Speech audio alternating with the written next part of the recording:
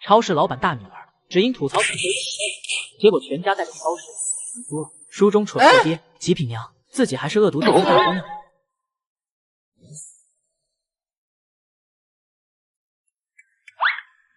哎呀啊！叶奇征率先醒了过来，入眼就是3面泥土夯的墙，一张破旧的木桌，几个板凳。媳妇啊，闺女，你们在哪？老叶，你是叶奇征吧？眼前的女人模样像极了他媳妇儿李苗，但是看年纪也不像。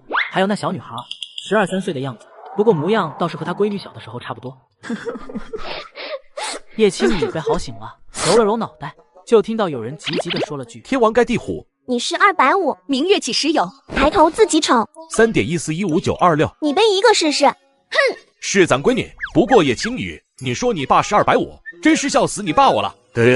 爸妈，我不就是玩手机玩多了晕了吗？你们没必要搞这种 cosplay 来吓唬我吧。咱家也没有啥家族产业要继承，不用用这种极端的方式考验我吧。我又不傻。还有，爸妈，你们这妆化的真不错，太逼真了，看起来年轻了10几岁。还有这假发，看起来就跟真的一样。这化妆师没少花钱才请到的吧？叶青雨叨叨半天才发现自己爸妈表情不对劲，就像便秘了一样难看。咱们啊，估计是遇到不寻常的事儿了，就像媳妇儿你看的电视里面那样，咻的一下到了古代来了。不能吧，这世界上哪有真正的这种事情发生？那就是瞎拍的，都是编的。那咱们这身体咋解释？你没看到自己，还没看到我和闺女吗？你摸摸你的脸，皱纹都没了。李苗赶紧摸了又摸，天哪，真是没有皱纹了。不会吧，穿越了？这个世界这么玄幻吗？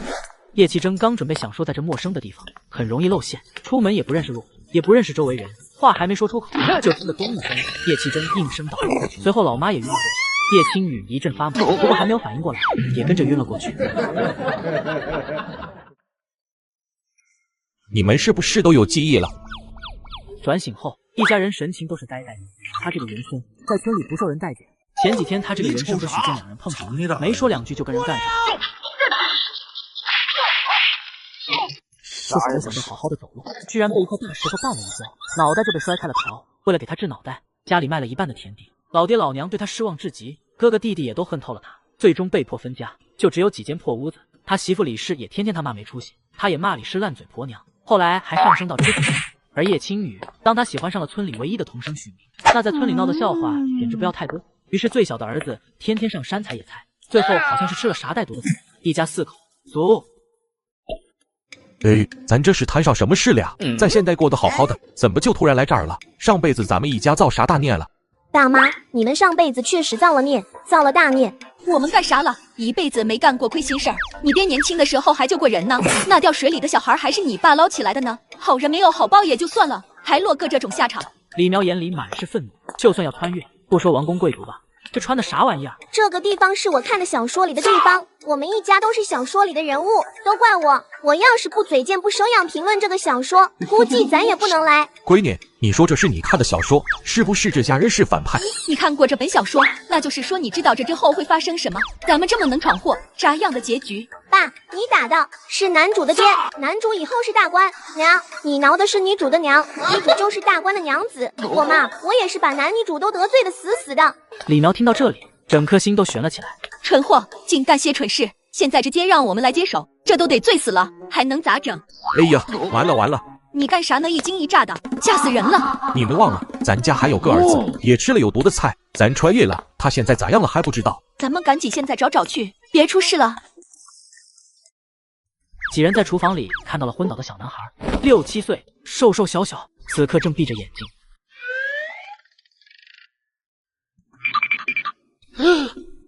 这个孩子太可怜了，跟着一对不省心的爹娘，没过过好日子，还给毒死了。李苗抱着怀里的孩子，一面眼眶，眼泪滴落在了小男孩的脸上。突然，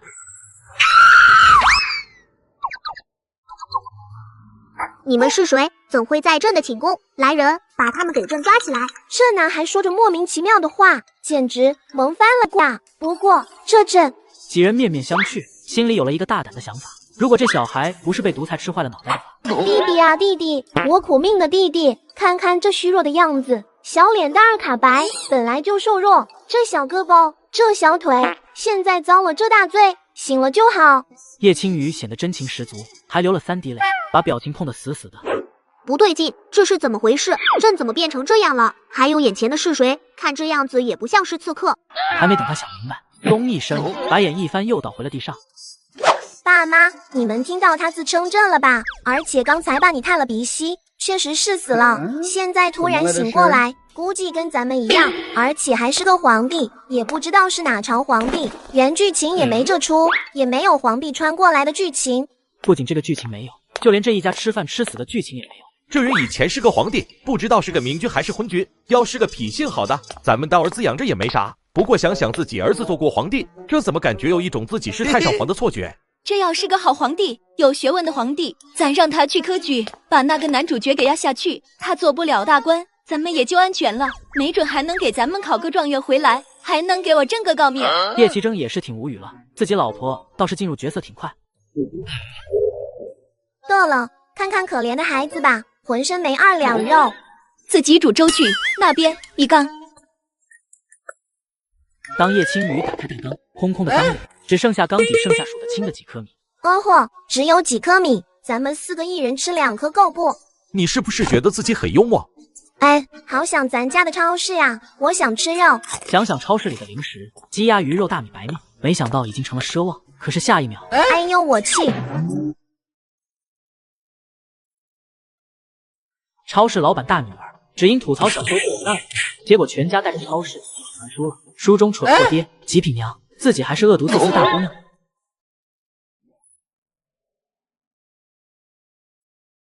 闺女啊，你这咋又晕了？可吓死我和你妈了！你手里抓着啥？叶奇征看到闺女醒了，这都接收完记忆了，怎么还晕？新的疑惑又来了，闺女手上咋突然抓了个东西？这里怎么会有棒棒糖？这是咋回事儿？妈妈，咱们好像有空间。啥叫空间？叶青雨细细解释了一番，脸上全是兴奋。穿越金手指，他们也有。你是说我们的超市也跟来了？还有这种好事儿？叶青雨又给他们表演了一遍，小白眼一翻，我要进超市。夫妻2人面面相觑。过了一会儿，看闺女手上赫然压着一袋50斤的大米。爸，你还愣着干啥？疼啊！再不拿开手要压断了呀！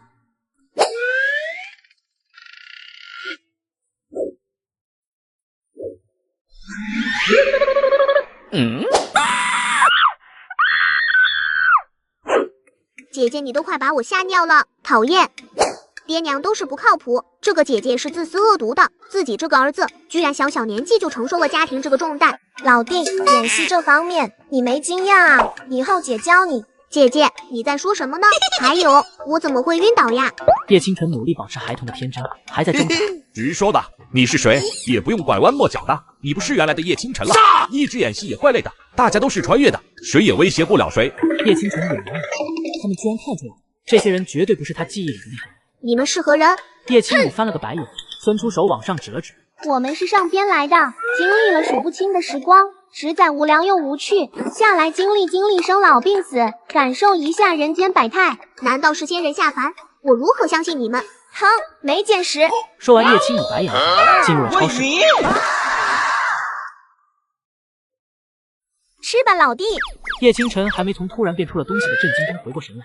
爹娘，先垫垫肚子，一会儿咱们吃顿好的压压惊。叶青雨改了口，以后出去别露馅了。你吃啊，你不饿啊？这是何等点心，味道好好吃，还十分鲜软。自己有个神仙姐姐，还有一对神仙父母，就算自己是帝王，也不敢想还能有这种福分啊！这次有了进超市的经验，推了辆购物车，拿了几样蔬菜，牛肉、猪肉一样来了一串，调料拿了个齐，零食来几样，冰棍再来几根。叶清晨却在心里面惊叹了一把，好些东西见都没见过。天气热，吃根冰棍儿超级解暑。天哪，冰都可以直接变出来。李苗就准备做饭了。叶奇征生火，他是农村长大的，对这些事再熟悉不过。尖椒炒肉、水煮牛肉、清炒莴笋、麻婆豆腐，香味飘出了老远。叶家老屋那边正在吃晚饭，替叶老二这脑袋花光了所有积蓄，现在家里十分不好过。我咋感觉闻到一股勾人的味儿？这也太香了吧！哪家这不年不节的居然舍得吃肉，还做得这么香？我咋感觉这肉味儿是从老二家传过来的？咱家这附近就老二家离得最近，我好像还听到炒菜的声音。这要是其他几家，肯定听不到这声音的。好好的提老二干啥？咋的？吃不饱提他气饱？张氏吓得一哆嗦，她最怕的就是自己婆婆了。哪还敢再说话？谁呀？这饭点来敲门，都用完呢。这哪家的熊孩子不懂事儿？吴氏气不打一处来，本来闻着肉味儿就吃不好饭，还被村里熊孩子给耍了。刚准备关门，却瞟到门口放着一只大碗。吴氏端起碗进门，有人在外面放了个碗，也没看见是谁放的。爹，这是不是二哥送来的？叶德瞧了老七一眼，二人眼神对视，没想到老两家居然做了肉给送过来。吃吧，老二知道送东西过来，你们也吃的。爹，这是啥？这个味道太过瘾了。叶清晨彻底接受了现在这个身份，爹娘都是老神仙，还有仙女姐姐会炖东西出来。这个叫尖椒，炒肉贼香，吃得惯辣就好，就怕你吃不惯，那真是少了好多了去。叶清晨吃的那叫一个心满意足，不仅是菜好吃又新鲜，还因为大家吃饭时的温馨感。叶清晨，你给我出来！你现在当缩头乌龟了，赶紧给我滚出来，给我医药费！我告诉你，我在家躺了好几天，吃了不少药，你可别想赖掉。许健，你干啥呢？你再敲一个试试！我告诉你，要是把我家门敲坏了，让你赔。哼，叶老二，我告诉你，你打了我，我只要花了2两银子，赶紧赔我。哎呀，你咋不去抢？我告诉你，没麻，想从我身上拿一个铜板，你都别想。许健，你别在我家门口逼逼叨叨的。我告诉你，要钱没有，要命就来拿，讹钱讹到我家来了，你怕是找错了人。李苗抄着一把菜刀就冲到了院门口，没办法，他也要保持人设呀。十里八乡就没有比我家更穷的，为了治脑袋，现在是一点甜的没有，就这几间破屋子，你有点良心都不能跑我家来要2两银子。许明走近前来对着二人道：我爹要2两银子确实过分了，不过叶叔你打我爹确实让我爹遭了罪，我爹也不能白遭罪了。10个鸡蛋，爱要不要？再到我家来闹，别怪我再打你一次。玉儿，拿10个鸡蛋出来。许健本来想跳出来骂人，10个鸡蛋就想打发他。对，能要来10个鸡蛋就不错了。他们家刚被分出来，什么都没分到，估计能拿出来的就10个鸡蛋了。再闹下去，10个鸡蛋都没有了。叶青雨不想出去，就把篮子里装着的10个精挑细选的最小的鸡蛋递给了叶清晨，让他给拿出去。许明，叶清晨脸上满是惊讶，许明却是疑惑不已。他一贯不爱和村里人打交道，叶清晨莫不是个傻子？叶清晨迅速收回了表情。我爹说赔你们10个鸡蛋，你们还想把篮子顺走，真是不要脸。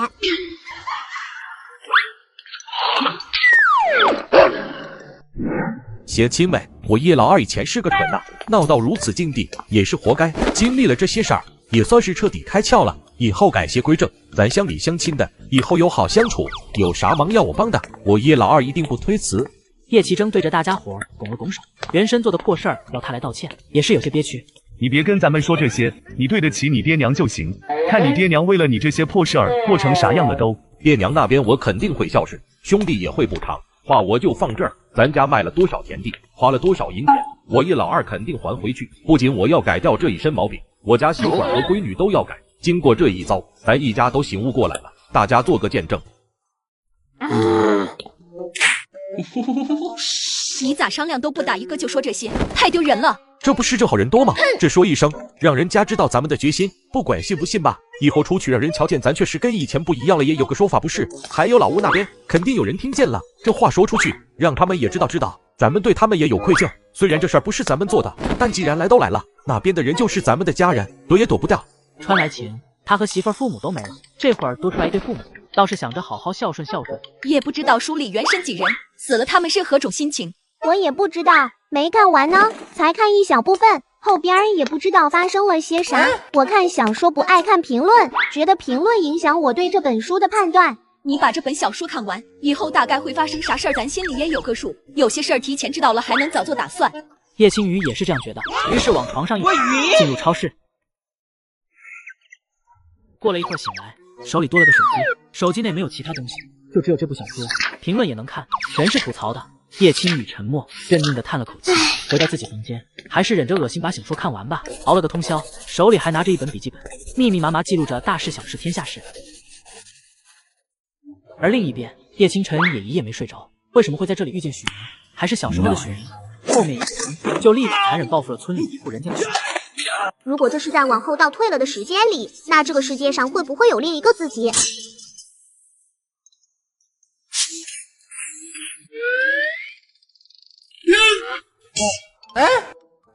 你这是干啥呢？啥事儿这么神秘？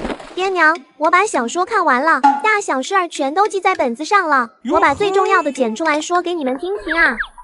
这张名倒是没啥，就是一枚心眼子的人，对咱没啥威胁。就是这个许明，就是运气好，上京赶考遇到微服私访的皇帝，无意间救了他，就被这皇帝记住了，直接给安排了个6品官。后面许明就把咱解决掉了，皇帝本就在暗中找人看着他，好歹算个救命恩人不是？然后就发现这许明做事十分狠辣，杀人报仇就算了，还用这么残忍的手段，因着救过他，也就当不知道了，只是再也没关注过他，这关啊也就6品到头了。至于爹你想知道的老屋那边人的事儿，就是分家过后，后来直接跟主角2家人见一次干一次，跟老屋那边关系也越来越差。后面许明当了官，找人来绑叶老二一家的时候，这老屋那边的人都出来了，拦着不让抓，还打上群架了，最后没打赢，叶老二一家被带走了，叶大德腿也被打折了，其余几人也被打得满身是伤。这老屋那边确实人都不错，以后该得好好相处。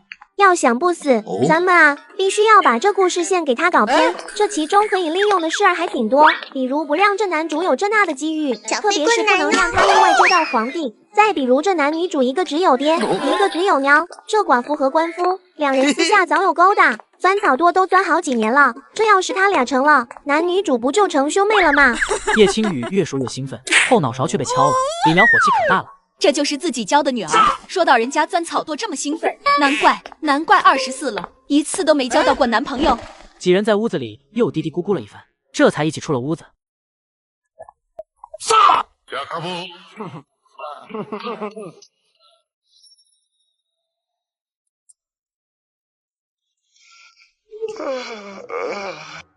去呀，赶紧去洗把脸，去厨房柜子里拿点零食吃，垫吧肚子。你娘一会儿早点做饭。哎，你咋不让我吃点东西？我也没吃饭，你咋还偏心？哼，那是因为以前我和你爹没儿子，要不然早把你扔垃圾堆了。婵儿晚上想吃点啥，娘给你做。娘，我还想吃辣椒，您做的菜太好吃了，比御厨做的还好吃。请娘给你做。叶青雨听到弟弟说御厨，想起一件事。弟啊，你到底是哪个朝代的皇帝呀？我可能就是这个朝代的皇帝。现在在皇位上的人应该就是我，许明才10几岁，算算时间，这会儿自己也刚登基没多久。所有人瞬间瞳孔地震。替你说你是谁？你说是现任皇帝，那现在的皇帝又是谁？灵魂分割。许明上一世救过我，我给他封了个官，他现在才10几岁，现在应该是我刚登基没多久的时候。不对啊，不对，你说你刚登基没多久，可是现在的皇帝都在位5年了。5年？他还没转过思绪，叶青雨接着道：“你是多少岁那啥驾崩的？你这样子看起来也不像个老头啊。”叶清晨一头雾水，不知道姐姐问他这个做什么。33，看奏折突然就晕倒了，没醒过来。叶青雨看了眼疑惑地望着他的众人。书有没写皇帝是什么时候薨的，但是绝对不是33岁，因为原书里最后提到了皇帝是在结局的时候。众人听懂了意思，那叶清晨既然是书里的皇帝，为什么只活到了33？而且现在在位的皇帝已经上位5年，显然不是叶清晨。我怎么听得有点晕了？弟，你那啥的时候是哪年？因为书里没有详细介绍过年号，也就没多想。御景32年。叶清晨又拍了拍腿。我明白了，爹，御景32年是不是5年前？那一年先皇驾崩，新皇上位。我懂了，虽然我不明白这些玄之又玄的东西，但是大概明白了，就是说这个时空是错乱的，因为清晨的重生导致这个时间节点和原书里的不一样了。原本书里许明会在20岁遇见的清晨，现在成了先帝，在位的是清晨的儿子。姐姐说的书是什么意思？咱们来这儿之前，提前看了关于我们几人的人生轨迹。我们3人呢，原本得罪了许明和张敏，许明后来得了皇帝，也就是你的提拔，就报复我们3人，那手段之狠厉。还有你，许明也不是真想救你，他把你骗哥。果然叶清晨听完被气到，真以为是他奋不顾身救了自己。行啦，老弟，别生气了，反正住一个村子里，以后有的是机会收拾他。消消气，姐给你拿冰棍吃，接住姐啊！我晕。少吃点娘做饭去。咱们还是给老屋那边端一份嘛，而且咱们这样天天吃好的，会不会让他们误会？四吧，咱们家和老屋就隔了一道墙，哪边能闻到味，把人都要馋哭了。至于这些东西咋来的，到时候再随便编个理由就行了。叶青雨听了一想也是，你去送。昨天咱家吃饭晚，知道他们院里没人，我才去送的。到时候他们要是问起你这些东西咋来的，你就说不知道。但是爹说过，不是干坏事得来的就行了。叶清晨对姐姐乖乖的点了点，神仙姐姐叮嘱他，那是他的东西。阿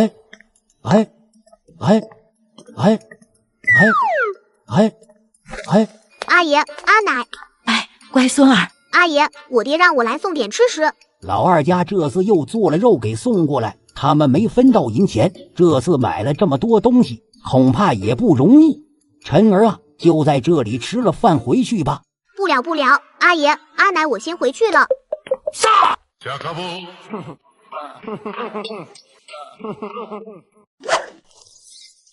一家人涮火锅，谈接下来该做点啥。毕竟一直在家闲得慌，咱们也不能一直在家不出门，得想个营生做，不然天天肉味往外边飘，别人肯定要怀疑。爹，你说的对，但是咱们干啥？咱们干啥不行？空间里随便拿一套玻璃杯，还不卖个天价？到时候有银子了，买间铺子，我教你大伯三叔整点吃食，让他们多攒点银钱下来。咱们以后不去赢钱花，就是明面上有迹象就行了。叶奇真觉得穿越过来，有了钱，过老太爷的日子就行了。你们爹以前做过厨师的，做饭比我好吃，就是做厨师那几年做烦了，后来不爱做了。叶清晨心里嘀咕，原来神仙也是各司其职，自己爹以前肯定是仙界最厉害的仙厨。爹，东西往哪卖？这种东西咱们这种小地方可卖不上价。叶奇真又喝了几口啤酒。府城有拍卖场，叶王的产业在里面拍卖东西，谁也不敢再回场打听咱们的消息，也不敢在里面闹事，到时候咱们蒙面进去，卖完了就赶紧撤。叶清晨一愣，叶王。叶奇真看到自己儿子脸上表情的变化，这叶王不正是自己儿子的儿子？叶王是自己孙子。爹啊，你不会是想去跟你儿子相认吧？你现在这样会不会被当成骗子被打死？姐，我又不是傻子，这种傻事我能做出来吗？我就是想去看看，到时候有机会能接触到其他几个儿子，毕竟是我亲儿子，还是得看着他们好好的。说完叹了口气，儿子再大也不放心。对了，爹，你说叶王府在府城是什么意思？他的封地在这边？不是，我听人说过，这几个王爷有封地，但是都是离京都不远的地方。几位王爷都在京城，还没去封地呢。这个叶王是在京城闲不住，经常回自己封得住一段时间，也经常四处游玩。是老二无疑了，叶清晨确定了，明日就去府城，天天宅家里，还没亲眼见识过这古代外边长啥样呢。叶奇争一拍板，明天全家去府城。第二日一大清早，叶奇征就带着一小块肉去给郑家借了油车。虽然不缺肉，但是送太多人家反而会不好收。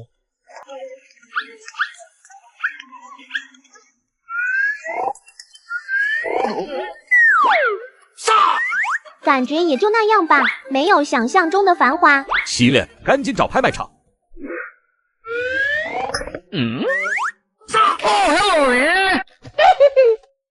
找你们管事的来，告诉他有好东西。几位稍等，我这就叫咱们掌柜的。在下姓宇，是拍卖场的掌柜。几位可是有好东西要让拍卖场代为拍卖？叶奇征也不啰嗦，直接打开包袱，露出里面横七竖八的玻璃杯，通体透亮，一点杂质也无。这是琉璃。于掌柜眼睛放着光，眼前的杯子更透亮纯粹。非也，此物名为玻璃，比琉璃更为纯粹，也比玻璃更加易碎。也正是这两个特点，它比琉璃更加宝贵。这是比原出海，从远洋外带回来的，是巨资购买，一共也没几套，运输途中还有所损坏，这东西的珍贵程度可想而知。居然是从海外带回来的，还能完好无损的回来，更是带回了如此珍宝，这几元不简单啊！不知几位预想的价格是？于掌柜看着办，相信于掌柜不会让我们失望。叶奇征一副我信任你的模样，他们哪知道这玩意儿该卖多少银钱？几位把东西交给我们拍卖场拍卖，是信任我们，放心，我们一定会好好宣传，价格一定不会令你们失望。后日就有一场拍卖，这2日会加紧宣传，到时一定会有很多贵人前来，玻璃杯的价格肯定会让几位满意。叶奇征和于掌柜商议后，于掌柜恭恭敬敬把几人送出了门，吩咐了店里小伙计几句，便匆匆忙忙往叶王府而去。王爷，今日拍卖场有人送来了2套杯子，叫玻璃杯，比琉璃更加剔透，十分漂亮。于掌柜显得有些激动。玻璃杯是何人送来拍卖的？送玻璃杯的几人有大有小，有男有女，穿着寒酸，均是蒙着面。与我交谈的是其中最年长的男人，气质浑然天成，谈吐也十分得体。他们送来玻璃杯这般贵重的易碎物品，竟只是用布包装着来的。我知道了，后日我会亲自去一趟拍卖行，希望不要让我失望才是。王爷放心，保证您看了此物不会失望。这2日小的会加紧宣传，这次的拍卖会定会座无虚席。还有就是玻璃杯有2套，王爷需不需要留1套下来？不必，2套都拿出来拍卖就好，也不用送到府上来让我过目。到时若是喜欢，我再拍下来便是。现在最重要的是拍卖行需要好东西压场子。于掌柜松了口气，恭恭敬敬告退回去了。叶家几人却是犯了难，今日回去，后日一大早就又得赶路。跟李正借骡车的时候，答应了人家晚上给骡子送回去的。来之前也不知道下次拍卖就在后日，还以为多等一段时间，回去一趟太麻烦了，多回去吧。这骡车咋整？别到时候李正以为咱们跑路了。毕竟咱们一家的人品在村里人眼里实在不怎么样。骡车坐久了颠得慌，实在是不想来回折腾。咱们出门的时候不正好碰到牛叔一家了吗？咱们去城门口守着，这会还早，他们估计还没回去，让他们给帮忙赶回去。几人约定好一会儿还在这里碰头，叶奇争2口子就往城门方向去了。2个大人了，也没有什么不放心的。对，咱找个隐蔽的地方去，不然一会儿不好拿东西。来到生鲜区，超市里鱼太多了，这些鱼都是人工养殖的，把这些卖掉，到时候再放一批野生鱼进去。姐，咱卖啥不好？为啥非要卖鱼？这么多鱼，咱们只身摆，抬出去都累得慌。这鱼得有100多斤，他姐真会挑东西卖。你懂啥？这鱼是人工饲养的，我们那里人工饲养的鱼没有野生鱼好吃。咱们把这鱼卖掉一部分，腾一口鱼缸出来，到时候去集上买野生的放进去，在家随时就能吃上了。姐，你说的都是对的，咱俩赶紧抬出去吧，还得往人多的地方去卖。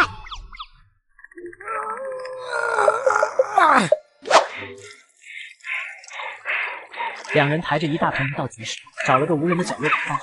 对，你知道鱼该卖多少为1斤不？我怎么会知道？你见过哪个皇帝需要亲自买菜的吗？叶青雨一想也是，他不太清楚该卖多少人情1斤。头一次没经验，以后就好了。小孩，你们这鱼真够肥的呀，一条这么大。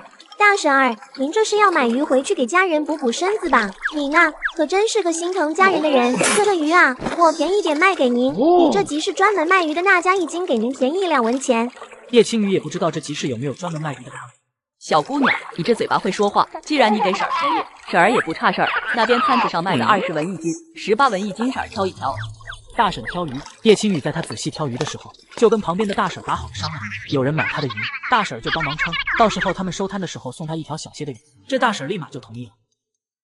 出了集市，到了约定的地方，很快叶奇正2人就回来了，找了家客栈，几人住了下来，就等着后天的拍卖会。拍卖会场到了下午时分，已经是十分热闹。于掌柜邀请他们到2楼包厢，这个包厢视野十分好，只等待拍卖会开始即可。楼下十分吵嚷，只不过模模糊糊能听到宝物、琉璃、玻璃这几个词汇。我觉得这阵仗太大了，这玻璃杯到时候拍卖价格太夸张了，我觉得有些亏心。这玻璃杯在现代也是普通喝水的杯子，放在古代值大价钱，贵点是正常的。不过这阵仗太大了，这玩意儿在古代值大价钱，这里坐着的人舍得花大价钱买它，就证明人家不缺那点钱。咱们需要的是银子，这银钱咱们这辈子肯定是不缺的，咱们有这机缘。不过你不是在府城见到了许多乞丐觉得可怜吗？到时候身上有大把银钱，你看谁可怜都能帮，你这心里不也舒坦？叶奇正一番话倒是让李苗心里升起了一股暖意。很快拍卖会正式开始，拍卖会场也迅速安静了下来。第一件物品是一幅山水画，当代大儒徐远石作，此人年近70，极受文人雅士的推崇，近些年很少作画。下面的拍卖一轮又一轮，拍卖竞争越来越激烈，终于到了他们要拍卖的玻璃杯，一共2套。掀开布的那一瞬间，会场众人发出了齐齐的嬉戏声。美观的外形，做工精细，没有一点瑕疵，被会场的灯光一照，更是显晶莹剔透，毫无杂质，美轮美奂，十分耀目。拍卖官看着大家的神情，也不用说太多，就定了底价，让所有人竞争去。楼下的人纷纷举牌喊价。王爷，这玻璃杯您要拍下来吗？拍下来，到时候给皇兄送一套回去。皇兄一高兴，没准就让我直接搬到这里来了，我也不用2头跑了。另一包厢里，一位穿着华贵的俊美少年，今天这2套水杯一定要拍下来，父亲生辰就快到了，正愁寻不到好物做生辰礼物呢。旁边侍从得令，举起手中号码牌，3000两。叶青雨知道，好戏开始了。另一个包厢里也跟着举了号，正叫的火热之时，只听隔壁包厢传出一老者淡淡的声音：5000两。叶清晨听到这个声音，瞬间呼吸一滞。隔壁包厢的人你认识？您孙子在隔壁。叶奇正一时没反应过来，您孙子还是个大小伙儿，风华正茂的年纪呢。这是管家的声音。叶奇正干笑一声，那你赶紧给送2套杯子去，可别让他给拍下来了，这价钱我听着都吓人，别坑着他。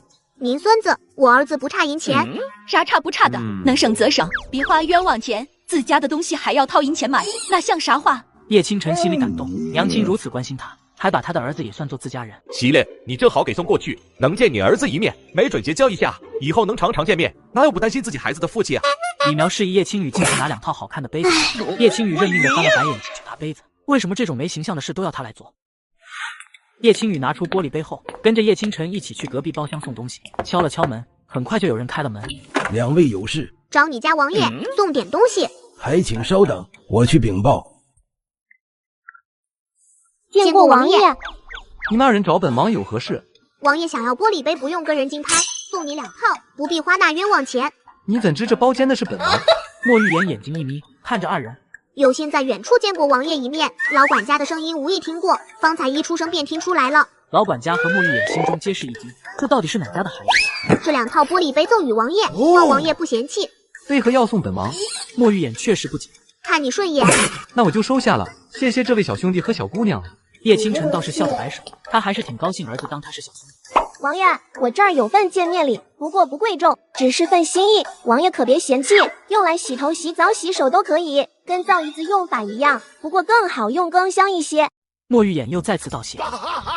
楼下玻璃杯的拍卖也已经结束，最终还是被那摇着折扇的年轻人以6500两拍了下来。叶倾城和莫玉眼交谈了一番，这才起身告辞。莫玉眼热情邀请他们下次去府里做客，他们欣然答应了。叶奇征几人在于掌柜的笑脸相送下离开了拍卖行，毕竟这次如果没有他们送来的东西，这场拍卖会也不会如此热闹。几人揣着10几张大大小小数额的银币，赶紧租了一辆马车离开了。马车比骡车快，1个多时辰就回了村。村里下地的人都看见一辆豪华马车进了村里，几人也不管村里是如何热议此事，都坐在堂屋桌前。咱们以后如非必要，还是不要干这事了。现在手上有了银钱，自己做点生意啥的，赚来的钱拿着才踏实。我也觉得，咱们还是踏踏实实挣钱过日子吧。咱们以前吃了多少苦，开了个大超市，那时候花钱每一分都觉得花得舒心，现在这钱来得太快，给人不踏实的感觉。我也觉得，还是靠自己赚来的银钱花着香。娘，咱们干脆还是拿一部分银钱去做点好事算了，让它更有意义、更有价值。叶倾城也明白这种一夜暴富的感觉会让人感到不真实、不踏实。叶老三，你拦着我干啥？我告诉你，之前这叶老二还骗我没银子，只赔我10个鸡蛋，今儿就坐着马车回来了，今天必须赔老子2两银子，不赔把他门砸了。你别太过分了，你伤到啥了？就受了点皮外伤，养了2天就好了，得了10个鸡蛋还不知足，还带着人跑来呢。我告诉你，今天叶老二不出来，我和我舅兄几个就把他家门给拆了，还装作头乌龟。叶老二给我出来！许健今日一见到叶奇征几人从马车下来，就知道有搞头。你当我叶家没人了是不是？许健，你别欺人太甚。叶叔，这跟你没关系，你们家和叶老二已经分家了，我来找叶老二，你们别多管闲事。老二分出去了也是我儿子，你这个狗东西带着人想来砸门，得看咱家人答应不答应。老东西跟脸不要脸，一把年纪了，啥时候死都不知道，还他娘多管闲事儿。叶奇征几人本在门后听动静，现在知道叶大德在外边被人打，还站得住。干你娘的，老子爹你都敢骂，看老子不砍死你！老子爹你都敢骂，看老子不砍死你！老娘公公是你这个杂碎能骂的吗？看老娘不撕烂你这张臭嘴！我爷爷你都敢骂，揍死你丫的！老大老三快去帮忙，这鳖孙都骂你们爹要死了，你们还愣着干啥？有机灵的赶紧去解决，这事儿还得李正来了才能解决。住手住手！地里没活闲的干架，你们在干啥呢？许健，你咋还带人来咱们村干架？李正眼里都快喷出火来了。李正，你没看出来是我们被叶家人揍了吗？你们都姓叶，你们是亲戚，就帮着欺负我们是吧？他许我儿子，管他李正不李正的。那你来说说这是咋回事儿？大家伙都看到了，咱们几个被叶家打成这样了，还需要问咋回事吗？今天叶家不赔5两银子，这事儿过不去。对，我告诉你，今天不掏出5两银子来，咱们桃花村跟你们杨柳村没完。田家大舅脸上乌青一片，跟咱们杨柳村没完，你算个啥玩意儿？一个杀猪的还能代表你们村跟咱们没完？还有你许健，你这个瘪犊子带着人来我家讹银子，要砸我家大门，还着我爹死。我们身为爹的儿子，别说揍你们了，今天没砍死你们就算你们运气好。就该打，谁诅咒我爹，我办了他。前几日让你赔我2两银子，你没有，拿10个鸡蛋就把我打发了。今日却坐着马车回村，你这是把我逗着玩呢。今日他看见叶奇征一家坐着马车回去，就打上了坏心思。你别太过分了，许健你个龟孙子，上次受了点皮外伤来我二弟家讹走了10个鸡蛋，这次还狮子大开口要2两银子，你咋这不要脸？好了好了，都住口！许健，叶老二上次都赔了你鸡蛋，这次你还来闹事，还带着外村人来闹事，当我们杨柳村这么好进，这么好欺负咋的？许健看到李正一张臭脸，瞬间换了副嘴脸。等自己儿子做大官了，第一个收拾村里这些人。不过李正，今日咱们被叶家人打成这样，你带人来闹事，还诅咒人家爹，再看看他们身上的伤，他们也受伤了，这事儿就得了。许健还想说什么，却被身后传来的声音打断。得，你还嫌不够丢人？看着自己爹和2个舅舅满脸无情，心里也恨叶家人下手太重。叶爷爷，这事儿是我爹不对，我替我爹给您赔个不是。不关你的事，你不必向我道歉。这场闹剧在许明来之后迅速解决，他直接领着自己爹和舅舅走了。这边众人看到事情解决，有那好事的忍不住就问叶奇珍：“叶老二，你们一家子都去府城了，还坐着马车回来的，这是发财了。”这事儿啊，说来话长。我媳妇儿和闺女之前好心救过一个老太太，结果没想到那老太太竟是大户人家老妇人，这次把他们俩寻到了，非要让咱们一家人去一趟府城，招待了咱们2天，咱们到府城逛了逛。叶奇珍反正就瞎扯，正好以后他们家拿银钱出来有了理由，还能美化美化他媳妇和闺女，肯定得了不少好东西吧？这富贵人家出手肯定大方。周围的人羡慕不已，这好事咋没让他们遇到？东西肯定是没少送，还有好些咱连见都没见过呢。众人你一句我一句的问，叶奇珍一家子却是再也不肯说，大家都不傻，这是不愿意说就都散了。爹，以前的事我知道错了，现在我们都决定好好生活，好好孝顺您跟娘，再也不做以前那些事儿了。行了行了，你们知道错了就好。不过这家既然分了，也没有再合的道理，咱们2家就隔着一道墙，以后还当一家人处就行。你们没有分到地，到时候能忙来帮忙，粮食分些给你们，能闲时你去做工，一年到头也饿不死。还有，以后别浪费银钱去给我们买肉做菜送来了，你们过日子也不容易。爹，这些咱们不谈，刚刚你也听到了，女儿媳妇和孙女儿救了人，得了好东西，还有200两银票，还让家里大厨子教了我几样吃食，我准备用这200两做生意，让大哥和老三跟我一起做，到时候有钱一起赚，也算是我为之前的事儿给些补偿啊。叶奇珍说完，所有人都倒吸了一口气。叶奇珍好一番瞎编想，才渐渐平息了众人心中的震惊。说拿这银钱来做生意，还带上老大和老三，现在都分家了，怎么能占老二这么大个便宜？老二啊，不是爹说你，你这四体不勤的懒货。不是，我的意思是，你把钱攒着以后还能有养老钱。爷爷您就听爹的吧，爹跟人学了厨艺，这大厨啊一点没藏私，爹又有天分，学了好些新鲜吃食呢，生意肯定能大火。到时候咱们家里这么多男娃，都能一直念上书，都能考上秀才，没准还能考个状元呢。叶青雨一脸笑嘻嘻的模样，逗得叶大德忍不住笑了起来。爹，一会儿我给您留一手，您吃着行咱就干，不行咱就不干。叶大德考虑了一下，要是真好吃，没准还真能赚银钱。行，那就试试，要是味道好，那你就开，但是别说啥跟你兄弟合伙的事儿了，银钱你出，手艺你出，那叫啥合伙？到时候他们给你做小二，1个月能有些进项就行。说好晚间叶奇珍下厨，让他们都来他们这边吃饭，老吴那边不用开火候，就各自回了院子。王氏一进院子，就在叶大德旁边嘀嘀咕咕：“你自己尝尝味道就行了，咋还答应咱们都去那边吃？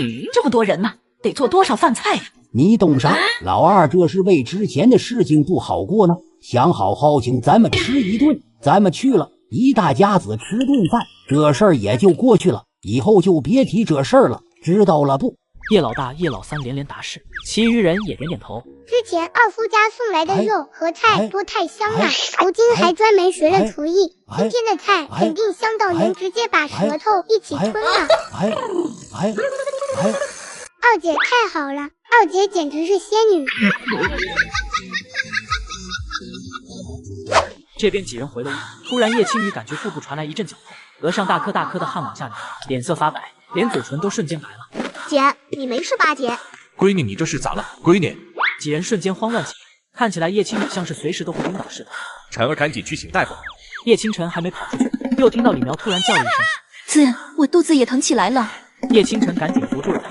叶奇珍感觉哪里不对劲，猛然间想起他们刚穿过来那天，一个接一个晕倒，跟现在这情形也差不多一个意思。谁呀？赶紧扶你娘去躺着。他要是没估计错，刺激也快了。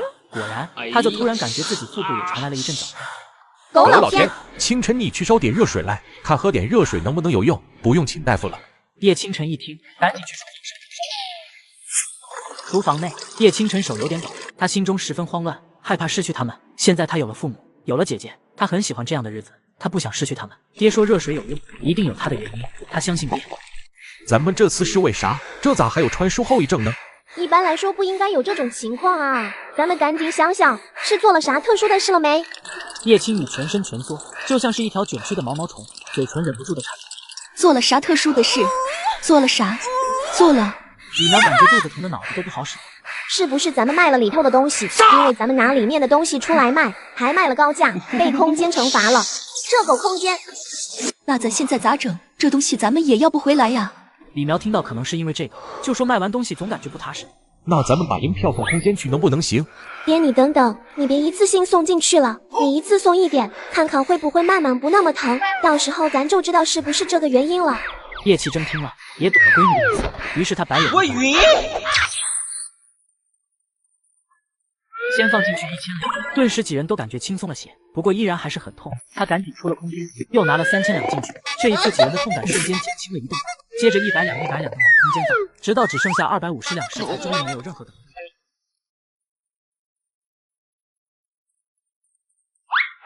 婵儿不用忙活了，我们没事了。却突然看到他手背上有一小片火。婵儿，你这是被烫着了，痛不痛？赶紧的，老叶去冰柜里拿块冰出来给婵儿敷上。叶启真一听，立马白眼一翻，进入超市。对呀，是不是很痛？姐也被烫过，老痛了，还要起水泡，得找大夫开点药，别留疤了。叶青雨也扒过来给弟弟吹了吹手，这细皮嫩肉的处别留疤。都怪我，老是有啥病就想着多喝热水，忘了咱成儿没干过这活。哎呦，我的儿疼不疼啊？不疼的爹，这点小伤哪里就疼了？我是个顶天立地的男子汉，长大了还要保护你们的。叶清晨觉得自己在一家人的关怀中，越来越像个真正的孩子一般。那以后咱们父子俩就保护他们娘儿俩了，爹的好儿子哟。叶启真笑得见牙不见眼，这小号太优质了，他太爱了。现在空间断绝了他们一夜暴富的路，他们反而更心安，对晚间的饭菜更加来得近。女儿啊，这说半天，到底做啥比较方便？我不用去店里忙活，还赚钱的吃食。火锅，永远的神。叶青雨想想都感觉要流口水了，又想吃火锅了。爹，要是开个火锅店，那生意肯定好的不得了。可是这辣椒，反正辣椒就只有咱们一家独有。火锅分红汤、清汤，要红汤的就切一小块火锅料进去。超市里的火锅料一袋就算分开放5、6锅，那对没吃过火锅的人来说也是美味的不得了。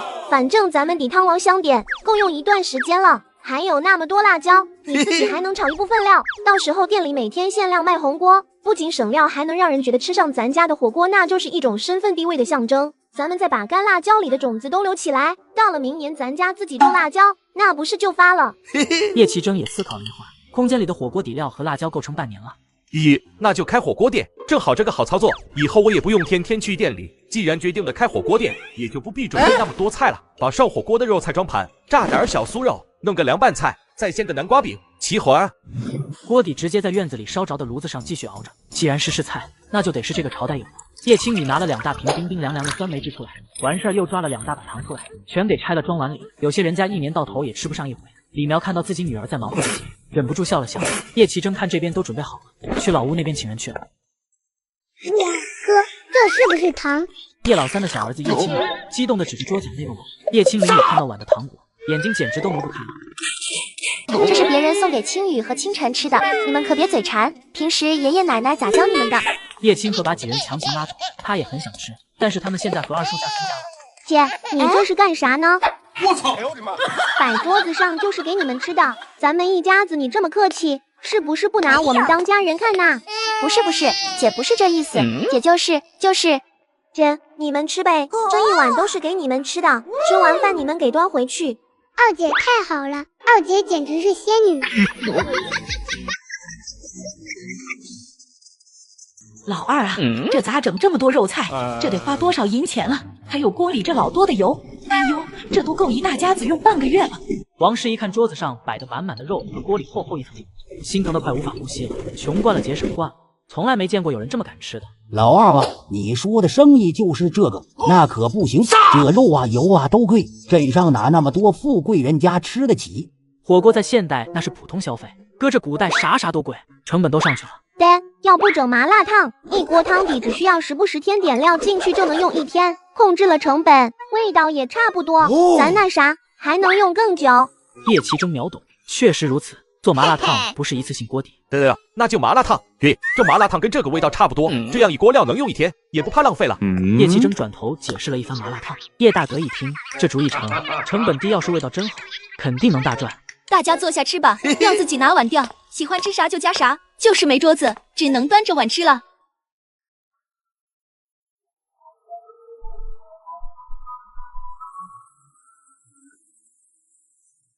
这边一大家子热热闹闹涮着火锅，喝着酸梅汁，几个男人喝得醉醺醺，火锅味儿传到了隔壁几家，家里小孩都馋哭了，闹着要吃肉。酒过3巡，众人也吃得满嘴流油。叶清晨按爹没喝醉之前的吩咐，把专门提前留下的肉菜给李正家。大爷爷，我是来给您家送菜的。我娘和我姐救的那个老太太，让她家厨子教了我爹厨艺，让咱们有点手艺好谋生。这年头肉多金贵啊，这么一大碗，这怎么好意思？人家还送了咱们许多肉菜，这不接二爹就给做了一顿，还让给您送1碗来，让您给尝尝味道。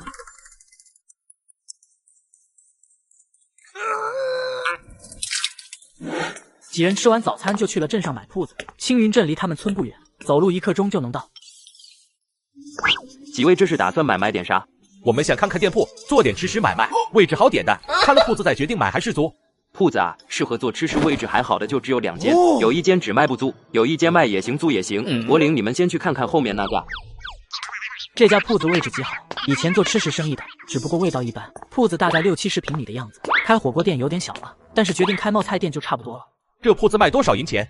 这间铺子卖220两，这位置好，铺子装修的也好，也就会稍微贵些。不过只要买下铺子，这里面的东西都不带走，都送给买家。220两倒是不算贵，地段好，这里面的东西也值些银钱。能再便宜点不？能再便宜点我就给买下来。您呢？我也不跟您兜圈子，215两，给您便宜5两，这是卖家最大的底线了。叶奇征一家稍微商量了一下，一拍板买它。经过一阵操作，办好了契约书，他们也是在镇上有铺子的人家了。几人买了些家里要用的东西，只剩下30两不到，就往家里走。叶青雨，我有话要跟你说，你过来一下。几人瞧他这态度，气不打一处来。你说跟你去就跟你去。你小子当着我的面就敢让我闺女跟你单独说话，你胆子可真不小啊！亏你还是个读书人，斯文败类。许明没想到叶奇征突然发怒，顿时脸上闪过一丝尴尬和恼怒。我姐是你能呼之则来挥之即去的人嘛，亏你还是个童生，自知之明知道怎么写吗？一开始真是自己瞎了眼，还以为这小子是个纯良没心机的，结果报复起人来这么狠厉，当着人家爹娘的面让人家女儿跟自己单独说话去，自己姐姐是他配说话的。你等会儿，正好我也有话跟你说。许明见叶青雨向自己这边走来，不会还是以前那套吧？要死要活的非要嫁给自己。你以后别跟我说那些的心话，我不喜欢你，以后也不会娶你，以后少纠缠我。我现在不喜欢你了，看见你就烦，以后你离我也远点。你走你的独木桥，我走我的阳关道。许明愣了愣，而叶青雨却是哈哈大笑起来，真是他见过最不要脸的人。你真是普通又自信，以前真是眼瞎了才会看上你。哼！我是想找你说张敏的事儿，你莫名其妙跑他家里侮辱他，还把他的衣服撕了，你就不觉得自己过分了吗？你咋就不知道要点脸？我都说了不喜欢你，你缠着我就算了，你跑去敏敏那里闹什么？真是不知羞耻！就你这样的白送我都不要。原来许明好多天没见到张敏了，今天去见他，看他心情有些低落的样子，问他怎么了。一问之下才知道，是叶青雨找到家羞辱了一顿，还把他的新衣服扯破了。这身衣服还是专门为母亲去做的。他遇到叶青雨，必然是想帮张敏讨个说法的。别在我跟前装清高，看到你这副嘴脸就想吐，真觉得自己是个小童生了不得了。还有张敏的事儿跟你有什么关系？她是你小媳妇儿，管的倒是挺宽，要不要我给你宣传宣传？正好村里城蛇妇们缺点谈资，为他们的八卦添快章加片瓦。你这一副高高在上的嘴脸冲着谁呢？有着闲心不如多看2本书，活该你考了2年考不上秀才，脑子里装的都是些垃圾废料。张敏才13，你都下得去手？不如的东西。许明被骂得怒火中烧，叶青雨这个不要脸的，竟这样羞辱于他，起手就想扇叶青雨耳光，可是手却被叶青雨灵活地挡住了。下一秒，背后传来几声怒吼：“打他！给我狠狠地揍他，狗娘养的！别打了，别打了，我没血了！”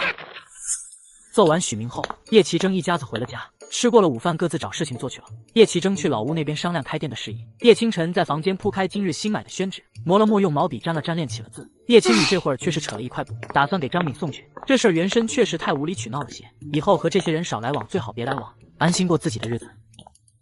你这个不要脸的小蹄子来我家干啥？咋的？还想撕我家敏敏一件衣服？小年纪不学好，天天跟着男人身后跑，少来找我家敏敏！叶青雨脸瞬间黑了下来。张敏呢？叫他出来，我有事儿跟他说。你还敢找我家敏敏？敏敏这么个软乎的性子，被你欺负了还不敢吭声，今儿你还想干啥？娘，您别骂了。叶青雨，你找我啥事儿啊？哎呀，我把你衣服撕破了，还你1块布。上次那事儿是我不对，这块布能做身衣裳，随便你做什么，以后咱俩互不相欠了。叶青雨说完，把布递给他，转身就走。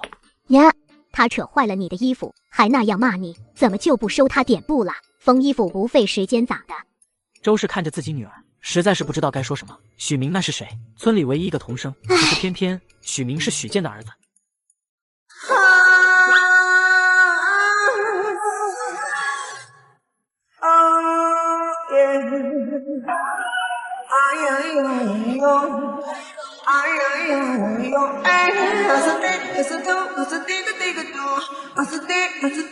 恭喜！爷爷，小满，正戏开始了，还在那搞笑，真是服了你们了。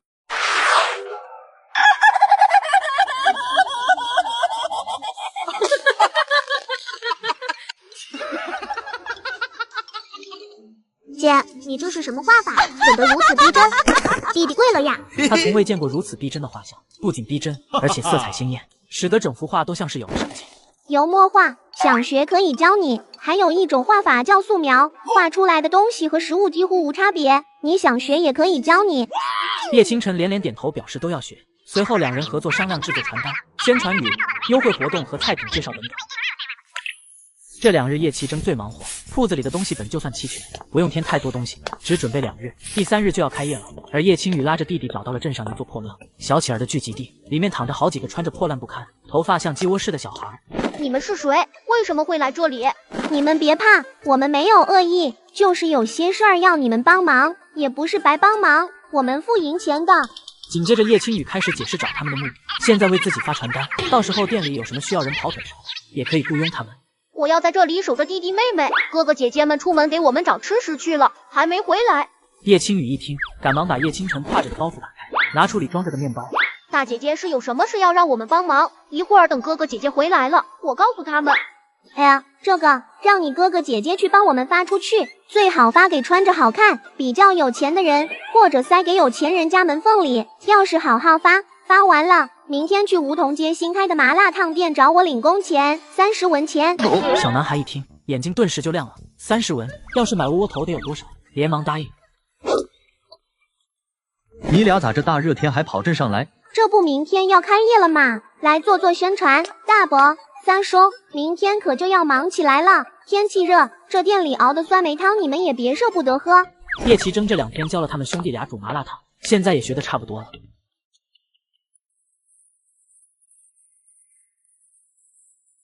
乡亲们，今儿叶记麻辣烫店开业了，要收麻辣烫啊！你们可能不知道，没听过，因为这是我们叶家独有的吃食，鲜香麻辣，十分美味，菜品多多，全由自己搭配。众人一看，颜色鲜亮，荤素均有，主要是这味道浓郁，一股股诱人的香味往鼻子里钻，引得不少人下意识咽了咽口水。老板，你们这叫麻辣烫的，咋这么香？这股辣味也不像是猪鱼，香辣香辣的。哎呦，不错哦，好眼光！这个调料叫辣椒，只我一家独有，到别处可吃不到这等美味。说1000到1万，不如亲自尝一尝。这位客官，看得出您是为识货的，肯定吃过不少美食。这碗麻辣烫请您吃了。中年男人也不推辞，拿起筷子迫不及待尝了一口。即日开业，头3天来店内吃麻辣烫都打8折，打8折的意思就是银钱只收原本的80%，每天头10个顾客还送酸梅汤1碗。开业当天，就有人陆陆续续选菜品去，问了价钱，舍得吃的就多加肉，舍不得的光吃素菜也很过瘾。特别是有个读书人，看到宣传单的时候十分激动，这手字苍劲有力，十分有风骨，就连他们先生的字也不及其一二，还有上面做的话，就连院长都亲自看过。小店太小，怠慢大家了。无碍，老板开门做生意，我们就是来捧场的，不必管我们，我们坐哪都能吃。捧场，月某感谢各位今日捧场。K2 给端1，端2碟瓜子，再端2碟炒花生来。先生不必如此客气，学生们只是仰慕先生的才华，慕名而来。什么先生？先生不必谦虚，学生们看见宣传单上的字画，便知先生是一位极有才华，胸中有沟壑之人。若非先生和院长今日走不开，也是要一起来给先生捧场的。写传单，宣传单不是我写的。晨儿、雨儿，你俩在宣传单上写的啥？叶青雨和叶清晨也是看到了全过程，此刻脸上都有一丝尴尬。叶启征见几名书生都愣在了原地，连忙再解释了一遍，这宣传单是自己儿子和女儿瞎搞的，不是他写的。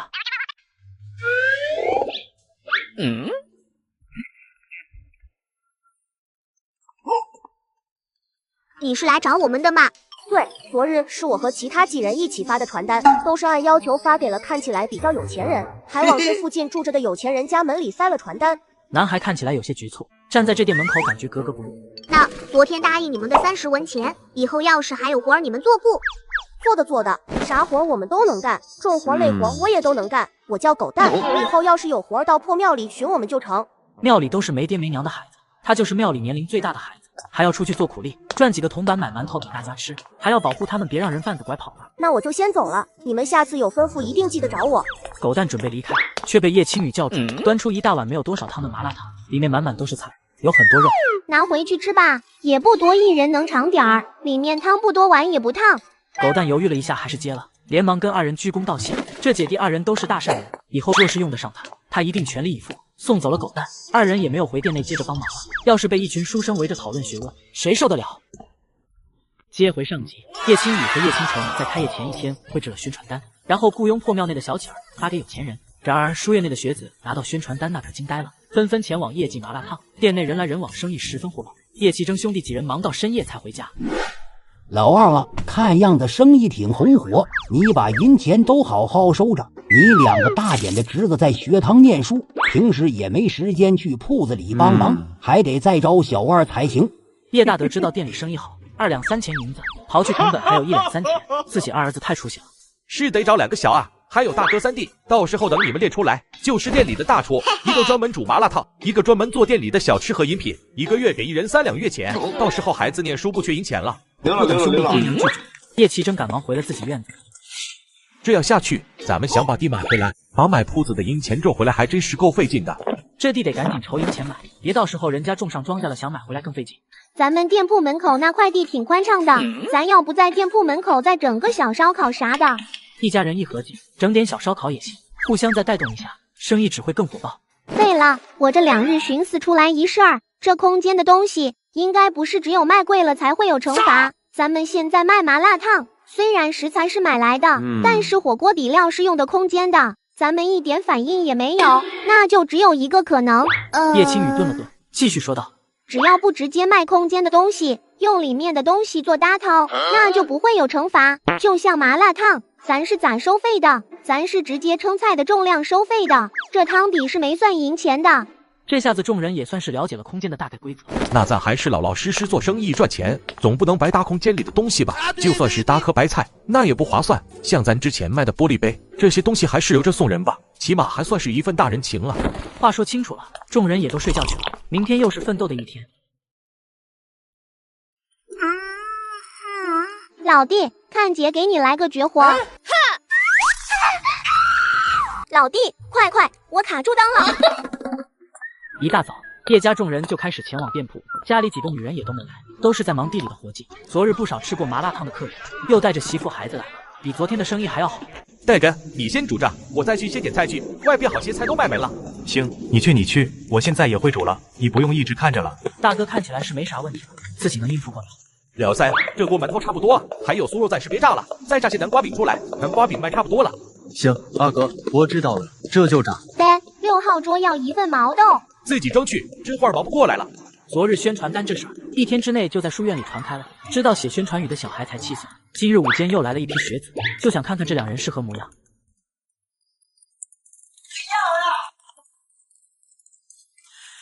那些书生烦死了，不就是做了些宣传单吗？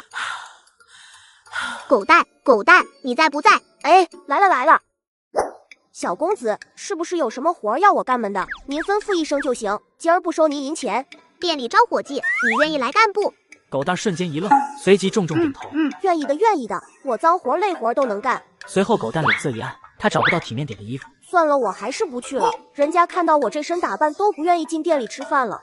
这有啥的？到时候店里会统一服装，会给你发2套，只不过还没做出来。姐姐说了，店里要统一服装，食客一眼就能看出来谁是小二。以后赚了银钱开分店，人家一看就知道是业绩的店。真的呀？还有新衣服可以穿，那我去。谢谢小公子了。那我啥时候开始上工？随后把待遇说了一遍，1个月700，1年发8套衣裳，包吃包住，又让狗蛋找2个跟他相同的乞儿明天一起做工，这件事才圆满解决。这会店里没人，众人都在后院房间里休息，2间房间里都是大通铺，能躺好几个人。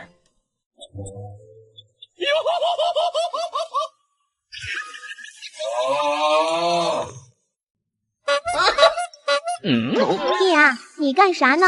姐，你赶紧起来，咱们搞几身衣服去，这事儿解决了，咱俩明天就能轻松了。快为了咱俩的幸福生活清醒清醒！要不是你是我弟，我的起床气就能把你掀翻在地。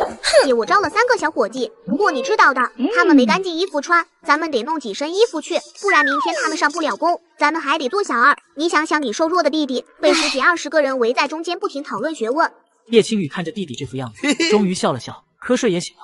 去买布吧，拿回去让娘和奶奶婶子们赶赶。先做身简单的，明天中午之前应该能做好。倒是另外一间房间里面东西也算齐全，以后另外一间房就给他们住了。姐弟2人去布庄选了一匹青色的布，他们身上都是有银钱的。叶奇珍和李苗也不管他们怎么画，刚出布庄便听到一阵轻快的马蹄声，一少年骑在马背上，路人皆是被惊艳到。长得倒是真不错，挺带劲，马也挺俊。有些眼熟，在哪儿见过似的，不过也记不起来了。 2人回了村子一趟，随即又回到镇上。小满，你来帮姐姐串菜来，一会姐烤了烧烤，第一个给你和晨儿吃。这大肉串哟，一烤吱吱冒油，咬一口那香的哟，保证你回味无穷。叶青满听到2姐的描述，咽了咽口水。2伯让他洗菜的，他不能不听。洗了，小满去帮你姐吧，差一会儿2伯就给洗了。这孩子咋还是个死气眼子？叶奇珍看着自己小侄子，哈哈。哎，小满，你口水别流菜上了。小姑娘，这是啥？这香味儿绝了呀！这叫烧烤，肉质鲜美，外焦里嫩，再加上秘制调料和咱们店独有的辣椒，吃上一口，那真是神仙都能赞一声先上陛下，独一无二。叶青雨递了一根给最先问话的男人，给您免费尝一串，吃这玩意儿不必拘泥于礼数，就是得这样拿着签子吃才够劲。叶青雨拿着盘子装了一盘，让叶清晨钻进厨房吃，一会儿怕是没这个机会。这是什么吃食？烧烤，贼香贼带劲，客官来几串不？这玩意儿太香了，他隔老远就闻到了。给我来5串，不，10串这个脆骨的，再来10串五花肉的，排骨的也来10串。自己去屋子里的柜子上选，吃多少拿多少。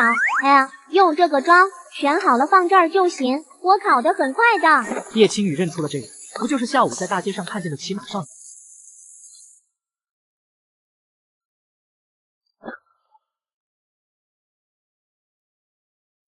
客官，您的烤串来了，请慢用。谢过小兄弟了。许兄，今儿怎么有空跟着出来了？平时不都是在书院里看书的吗？这许明家里条件很一般，平时都是不会跟他们出来的。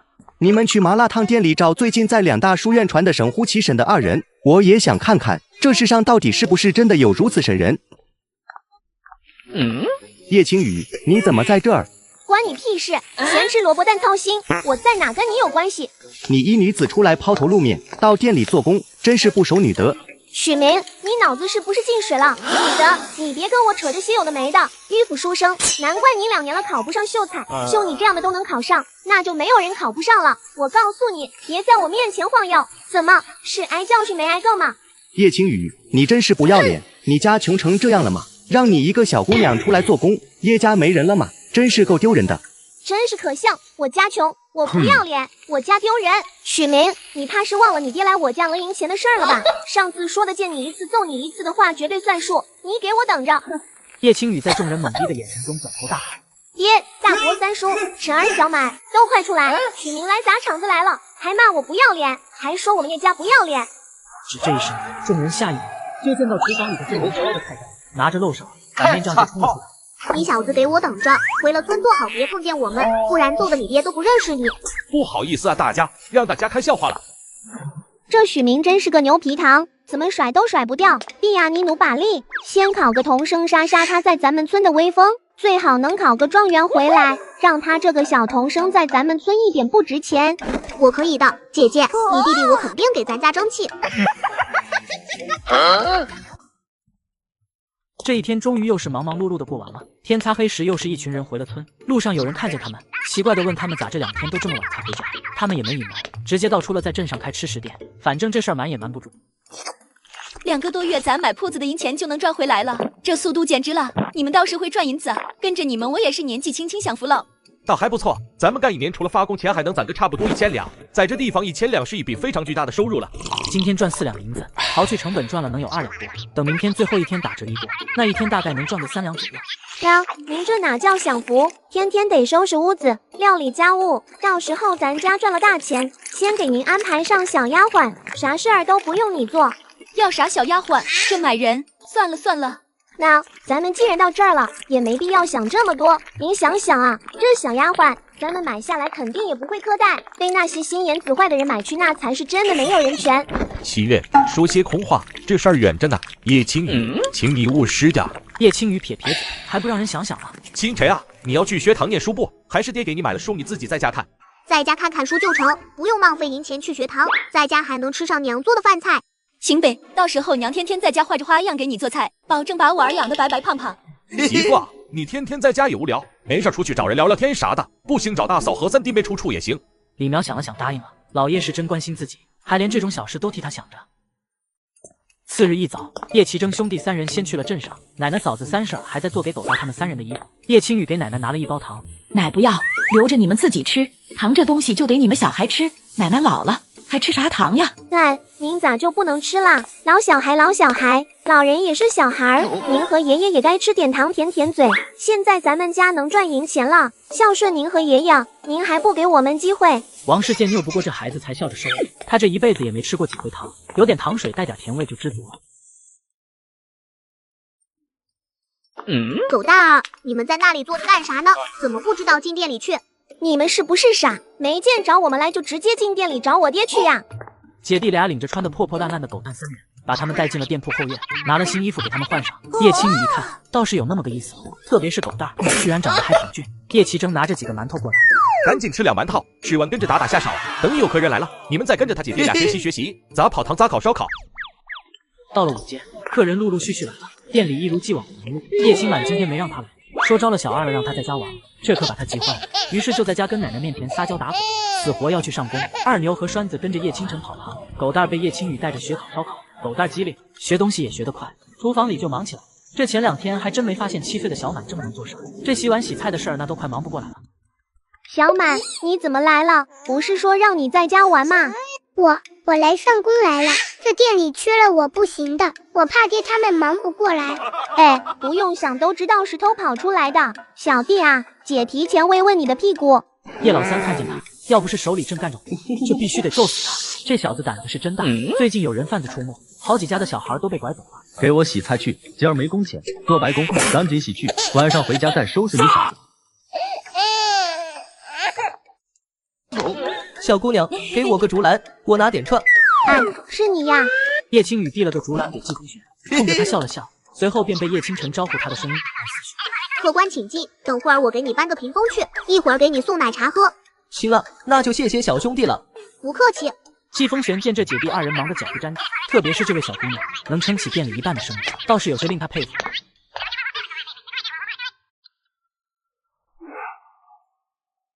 对呀，上次你儿子我侄子不是让咱去夜王府做客吗？咱要不去府城逛逛去？而且咱家不是商量好了把土豆红薯给送去吗？再不送去这一季就种不了了，光是1季的损失那都可大了。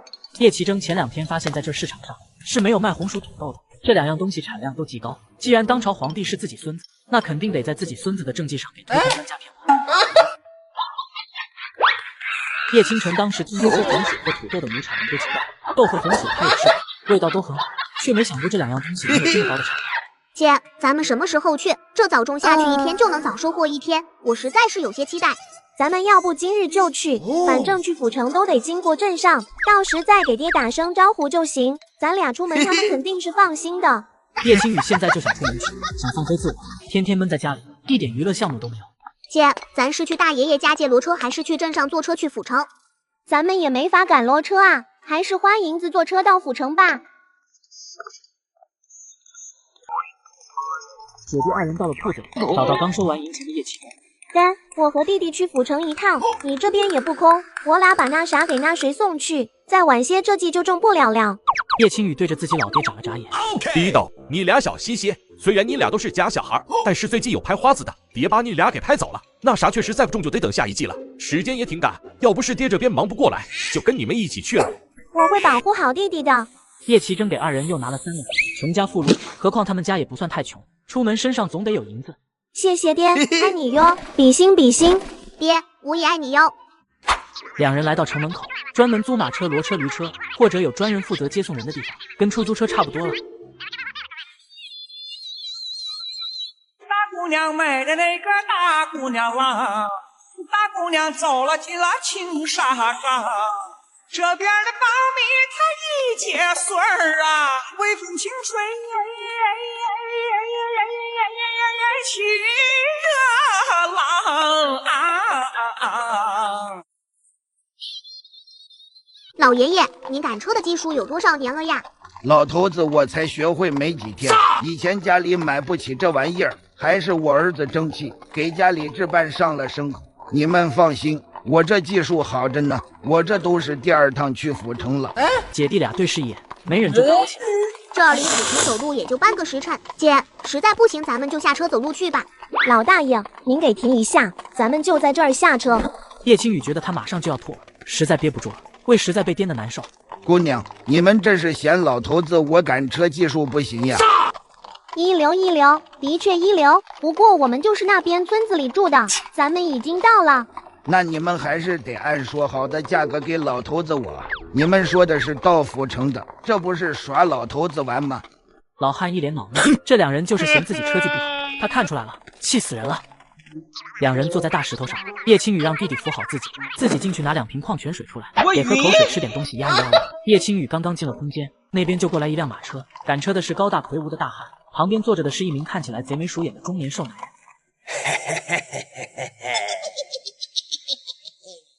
因业绩麻辣烫的火爆，叶清晨找来3位小乞儿过来当小二，而叶青雨建议将红薯和土豆送给叶王。两人在镇上租了骡车，谁知半路下车遭遇开花子。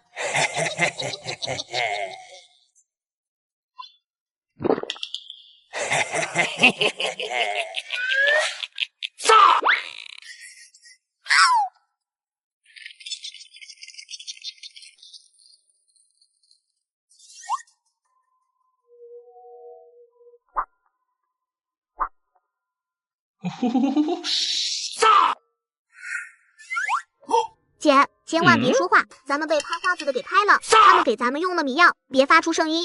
叶青雨听完，惊得差点没忍住跳起来。啥玩意儿？就拿个挨盖奶和面包的时间就被拐啦！不能激动，不能激动。两人也没发出动静，木箱子里黑漆漆的，只有照进来的光线能让他们看清楚对面，一共7个小孩。很快，箱子里的小孩们陆陆续续醒来，偌大的箱子里充满了呜呜的低气声。别哭，他们听到会打你的，还会给你喂迷药。小女孩细微的声音中带着颤抖，显然是已经经历过了许多次。木箱子里的其他小孩也都是低低哭泣，不敢发出任何声响。叶清晨凑到姐姐耳边留字条。叶青雨一下子明白过来，他一心急居然差点把这事忘了。我晕！爹娘，我们被拐子拐了，我们在。叶青雨写到一半又把这张纸撕掉，他们连现在在去哪的路上都不知道，还平白让爹娘为他们担心。叹了口气，叶青雨又动了笔。爹娘，我们在府城待2天，乖侄子让我们留下教当地农官怎么种植土豆和红薯，还要带我们在府城玩2天。不过我也只是大概了解这2样东西怎么种，你们看到了赶紧回信，把种植方法写详细点给我呀，爱你们。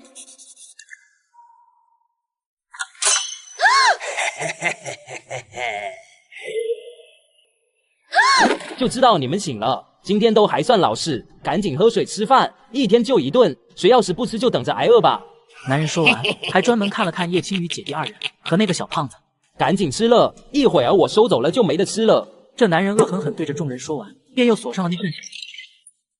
还有2个时辰就能到广宁县了，到时候把这些人脱手了，咱们喝酒去。这些时日都没好好喝过酒，可馋死我了。到时候找2个小娘们儿，好好伺候咱哥俩。这3个后抓来的也在广宁脱手，这广宁县可离洛平县不远，到时候这几个小崽子万一认得路跑回去了，可咋整？咱就不该贪心在回来的路上抓了这几个小崽子。怕啥？到时候把他们一卖，他们还跑得出来。这两小娃子6、7岁，能知道个啥？还跑回家呢？还有这个女娃，到时候怎么卖到那种地方去？被好好调教调教，她敢跑吗？叶清晨狠狠那种地方，他们竟然想把姐姐卖到那种地方，他们该死。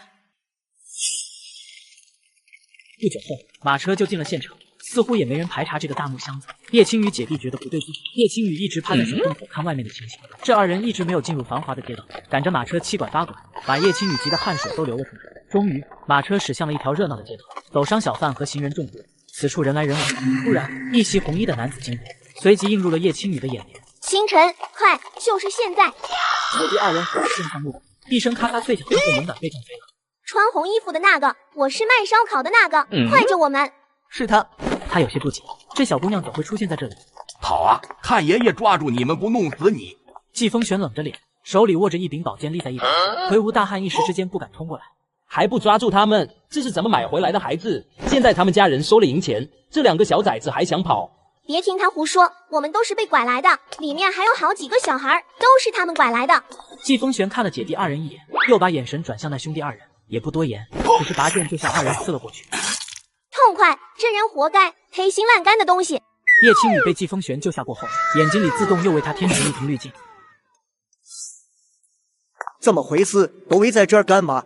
不远处正好有一队官差走来，官差抬眼一看，注意到了季风玄手里的剑。是你们，来人，把他们给我带走！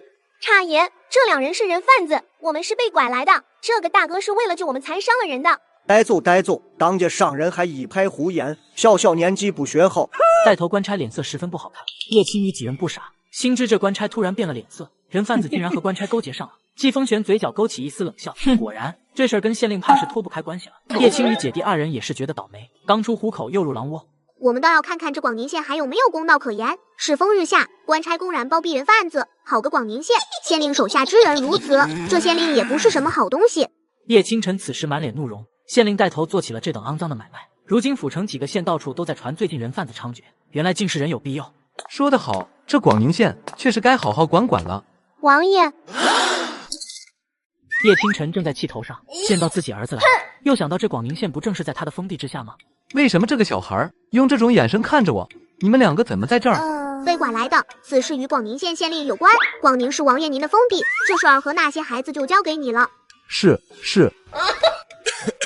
我的封地，此事我肯定彻查到底，绝不会放过任何人。这是怎么回事？居然被一个小屁孩子命令了。季风玄在一旁有些疑惑，他们认识？还有莫玉眼这是什么表情？这个箱子里还有另外几个小孩，王爷看着办吧。姐，还有这个大哥哥，我们走吧。莫玉眼深深看了眼叶清晨，这说话的方式，这熟练吩咐他办事的语气，这傲然的姿态，怎么这么像我父皇？王爷，这两人也算是帮了咱们一个大忙，怎么也不知道开口请人家吃个饭。对，你们二人帮了我一个大忙。我们查这案子查了几天了，才查到广宁县来，知道这县令和人贩子之间有关系，但是迟迟没有找到实质性的证据。这会儿你们给我们送了个大惊喜，实在是该感谢一番。正好这个时辰该吃饭了，二位赏个脸。说完觉得自己也认不得了，自己是王爷啊，这是什么情况？走吧。莫玉眼吩咐了侍卫和管家，把这里的事安排好，认命的叹了口气，跟在了后面。叶青与姐弟两人因去府城的路上遭遇拍花子，被拐进广宁县。姐弟俩人为了自救，途中偶遇季风玄，姐弟两人破相而出，遭季风玄搭救。而后夜王莫玉眼随后现身。你们姐弟俩这么机灵，怎么也被拐来了？就是想去府城给王爷送点东西，没想到半路上被那两人迷晕了。虽然我和我弟脑子好使，但是奈何体力跟不上，这不就被抓来了吗？给我送东西。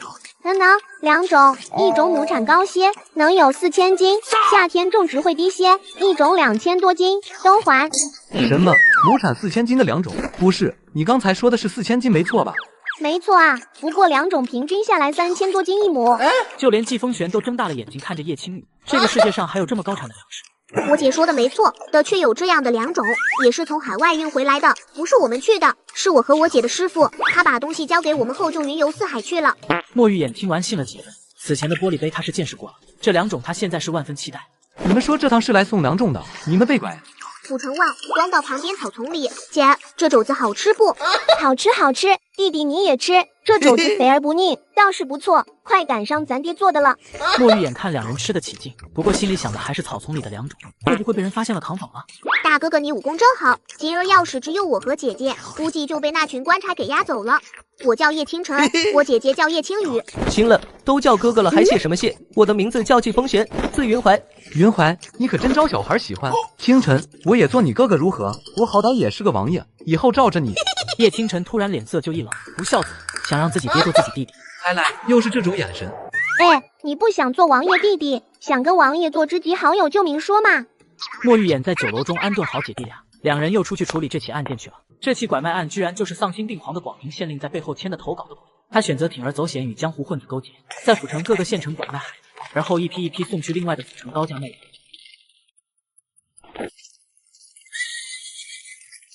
清晨了，你们确定这粮食产量能这么高？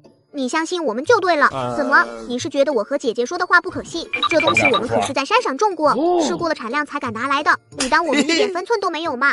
叶清晨也没见过土豆和红薯种地里的样子，但是爹娘和姐姐肯定也不会骗人。行，要是这事成了，不光皇兄会给你们赏赐，我这儿你们也随便提要求。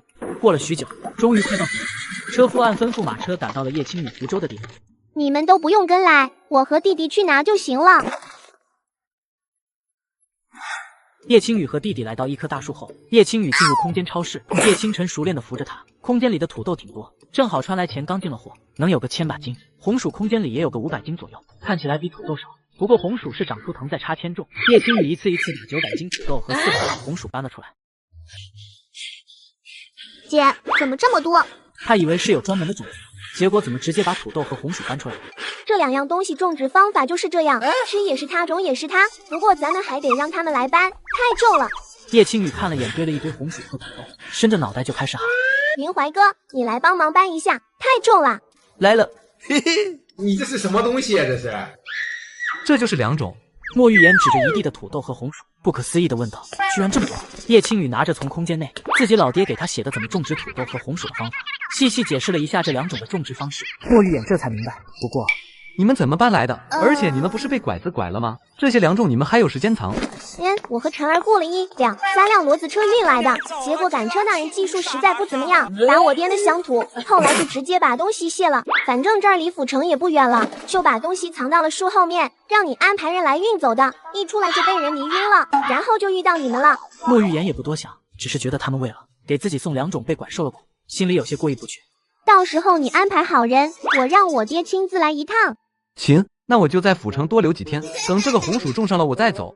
你找人给我们送回去，在外边待了2天了，爹娘会担心的。我会让马车送你们回青云镇。云怀哥哥，你还要回镇上去吗？我请你吃烧烤和麻辣烫。不去了，哥哥得回家了。以后有机会我来找你们，到时候你们再请哥哥吃饭好不好？叶清晨抬眼看了看人，你要是愿意去，也请你吃。我们家的烧烤和麻辣烫味道一绝，你随便吃多少都行。莫玉言表示有空了一定去找他们。几人依依不舍的分别后，主要是和季风玄依依不舍。叶青雨姐弟坐着马车回家。那我们回来啦，娘，我好想你呀！哎呦，我的儿呀，坐车累着了吧？这2日有没有好好的吃饭？这脸上也没少肉，看来王爷没亏待你们，娘可想死你了。对，新鲜的儿子比救闺女值钱。叶青雨翻了个白眼，李苗见叶青雨这样子，忍不住扑哧笑出了声。你爹跟我提了醒，说最近有拍花子的，又想起你们现在这身体年纪，最招拍花子的注意了，担心的我2日睡不好觉。还有啊，你们不是留字条说在府城那2日吗？我就合计着你们今天能回来，中午给你们准备了顿丰盛的，结果你们下午才回来，娘给你们热热去。娘，您真好。既然儿女都回来了，李苗也不打算出门了。叶青雨姐弟吃过饭后，莫玉言与季风玄彻查拍花子案件。第2天2人带他们去取2种，进入空间超市内，拿出红薯和土豆，并且将种植方法交于叶王莫玉言，随后跟季风玄和叶王分离。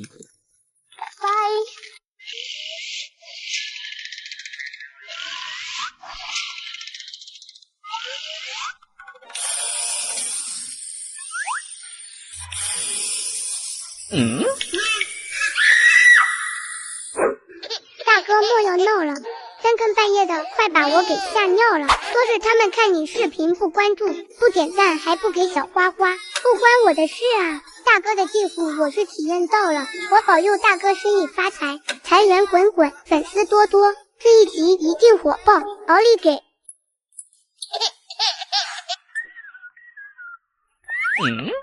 二姐，你干啥去呀？小满，你这是丢了活计堕落啦！叶青雨这句话就像一把刀子，直直插进了小满的心窝子。姐，你别说了，我现在没有空钱了，买不着零嘴了。小满一把鼻涕一把泪，一副伤心欲绝的模样。可是他爹说招到虎之时，不让他动，真的好绝望。旁边2个小男孩也跟着心情低落了下来。他们和小满是喝过同一碗鸡血水，拜过把子的异性亲兄弟。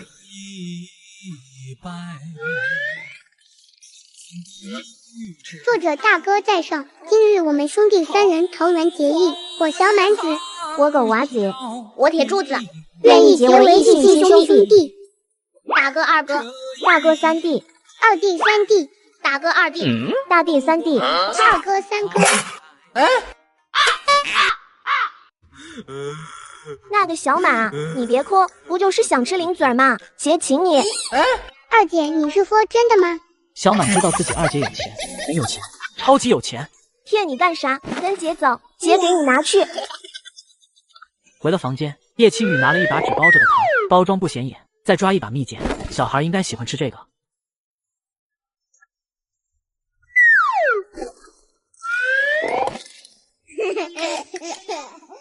你们拿着一起吃，小满要知道分享给小朋友一起吃哦。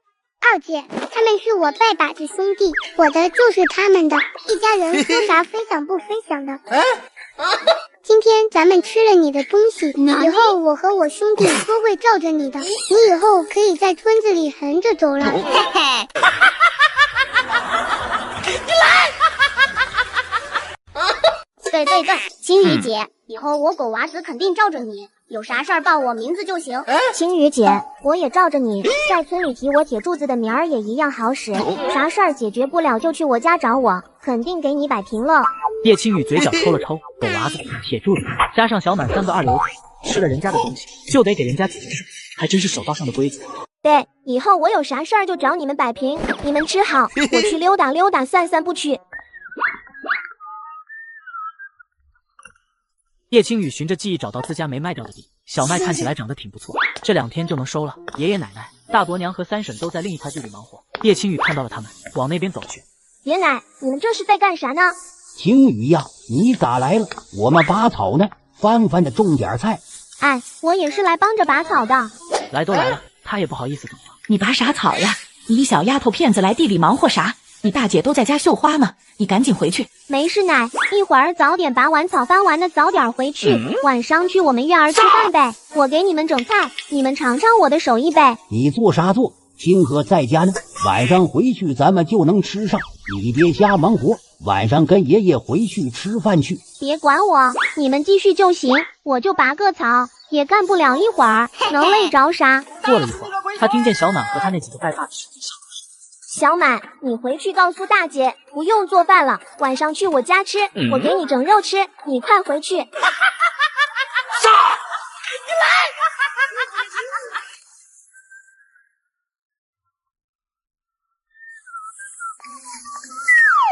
那我打算让老屋那边的人过来吃顿饭，我亲自动手，您就不用管了。叶青雨看着娘在忙，也不让她帮忙烧火，对着老院就喊：小满，小满，呼叫小满，大姐需要你。他正好无聊，二姐叫自己，又有啥好事儿？工具人小满一听，立马就跑了出来。二姐，啥事儿找弟弟我呀？你会生火不？帮姐生火，姐给你做回锅肉和红烧猪蹄汁。猪蹄？会的会的，大姐做饭就是我帮着烧火的。二姐你太好了，不过二姐，啥是回锅肉啊？让肉回到锅里吗？让肉回到锅里这个说法也没错，走吧，姐做好了你就知道了，里边香。随后，叶青雨在厨房忙活起来，小满烧着火，看着一道道香气扑鼻而来，饭菜出炉，口水快把火给灭了。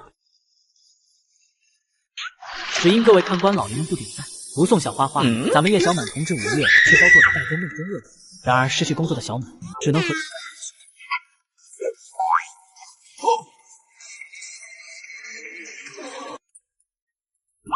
爹爹，这事都在呢。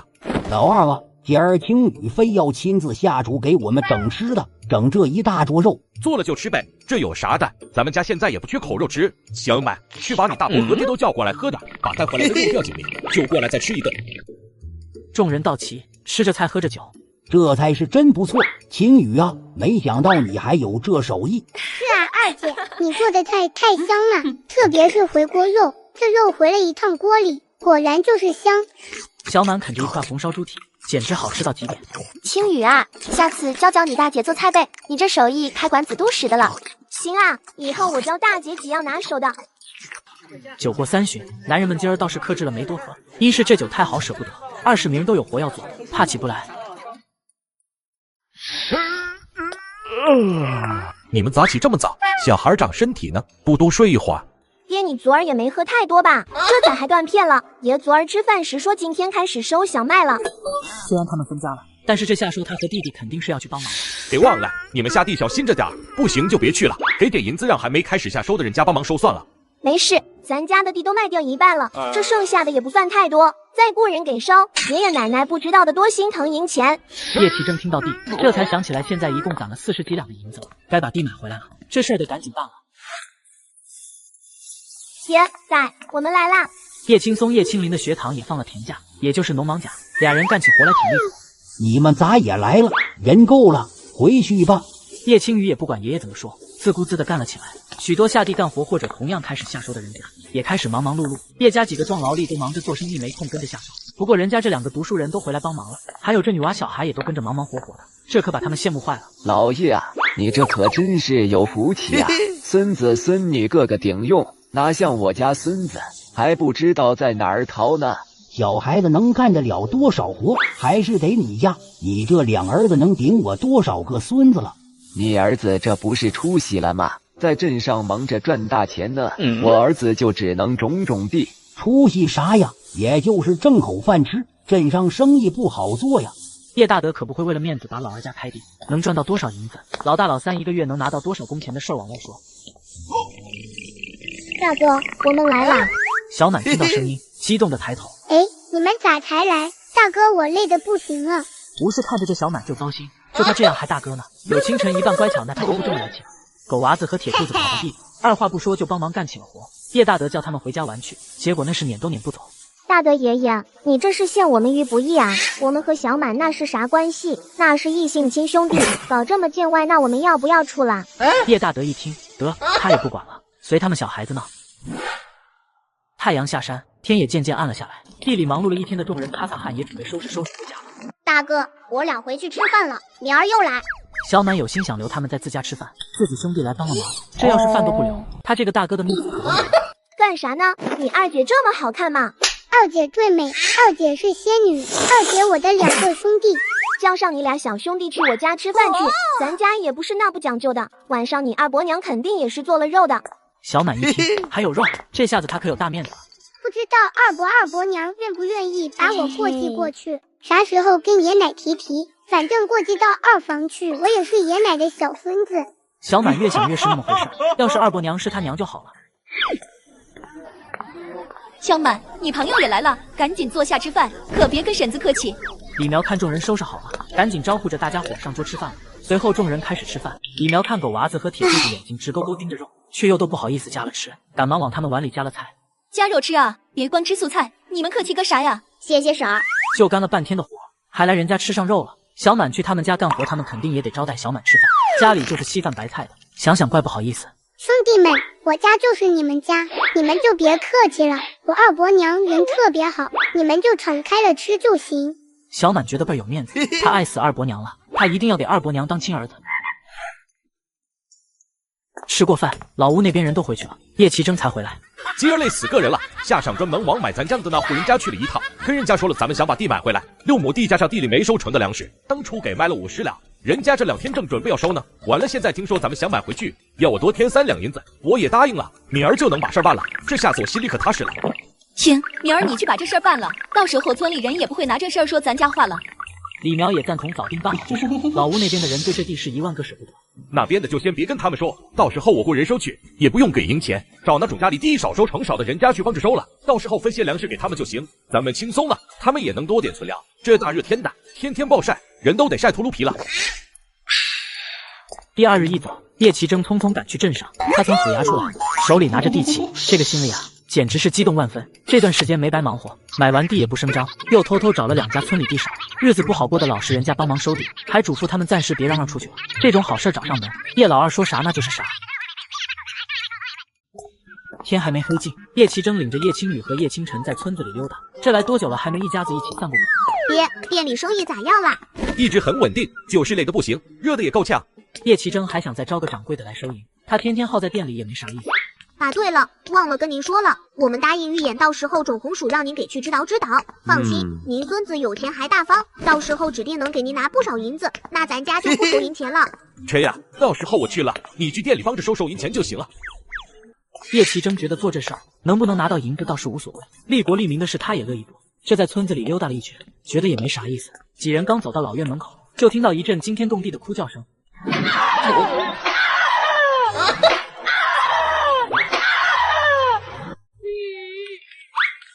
老三，你咋这样打小娃子呢？小满还小呢，啥事儿不能好好说？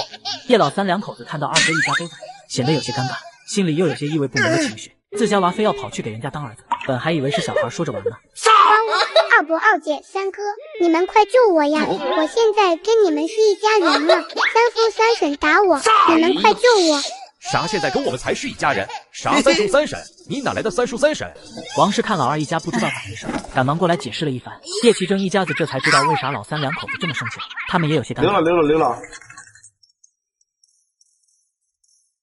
今儿叶奇征没有去镇上，让叶青雨姐弟去帮着忙活，他得在家种红薯了。都解释了100遍了，这红薯产量十分高，爹娘他们也不信，那没办法，种是必须要种的。小姐，您歇着去吧，我一个人忙得过来。狗蛋他是真的十分感激小姐和小公子，没有他们，他和爷爷弟弟妹妹们都还过着吃不饱饭的日子，哪能像现在一样，顿顿大家都能吃上肉了。没事儿，反正闲着也是闲着。还有啊，你可别叫我小姐，叫我名字就行。大姐姐。叶青雨抬头一看，这不是跟他们一起被拐的那个小胖子？大姐姐，真的是你呀！我是小宝，你在这里做工吗？这么热的天，烤炉旁边更热，要不然你来给我做书童吧，我家很有钱的，到时候我再求求祖父，给你拿许多银子，你就不用再来这里做工了哦。叶青雨推测笑出了声。这个书童啊，得是男孩子，年纪还得跟你差不多才行，我恐怕不大合适。啊，我的书童不能是大姐姐，那小哥哥可不可以？他可以做我的书童吗？你小哥哥在里面做掌柜呢，你自己问问去呗。小宝一听，小哥哥是神童吗？居然这么小就能做掌柜的！惊喜的小宝3步并作2步的跑到了店铺内。你糊弄我，我糊弄你，你糊弄我，我糊弄你，你糊弄我，我糊弄你，你糊弄我，我糊弄你。大哥哥，是我是小宝。是你呀？你咋找到这儿来的？闻到味儿来的。那你想吃啥？哥哥请你吃。不用，小哥哥，我们自己买就行，我很有钱的。小宝拒绝了叶清晨的请客，叶清晨没办法，干脆就给他打了个折。随后叶清晨安排小宝坐下，拉着叶清晨一起坐下，腻腻歪歪的讲些有的没的。二牛端来酸梅汤和烧烤，这个味道他好像没闻到过，口水都要流出来了。他以后一定要带爹娘、爷爷奶奶和曾祖父来吃。吃完后，小宝为了不打扰哥哥姐姐上工，还一直说下次他还来找他们。叶青雨他们也不经常在这里，告诉了小宝他们是杨柳村的。小宝表示一定会去找他们玩。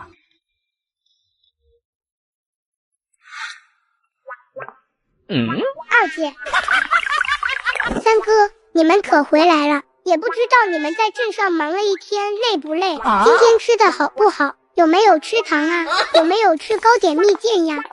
小满说完，充满期待的问二姐。两姐弟身边的叶老三看了一眼自己这糟心儿子，哼了一声进了院子，都不知道问他这个做老子的累不累。这小子居然想跟我抢爹娘和姐姐，胆儿还挺肥呀！叶青雨听懂了小满这个机灵鬼的暗示，从口袋里掏出2块糖递给小满，这都给你吃吧。谢谢二姐，以后你就是我最好的姐姐了。快过来吃西瓜，这还有半根呢。叶清晨十分爱吃西瓜，特别是刚从冰柜里拿出来的，在这炎热的夏天吃一口都感觉要升天了。你们说，这咋才能让你们爷奶以后不下的，还能感觉到自己对家里来说十分重要？想起今日种红薯时，叶大德和王氏2个老人热得汗流浃背的样子，嘴里的西瓜突然就没那么甜了。要说他现在这便宜爹娘，对他是真好呀。这还不简单，要是能有比种地对家庭贡献更大的事儿，他们不就可以不种地了？那应该做啥？做啥能赚到银钱还不累人？做点小买卖吧，轻松又能赚到银钱的买卖，最好是不用出村子就能赚到银钱。想法不错，咱们想想做啥？豆腐吧，咱们村有人卖了，其他的吃食啥的大都要现做才好吃，而且最好还是得想想这地儿没有的东西，这才能卖上点价钱。豆腐，叶青雨突然灵光一闪，爹，腐竹咋样？不是刚收了黄豆吗？这地儿没有卖腐竹的，而且这腐竹也不难做，到时候做出来，直接您给买了拿去店里还能多一个菜品，要是做得多还能批发给村里人拿出去卖。叶奇珍和李苗都觉得闺女的主意不错，做腐竹简单易学。姐，啥是腐竹？腐烂的竹子能吃吗？笨，鱼香肉丝里面有鱼吗？红烧狮子头里面有狮子吗？夫妻肺片里有夫妻吗？你脑子里有水吗？不对，你已经吃过腐竹了，就上次吃的那个辣条就是腐竹做的。姐，你再给我拿一包辣条呗。叶清晨这才知道腐竹是那个辣条呀。行啊，现在跟小满越来越像了。来，接住姐，我给你拿几包。我要进超市。决定了做腐竹生意，叶奇珍第二日一大早就去了老屋。叶大德看见他这么早就过来了，笑得那叫一个欣慰啊！老二啊，不用这么赶，这红薯2天就能给种完。你吃早饭了没？王氏正忙活呢，一听到老二过来了，这才问他咋过来这么早。这不是有事儿跟你们说吗？咱们昨儿给你们想了个小生意，爷，你们要是在家就能赚到银钱了，能不能答应我不去下地了？叶奇珍首先还是得说清楚，别到时候他们天天做腐竹，空隙还跑去下地，在厨房生火的吴世福张氏齐齐把头往门口伸。反正我话说在前头，你们赚到银钱了可不兴再下地了，这在家不出门就能做生意，不比地里刨食来的轻松，而且这是用种地的时间换来了更多的收获，用这收获里的一小部分让别人帮着种地，你们算算这账是不是划算许多？叶奇珍也不废话，细细的与他们解释了一番。叶大德实际上心里对这事儿已经蠢蠢欲动，这要是能在家做生意，他也算是能提前想出来。叶大德和王氏细细一分析此事，得出的结论是干，就算是累死他们也干。这边一拍板，决定今儿种完红薯，明儿就开始学咋做这傻腐竹。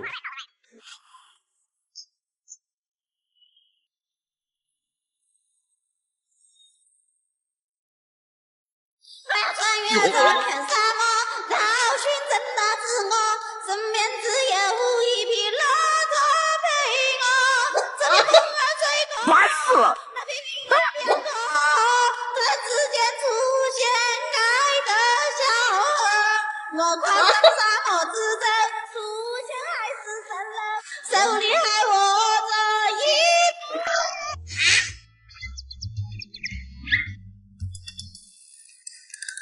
啊！我的娘嘞！救命啊！我被咬了！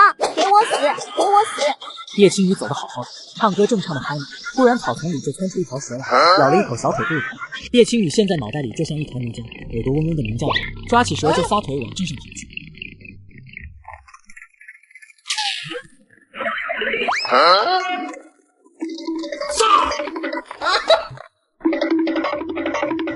大夫，救命啊！我被蛇咬了，快救救我！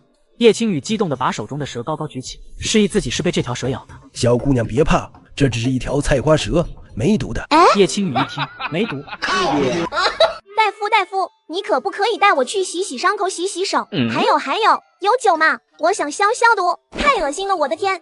老大夫却是憋着笑，让小药童带着他进了医馆后院。姐，我捡的。青雨，哎呦我的小织女，大夫啊，你可要救救我们的小织女呀！咋这么倒霉，走个路都能被蛇咬了，还唱啥骆驼不骆驼的？啥是骆驼？清晨你跑什么呀？你被狗撵了！上次你就跟我说你们家在青云镇开店，却是在哪开店都没跟我说，我还准备来了镇上再找呢，没想到一进镇上就遇见你了。你们找的小姑娘在后院呢，现在在清洗伤口，看样子吓得不轻。老大夫刚回答完，叶清晨就冲向了后院，叶家两兄弟也跟着冲了进去。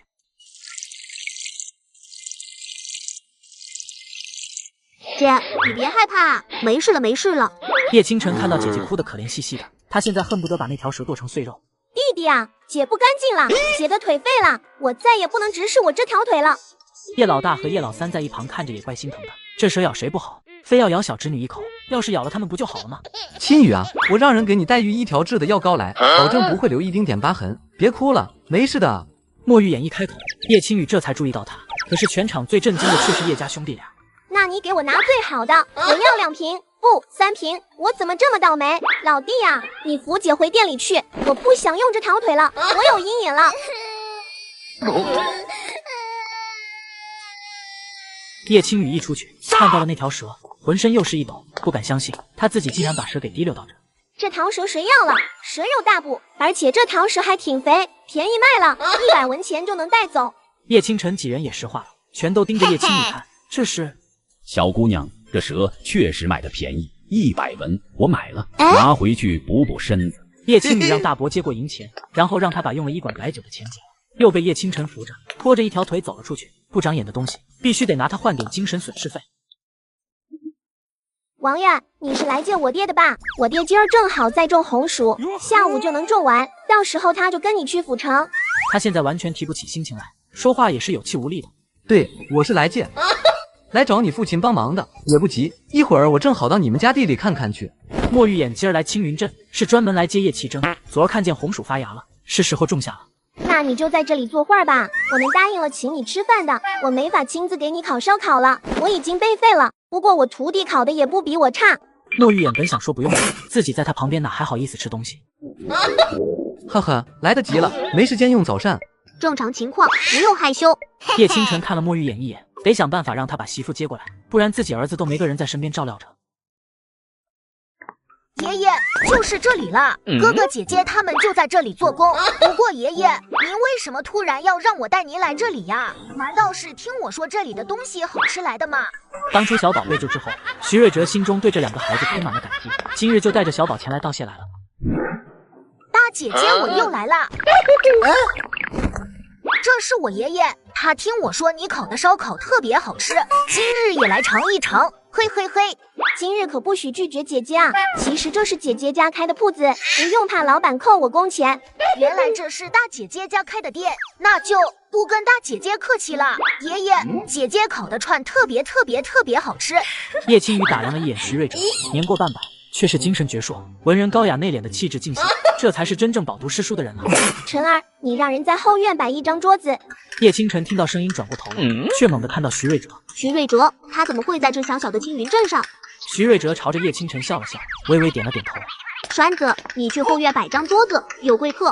哎，马上。今日老夫前来是为了谢过2位小友，小宝是我孙子，那日被管后还能好好的回家，全是托了2位的福。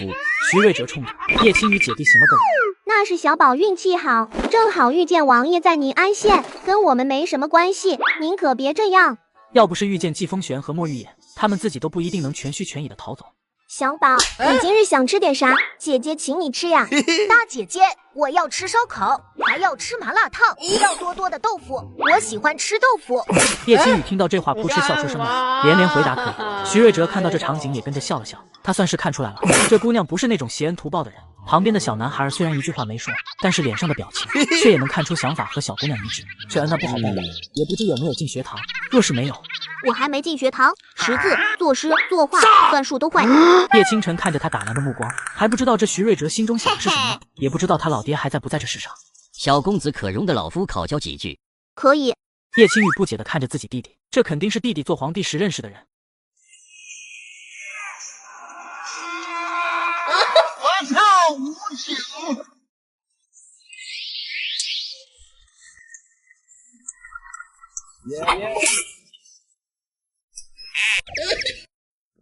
这张纸可否赠与老夫？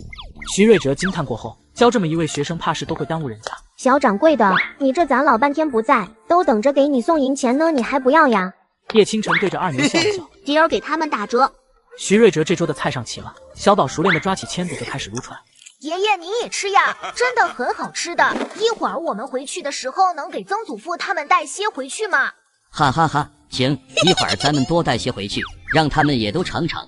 不过那就不能让大姐姐请客了，爷爷您一定要记得给银子呀。还用你说，爷爷是那种占人便宜的人吗？徐瑞哲拿了串烤肉，总觉得小宝吃相不够优雅，于是美味一串接一串撸了起来，根本停不下来。吃饱喝足，爷孙俩扶着肚子付了一定银，就让不用找，也没有跟2人多说几句话，就匆匆离去。你们爹今儿跟着玉眼去了府城，过2天回来，临走之前还絮絮叨叨，让我叮嘱你们了，一定要好好吃饭，好好休息。想到老爷那副絮叨样，李苗就想笑，就算换了副年轻的身体，老爷还是那个老爷。知道了，那金墨玉眼是直接来了咱们家，还是地里去找的爹？村里人是不是都看见了？叶青雨、墨玉眼穿着气质和长相都十分吸引人的目光，要是被看到，到时候他们家估计又要被拉出来谈论谈论了。没呢，玉眼自己走着进来的，也没见个人碰见他。那就好。叶青雨放了心，也没告诉娘自己被蛇咬了的事儿。累着了吧？娘给你们一人蒸了碗鸡蛋羹，一会儿就能好。老弟呀，你是不是认识小宝的爷爷啊？今儿咋回事啦？认识，他叫徐瑞哲，文学造诣十分深。不过要说他们家和我最熟的，不是他，而是他爹，当代大儒徐远池，就是当时咱们在拍卖场开出的第一件字画的主人，和我也算是忘年交了。而叶青雨听到徐瑞哲这个名字，总觉得怪熟悉的，只不过想不起来。徐瑞哲，而后突然灵光一闪，徐瑞哲是他，原书里面就有他。姐，你知道徐瑞哲？叶青雨赶忙把本子拿了出来翻了翻。这儿，许明在去学堂的路上遇见一个穿着看起来十分讲究的老人，那老人崴了脚，他见那老人穿得不错，不像普通人，就亲自把人扶回了家里。书里没写那老人的身份，只写了他儿子徐瑞哲学问十分渊博。许明见后有意想拜他为师，被他给拒绝了。不过他看在许明服过自己父亲的份上，指点过许明一段时间，也就是那之后才让他顺利考上了秀才。此后他就再也没教过许明了。叶清晨一听，许明居然还有这么一段经历。姐，能不能看到这是啥时候发生的事儿？到时候我要去截胡，绝不能让许明有一丝好运气，让他秀才都别想考上。先我看看原文，算时间节点。次日一早，叶清晨啃着块面包悠闲地走着，走到了村子外头大树下就停了下来。他一直等着许明有没有出来，等了好一会儿才远远看到两个身影，这是自己两个哥哥。清晨，你怎么在这儿坐着？是啊，这一大早的，你怎么跑村口来了？去店里不是还得晚些吗？啊，我就是想早点去镇上，但是我一个人不敢走，想等着有人能一起走。叶青林和叶青松也是在镇上学堂上学，不过跟许明不是同一个学堂。叶青松听了，让他跟着他们一起走。叶清晨往村里又瞅了两眼，终于又看见了一个人影。等看清是许明过后，这才对两个哥哥点点头，就这么跟两个哥哥说说笑笑走在前头，时不时往后瞟一眼，发现许明离他们越来越远，这走个路还磨磨唧唧的。叶清晨越走心里越觉得今天碰不到徐远池了，他们村离镇上也就1刻钟的路程，这都快到了。让你们别跟着，非要跟着，我还没老到走不动道呢，服什么服？老太爷，您这最近天天一大早的就要出来散步，老爷这不是担心吗？您不要他跟着，没办法，老爷这才派老奴跟着您，不然老爷就亲自来了。老人听完哼了一声，明儿他要更早些出门，被人跟得这样紧，赏景都没办法好好赏了。叶清晨看到这一幕一愣，眼里突然有了惊喜，自己运气真是好的没话说了。你们先去学堂吧，我尿急，得找个地方解决一下。都到镇上了，去了店里再解决呗。憋不住了，你们快走吧，别管我了，赶紧走，赶紧走。许明低着头，急匆匆地经过了叶清晨身边，不知为何，他似乎感觉到了叶清晨落在他背后凉凉的目光，走过去了一小段路，却是一抬头就看到了一位穿着讲究、颇有一副仙风道骨之感的白发老者，多看了几眼，但也没太在意，随后走进了镇子里。景色甚美，只可惜呀，没带纸笔，不能入我画了，实在是可惜呀。小孩，你会作画？徐远池走到他的背后，刚好听到了这句话，好奇的目光往他身上打量了一番。作画我确实会一些，老先生也会作画。老朽都是会一些，今日也是专门来这边看看美景的，回去就准备把此景画下来。此处确实值得入画，这些野花野草，无人浇灌，无人耕耘，却是长得如此千姿百态，实在难得。徐远池有些惊讶，这个孩子年纪不大，对此看起来却是感悟颇深。孩子，你学作画学了多久了？也就那么2年，只可惜只有一位常常不见踪影的师傅教了一段时间。昨天有一位姓徐的先生，看起来十分有学问的样子，他还考教了我，最后带走了我的字画，也不知到底会不会对我有那么1、2分的满意。我能不能拥有一个尽心尽力教导我的师傅的？徐远池听完又仔细地打量了叶清晨2眼，这难道就是昨日自己儿子说的小神童？那幅字画难道竟真是一孩童所作？看那幅字画时，恍惚间以为是看见了故人所作之字画。你说的徐姓先生可是徐瑞哲？老先生为何会知道？徐远池一听，愣了一愣，紧接着哈哈大笑起来。居然真有此人，还就在他眼前。若是他收了这么个弟子，此生也无憾了。两人迅速你来我往的聊了起来。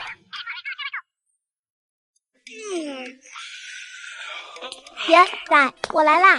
来了呀，吃了没？让姨奶给你煮俩鸡蛋去。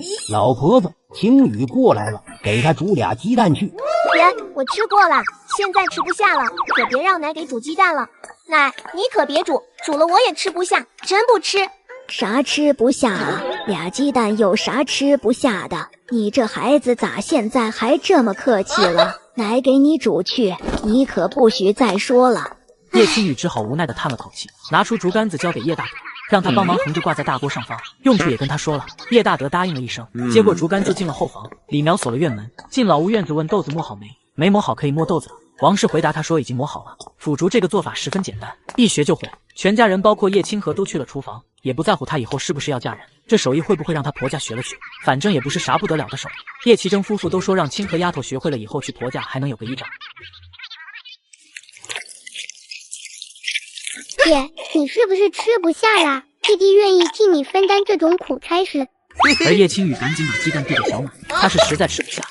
二姐，你对我太好了，我好感动啊！放心，等以后你老了，我肯定给你养老。到时候我有银子了，我还顿顿给你买肘子吃。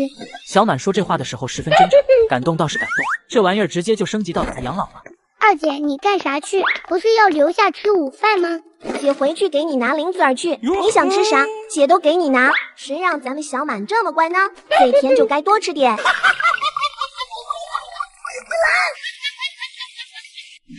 其实腐竹并不难做，一点也不复杂，就是结皮有些慢，费时间。豆浆煮开过后，表面起了一层微黄薄膜样的皮，然后就这样用筷子轻轻一挑就起来了，挂在竹竿上就行，一直燃着小火，温着锅里的豆浆就行，温度不能太高，要是锅里水开着就结不了皮了。反正就一直这样重复，也没有太多技巧可言。腐竹起完就拿出去晾晒，现在天气炎热，第二天就能完全干透了呀。下一章你来试试。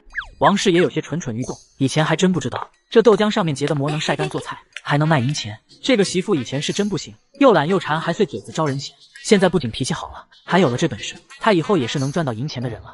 想想以后她这个管家老婆子手里也能捏着几两银子，那心里真是美的不行。就这么换着一人试了试，锅里的豆浆也少了大半，时间当然也过去了好大一会儿。别说这事儿还真是费时间，好不容易挑完了腐竹给晾上了，一家子的心情都美得冒起了泡。这晾的是啥？是腐竹？不，那晾的是铜板，是银钱。老二媳妇中午就在这边吃，井里还吊着昨晚上拿回来的肉呢，晚上娘给你们做红烧肉吃。李苗没拒绝这份喜悦的邀请，这事儿能成对他们来说那是天大的喜事。叶大德此刻也笑得开怀。我晕。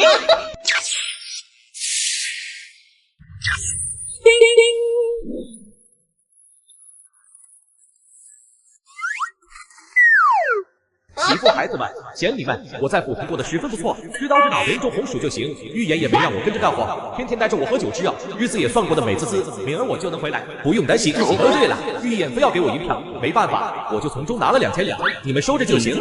叶青雨看完纸条，不过这2000两让他们收着，也没见着在哪呀，也不多想，在超市里逛了逛，拿了饼干、糖果和开心果，装了2份，大份的让大姐和另外2个弟弟吃，小的那份才是给小满的。哇！二姐，这是啥点心？还有这个白色的是啥？这个叫饼干，这个叫开心果，吃了能让人开心的。叶青雨帮小满剥开了一颗，喂进他嘴里，小满嚼吧嚼吧，眼睛亮了起来。哇，果然能让人开心呀！我好开心呀！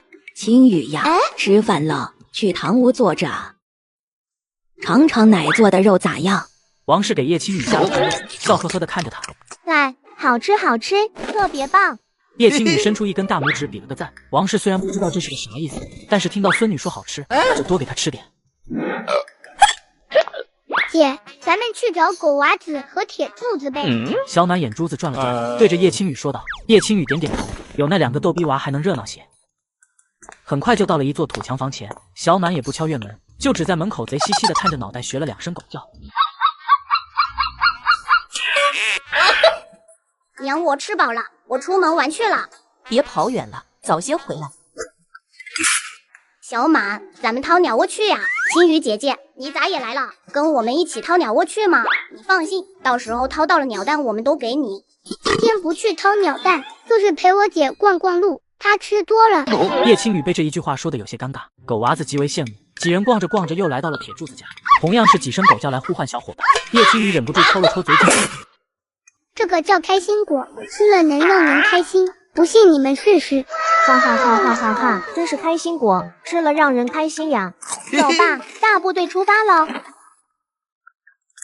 经过张敏家的时候，正好碰上张敏在院门口。张敏目光汇聚在叶青雨上，眼神带了几分怨气，看着怪瘆人的。他听许明说过，叶青雨他们一大家子把他打了，没想到因为许明喜欢自己，不喜欢他就这样报复许明。看什么看？没见过美女还是咋的？哼！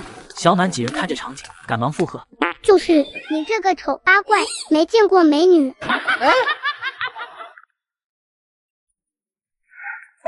天快黑了，叶清晨终于忙完从镇上回来。哎，累着了吧，乖儿子？累，吃点水果。谢谢娘。今儿爹留了字条，说他很好，明儿就回来了，还说啥收了墨玉言2000两银子，不过我也没看到，估计在他身上。要说有了这2000两银子，咱们先把这破屋子修葺一遍。我晚上睡觉老是感觉有泥啊灰啊啥的掉我脸上，第二天起床一洗脸水都是黄色的，就跟我掉色似的。或者咱直接推了重新修金砖大瓦房，再给整个大院种点花啥的，那多享受。李苗一听2000两，那到时候可得修座好点的房子。叶清晨却是撇了撇嘴，自己儿子怎么这么抠？不过说到爹和莫玉言，他总觉得有什么事儿没想到似的，是啥事儿呢？娘，我让姐姐我画画去了。你不对劲，弟弟你不对劲，我感觉你脸上全是慌张。你今天见着你那故人了，还是出了啥事？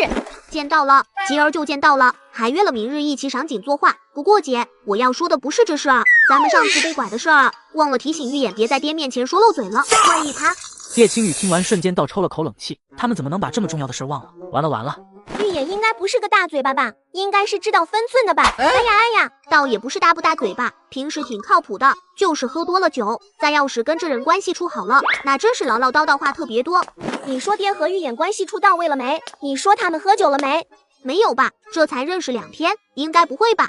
叶青雨想到爹在纸条上留的话，就有些绝望。喝了，我现在只希望玉眼和我爹没那么熟，就只是礼貌性的宴请一番。叶清晨沉默了，姐弟俩对望了一眼，眼里全都是忐忑。第二日，叶清晨带着沉重的心情去赴了和徐远池的约，而叶青雨样样的跟着大伯三叔去了店铺里。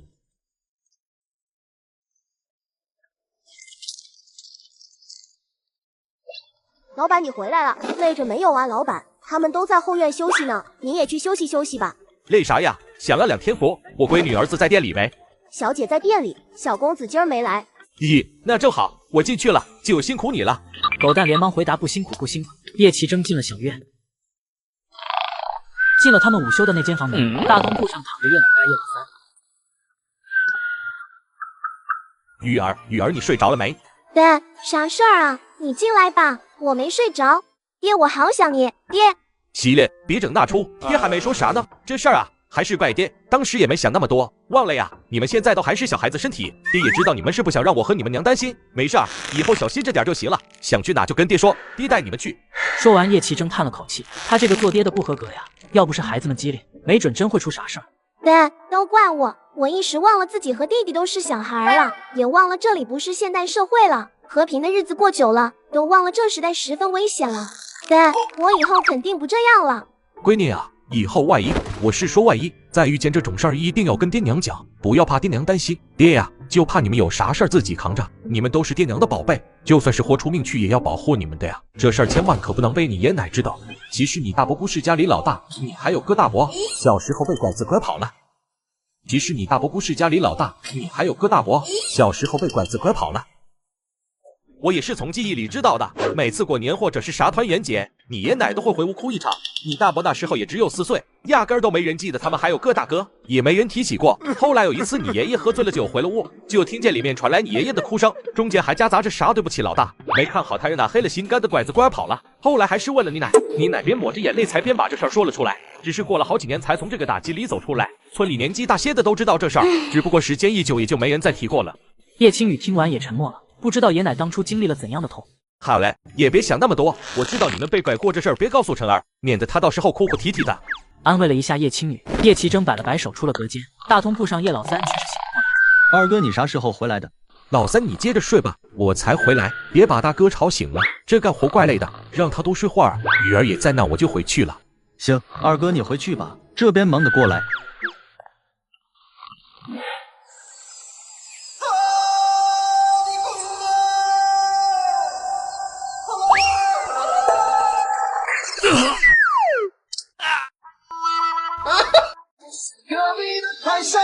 抓住爱情的动漫，听我说。你是美丽的天意，牵着我的手去浪迹天涯，别怕我的孤独。媳妇儿，我回来了，想我了没啊？叶奇征好久没跟媳妇分开这么久过了，实在是不大习惯。老爷，你回来了。还别说，这老夫老妻突然分开2天，还真是怪小的，说出来多羞人。对了，媳妇啊，我还得去看看咱家地里收的粮食咋样了。这地就在咱们村子里，肯定有人看到了，不是那买咱家地那家人在烧。这2天有没有人问这地的事儿？没露馅吧？没呢，倒是有人问了他们，他们只说是那户买地的人让他们帮忙收的。听大嫂说的呢，爹娘听了感觉不咋得劲儿，特别是爹一直叹气。那我去看看粮食去。老爹说忙着呢。老二来看麦子的吧，这晒得差不多了，明儿个再晒1天就干透了。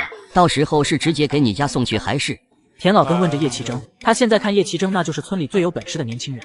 明儿个我找人来帮忙运回去，到时候答应给你们家的直接留下就行。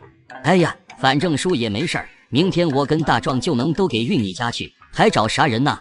这乡里乡亲的，顺手帮人一把的事儿，他可是知道叶家壮劳力全都去镇上忙活生意去了。那行，那就麻烦你们了。反正也得找人帮忙，还不如直接让老根叔他们辛苦点给运他们家去，到时候给他们多留些粮食。又去了收黄豆的那家，看了看也没啥问题，也都脱粒了，黄豆秧子都捆好了。安排好一切后，叶奇征便朝家中走去。许健在地里翻土，热得心焦火冒的，自己咋说也是同生爹了，咋日子就过得这么苦巴巴的？这女人来来回回就那么日子，啥时候他儿子才能坐上大官给他那10个8个的小妾啊？叶老二，你可真是悠闲，一天没个正事做，还在村里瞎晃悠，真不怕出门踩了屎。你干活就干活，多管闲事，真是嫌吃萝卜淡操心。哼，不就开了间铺子吗？有啥大不了的？看你这嘚瑟样儿，我儿子还是童生呢。童生关我屁事！你别没事找事儿，你实在没事就挑粪去，嘴巴实在咸就喝2口。你等着，等我儿做了大官，我让他砍你们的头。许健捏紧了拳头，他现在不敢跟叶老二动手，现在叶老二太邪乎了，以后看他儿子咋收拾他们一家子。你大可以试试，看看是你死还是你亡。许健这边却是等叶奇征走了，才回过神来，童生爹咋还被一普通小混混吓到？叶奇征本来想直接回去的，想想又拐去了叶正，也就是李正家。大宝啊，在家不？我是老二。老二啊，来了。叶大正满脸的笑，他现在真是为他那堂弟高兴啊，3个儿子，个顶个的出息。大德跟他说了，这老二啊，现在孝顺，天天都给他们家留肉。大宝啊，我堂哥在县城里做工1个月能赚多少一钱？瓶子做工1个月能赚个700文。你要是想去，我到时候让瓶子给你介绍介绍。不过刚去估计没啥活儿，这个还得要先跟那些。大宝，不是，你误会了。叶大正一愣，啥误会？是这样的，我想问问瓶子哥，愿不愿意去我们店铺里做掌柜的？也不累，就是负责收银钱和采买就行。店里还有大哥和老三帮着整，其他的也没啥要瓶子哥做的。1个月1两银子，店里统一的衣服，每年过年也会有额外的奖励。叶奇征说完，叶大正都愣住了，做掌柜啊？老二啊，大伯谢谢你呀，这事儿我替瓶子谢谢你了。苗，就明儿我就让人把他叫回来。别看他是个李正，实际上也没多少家底，这侄子好，他记下这恩情了。爹呀，好想你呀，爹。行了行了，爹也想你了，去哪玩去了？叶清晨听叶奇征这口气，瞬间松了口气，没发现，呼，不是玩去了，是我以前的一个老友，确实很老的那种老友。是叶清晨就直接把遇到徐瑞哲和这中间的所有事儿都跟他们仔仔细细讲了一遍。叶奇征听完，脸上满是惊讶，这其中弯弯绕绕这真不少，不过关系到许明，他就想到了许静。你这几天一定把那老爷子缠住了，别让他出门遇见许明。还有啊，你说你今天跟着徐老爷子去他家，徐瑞哲让徐老爷子收你做学生，他也答应了，那咱们家得准备送点拜师礼去。那徐老爷子不会看出你的字迹啥的，对你起疑心吧？叶奇征一下子也想到了这上面，担心得看着叶清晨。放心啦，字迹画风什么的虽然不好改，但是我练习过很久了，只能看出以前的5分像，没什么问题。咱们准备好拜师礼再正式拜师，毕竟徐老爷子这么个大人物，我们家也不能随便应付了事，这是件大喜事儿。咱们今天在家提前庆祝一番，把老屋那边的人都叫来，告诉他们咱们晨儿要拜个有大学问的师傅，让他们也跟着高兴高兴。叶奇征越想越是有些激动，这小号水雨争锋。叶清晨看着爹娘都十分高兴的样子，也跟着开心。当代大儒，他也确实当得起自己老师。姐姐不是还在店里忙着呢吗？晚上她也不能回来吃饭呀，光是咱们庆祝了。今儿是太高兴了，爹必须得找人喝杯酒。你姐，下次正式拜完师，咱们再整一顿好的。叶奇征想，他爹最希望的是啥？不就是家里出个真正的学问人吗？今天他老爹肯定自己都要把自己喝翻。晚饭时间，叶大德听叶奇征说清晨要拜一个状元人士，差点开心的撅过去，就连收粮食的时候也没这么高兴。老啊，咱爷俩今儿不醉不归。起啊爹，走起！叶清晨无奈的看着喝得醉醺醺，红着一张脸，跟指点江山一样跟人吹大牛的爹，再有那一脸羡慕看着娘的大伯娘和三婶，他觉得自己就该拦着不让他爹炫耀这种。别以为他不知道，他现在可算是看出来了。陈宝啊，以后爹给你多赚银钱，到时候呀，你进京赶考时，身上有银钱去了京城也有底气，爹肯定不让你睡大通铺，爹要让你住上最好的酒楼。还有啊，李苗和叶清晨对视了一眼，真是失策。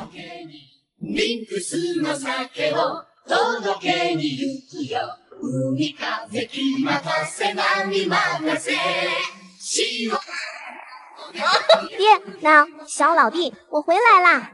老大老三呢？你们快过来！这老头子高兴也没个分寸，喝成啥样了？疯疯癫癫的。叶老大和叶老三听到自己娘的招呼，赶忙过来。弟呀，这咋回事儿？学远池要收我做学生，别跟爷他们炫耀呢。叶青雨点点头，明白了，再洗一遍他们在老屋那边的形象吧。以前你爹喝了酒躺下就睡，今儿居然还发上酒疯了，我算是明白了，以前不是不发，是没喝到位，今儿才触发了他的这个技能。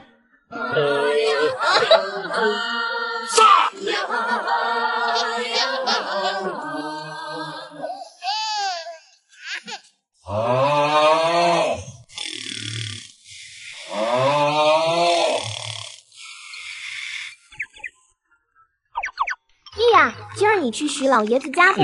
叶清晨喝了口牛奶，摇了摇头。今儿不去了，家里最近也挺忙的，我留在家里帮忙做些啥？那你去店里呗，爷今儿肯定去不了了，我就去帮奶他们做腐竹去。吃完了早餐，叶青雨摸了摸鼓鼓的肚子，去了老屋那边。奶已经整上了啊，您现在这是熟练呀，比我娘起的还好。对了，爷爷呢？还在睡觉啊？王氏听着自己孙女夸他做得好，他高兴得很。你爷爷还在睡觉呢，昨儿在屋里唱了半宿的歌，也不知道唱的啥乱七八糟的。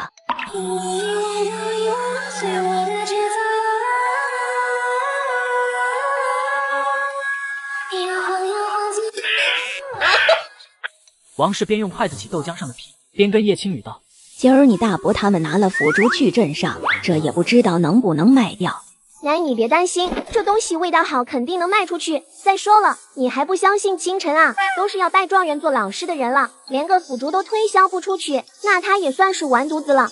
王氏听到自己乖孙女的话，倒是觉得有道理，他对清晨也放心。张氏坐在灶台下烧火，也跟着松了半口气。他娘家过得不好，他还想着到时候腐竹好卖了，能稍微价格低一点卖给他娘家，然后让他娘家再挑去各个村里卖掉，也能赚点银钱贴补家用了。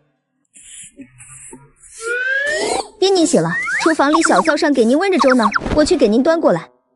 给我端汤屋里去就行，我先去洗把脸。青雨来了呀，爷爷昨儿喝多了，今天起得晚，现在有些头晕，啥也不记得了。不过昨儿那个烤肉好吃呀，贼香。好吃，下次又做，下次又做。叶青雨见锅里的豆浆只剩下一个底了，再把那个底的豆浆舀给小满喝吧，你看看他那样儿。王氏也跟着看了眼小满，真是馋鬼脱身。喝吧喝吧，正好尝长个儿。二姐，你放心，你现在对我好，我以后也对你好，绝对会给你买好多吃的。有我一口干的，肯定不让你吃稀的，真的。叶青雨看小满这样，觉得今儿小满咋说这话格外的真诚，乖得很。大姐姐，大姐姐，我是小宝，大姐姐。叶青雨和小满同时往传来声音方向望去，一个胖乎乎、圆滚滚的小孙子，正挥着手又蹦又跳，旁边还跟着一个高高瘦瘦的少年。小宝，你们怎么来了？我有些想你了。小满看着远处飞奔而来的身影，又看看手里端着的豆浆，他突然觉得碗里的豆浆不香了，他好像被争宠了。姐，二姐，你坐下，你干啥呢？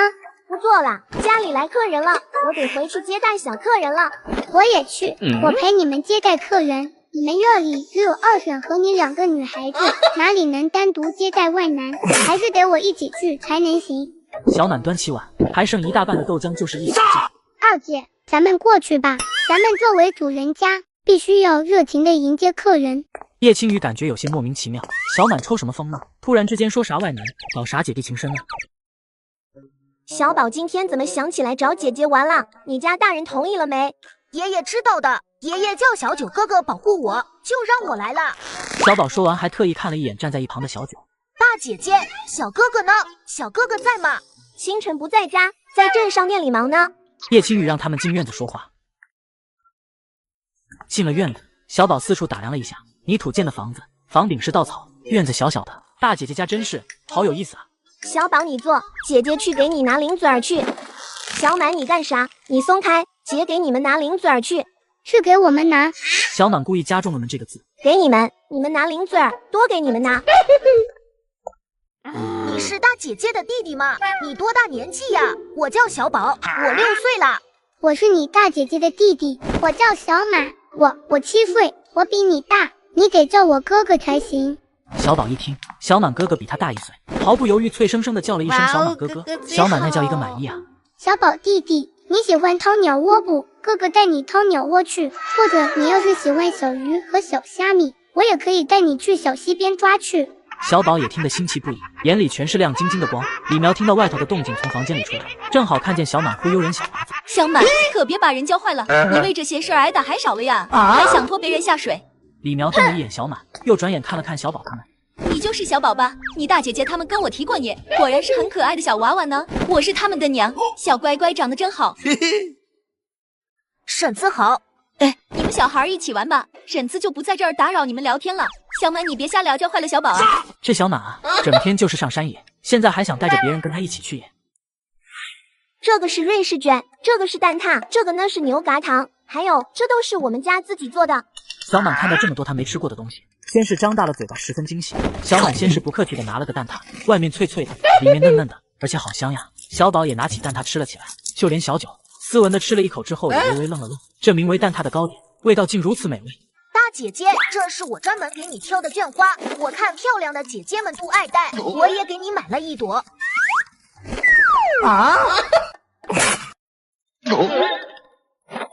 姐姐谢谢你啊，礼物我收下了，姐姐很喜欢。小宝他们也没待太久，跟叶青雨和小满玩了一会儿便要回去了，挥挥手跟众人道别离开了，只是又约好了下次还要来。小宝，交给你的事儿办得咋样了？曾祖父今天的蛋挞和瑞士卷还有，反正都好好吃呀。曾祖父让你看看你陈哥哥家里人都怎么样，你看出来了些什么吗？小宝沉思了片刻。婶婶很喜欢我，人很温柔。大姐姐给我们拿了好多吃的呀，对我特别好。还有个叫小满的哥哥，我不好意思吃东西的时候，他还专门递给我吃呢。徐远池抬眼看了一眼小九，小九点了点头，随后面上露出了一丝笑意来。这个字念王，乌昂王，念3遍。乌昂王，乌昂王，乌昂王。小满，你得念慢一点，念这么快跟外头那小黄狗叫没区别。爹，你醒了呀？二伯，你才是。话说到一半，看到自己二伯凶狠的眼神瞪了过来。你才是个有大学问的，把三哥教得这么好，要不然你也教我呗，我也想拜个状元老师。他说这话完全就是因为二叔瞪他。你不行，你三哥那样的神童我才会教，你这种的我教不了。小满这样的还得从头教他。啥是乌昂王、歌偶狗、西牙下？看你那嘴都能刮粪桶了，好好跟你二姐学，你二姐教你绰绰有余，我教你那是浪费我这么个人才。我要去把咱家的粮食挣回来，你们有没有没事做掉跟我一起去啊？爹，我跟你去呗。那我也去。出发。田老根和他儿子这会儿刚把麦子装满车上，就看到叶奇珍他们过来了。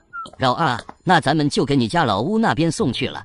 老根叔，那就麻烦你们了，到时候按之前说好的给你们家小麦收成的2成，这5亩地差不多就是1000斤，你们留200斤，继而帮我给运回去，你们再多留30斤。老二，你给我们地里2成的收成那都是够多了，我们家都是占了大便宜了，这就只是费点力气的事儿，咋还能收你30斤粮食？这力气能值啥钱？叶奇珍不管田老根咋说，都要给他30斤粮食。田老根看叶奇珍这样，心里感动不已，也没再继续争这事儿，道了好几声谢才招呼上自己儿子，两人一起推着板车上的麦子出了门去。爹，这个二伯，我咋没搞懂这啥意思呀？咋这粮食要送咱家去啊？咱家不是收了粮食的吗？爷爷还说小麦脱了粒就给你们送过去歇啊，就算不够吃，也用不着买这么多吧？要好多银钱啊！小满觉得自己二伯疯了，赚了银钱买粮食敢一次性买这么多了。那是咱家的，你小孩家问这么多干啥？等着吃干饭吃到底就行了。小满子，你背着二叔走呗，二叔昨儿喝多了。二叔啊，不是我不想背你，实在是我太矮了。这样吧，我背一半，二姐背一半，全部。叶奇真无语，这小孩真是不能随便动，就这么一句就把他分尸了。三人又去了收黄豆那家打个招呼，还是给他们运回去，多给他们30斤黄豆。叶奇真不想和他们多掰扯，多留下30斤黄豆，几人一板车，都往叶家的方向而去。叶大德，你家这是做生意发大财了，咋买这么多粮食？是啊，还有你啊，田老根，你们家一共才几亩地啊？这粮食怕是全都买干净了吧？你们这是不过了。老屋外头这会儿围了好些人，围着一车粮食叽叽喳喳。哎呀，你们别挡道了，这趟运完我还得回去再运一趟呢。还有，哎呦，叶大德，你们家这是你儿子他们在外头开的啥店？咋这么赚钱？咋买了这么些粮食？叶大德这会儿都懵了，他都不知道这是咋回事。老根啊，我们家可没说要买粮食啊，你这咋把粮食推我们家来了？这事儿等叶老二回来了，你问问就知道了。快让一下，我这扛着累呀。叶大德一听田老根提叶老二的名字，这才让开了身子，让他把粮食扛了进去。你们看，叶老二回来了。众人回头一看，这还有一车呢。哟，叶老二，你这是开店赚到大钱了，真是了不得哟！也不知赚了多少，敢这么花的。对，这是咱家地里的粮食，还有这黄豆也给收回来了。儿啊，咱们家小麦和黄豆不是都收完了吗？这咋还有这么多？叶大德惊呆了，他心中有一个猜想，王氏和他2个儿媳妇也在门口，都听到了叶奇征这句话，一时全都愣住了。老二啊，你说的意思是不是爹想的那个意思？叶大德说话的声音都在颤抖。现在老二说是他们家地里收的，莫不是？叶奇征也不啰嗦，干脆从怀里掏出了一张地契。爹，我把咱家的地买回来了。这事儿我之前不是说过吗？早晚得买回来。我以前做错了事儿，肯定是得弥补回来的。叶大德看着上面地契2撇，心里好一番激动。这地是他爷爷、他爹传下来的，他把地卖了，那是对不住列祖列宗的，以后都不知道咋去见他们。没想到，老二啊，你这咋写的我的名啊？该是您的，喜令，这的买回来了。知道您一直惦记着这地，以后还是咱家的。这边表演了一通父慈子孝、儿子改邪归正的戏码。二姐，你们咋不要粮食？以后吃啥呀？大姐是仙女，那都是喝露水的，你不懂，小煤球。滚！好。星辰，我昨天喝多了，忘了把这个给你，预言给你的。还有啊，预言要给我5000两银票，我不烧，他非要给。后来实在没办法，收了2000两。你们应该是看到了吧？我觉得咱们应该先修房、置车，然后再……爹，你等等，你说你把银票你和留言条放一块儿了，你确定没记错？不在你身上？是啊，老叶，玉儿只看到了字条，这银票你怕是放身上了吧？叶奇征看着自己媳妇的眼神，都快炸毛了。你又在乱想了，我说了在空间里就在空间里啊，你们难道没看到？是不是掉地上了？我进去看看去。为了洗清嫌疑，叶奇征进了空间，收银台上没有，电脑下面没有，地下也没有。叶奇征感觉十分迷惑，怎么可能？老叶啊，你是不是年纪大了记错了啊？我敢肯定我放空间了，这是咋回事？这2000两也不是卖东西得来的，难道空间默认这是咱们卖红薯土豆换来的？几人一听这话，我去，还真有这可能。我再找找去，实在找不到就真的可能是这么一回事儿。叶青雨心念一动，进空间。我晕。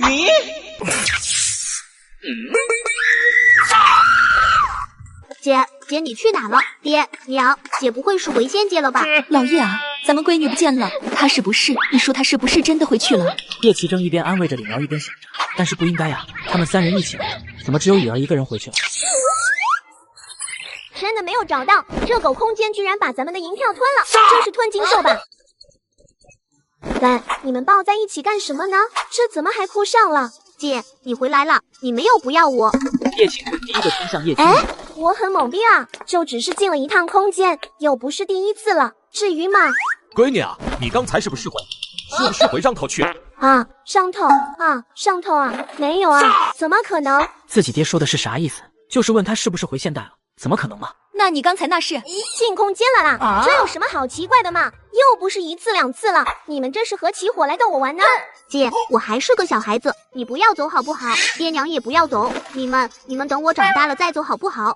爹娘不走，你姐姐也不走，这其中肯定有什么问题。晨儿乖啊，晨儿不哭，看这小脸蛋都哭成小花猫了。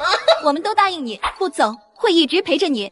这是怎么回事啊？好突然啊！我们还正想问你呢，刚才不是回去了？那你去哪儿了？空间啊，找银票去了，不过也没找到，这哪里不对嘛？进空间，怎么你人也不见了？就那样突然消失在了原地。叶青雨听完一愣，结合银票莫名其妙消失，琢磨了一番，随后眼睛一亮道：“那你进一下空间。”李苗不知他为什么要进空间，不过看闺女这样子，怕是想到了些什么，进去了空间，随即又出来。我的身体进去了没？几人都摇摇头，没变化。只有我一个人身体能进去，肯定是因为那2000两被空间用来自动升级了才不见了。如果是这样的话，那为什么是你能进去，而不是我？这银票不是我放进去的吗？应该是升级空间需要时间，而升级过后我是第一个进去的，所以这事儿又落到了我头上。2000两升级一个人身体能进空间，倒也是件好事。遇到危险的事儿还能逃生，不过就是青砖大瓦房没有了而已。当然了，进入空间的关键仍然是翻白眼。老二，我是你大伯，你起来了没？我把你哥大宝啊，你们咋来这么早？这不是不知道你们啥时候去镇上，就把瓶子带来了，到时候跟你们一起去镇上。你这还没睡醒呢？我们早上去的哇，太阳都出来了我们才出门。瓶子刚，一会儿我去喊你就成。二哥，谢谢你了。接托人去线路跟我说这事时，我还不敢相信。你放心，以后铺子里的事我都做的。做掌柜忙起来了，我就收银钱；不忙了，我就去后厨帮忙收拾，绝对不白拿你这么高的工钱。瓶子哥，你别这样说，咱们两家啥关系？这也不是外人，别着这见外的。那我们就先回去了，一会儿瓶子再过来。叶正父子俩人一走，叶奇珍看看天色，也不打算接着睡，就给老吴那边送卖腐竹的银钱去了。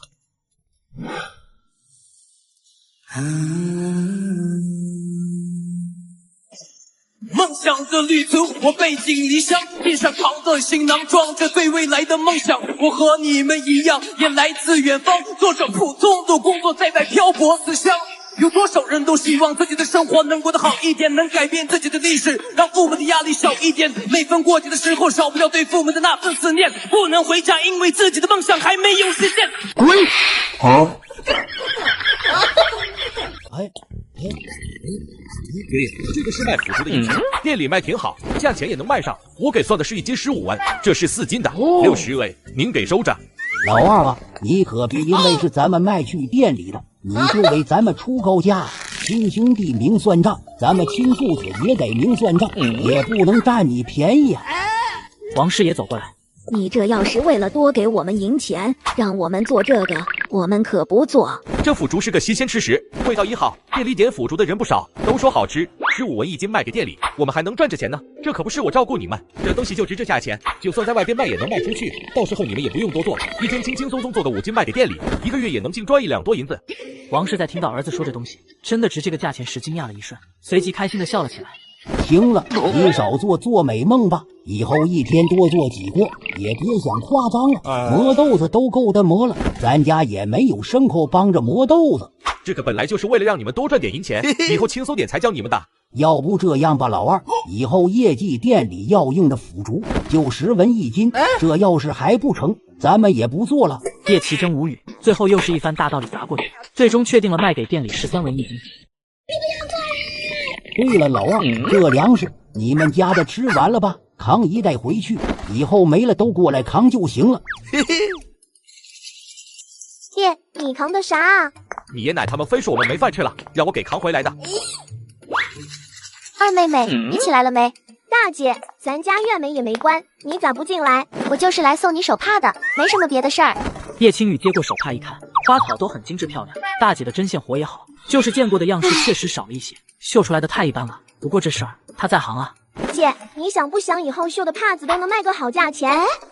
想啊，怎么会不想？只不过我也不会太多花样，卖不上好价钱。我弟可以给你画样子啊，到时候不仅可以绣手帕，还能绣别的东西。要是能绣大件，那能赚不少银子呢。三弟能画这个吗？他一个男孩子。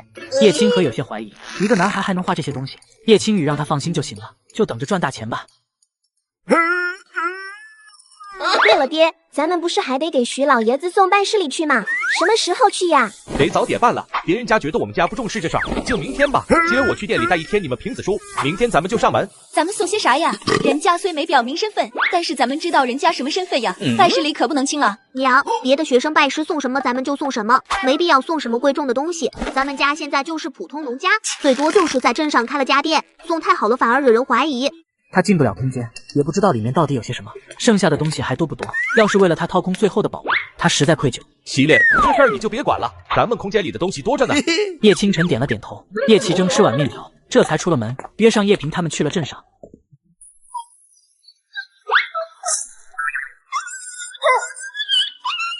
大姐在屋里不？三弟我在呢，姐姐让我画的花样子，我给你拿过来了。太美了。这要是绣好了，都能高价卖去县里了。三哥，你要不要来一下？我说小马啊，你没事跟狗过不去干什么？上一集这旺财不配合我，那你玩吧。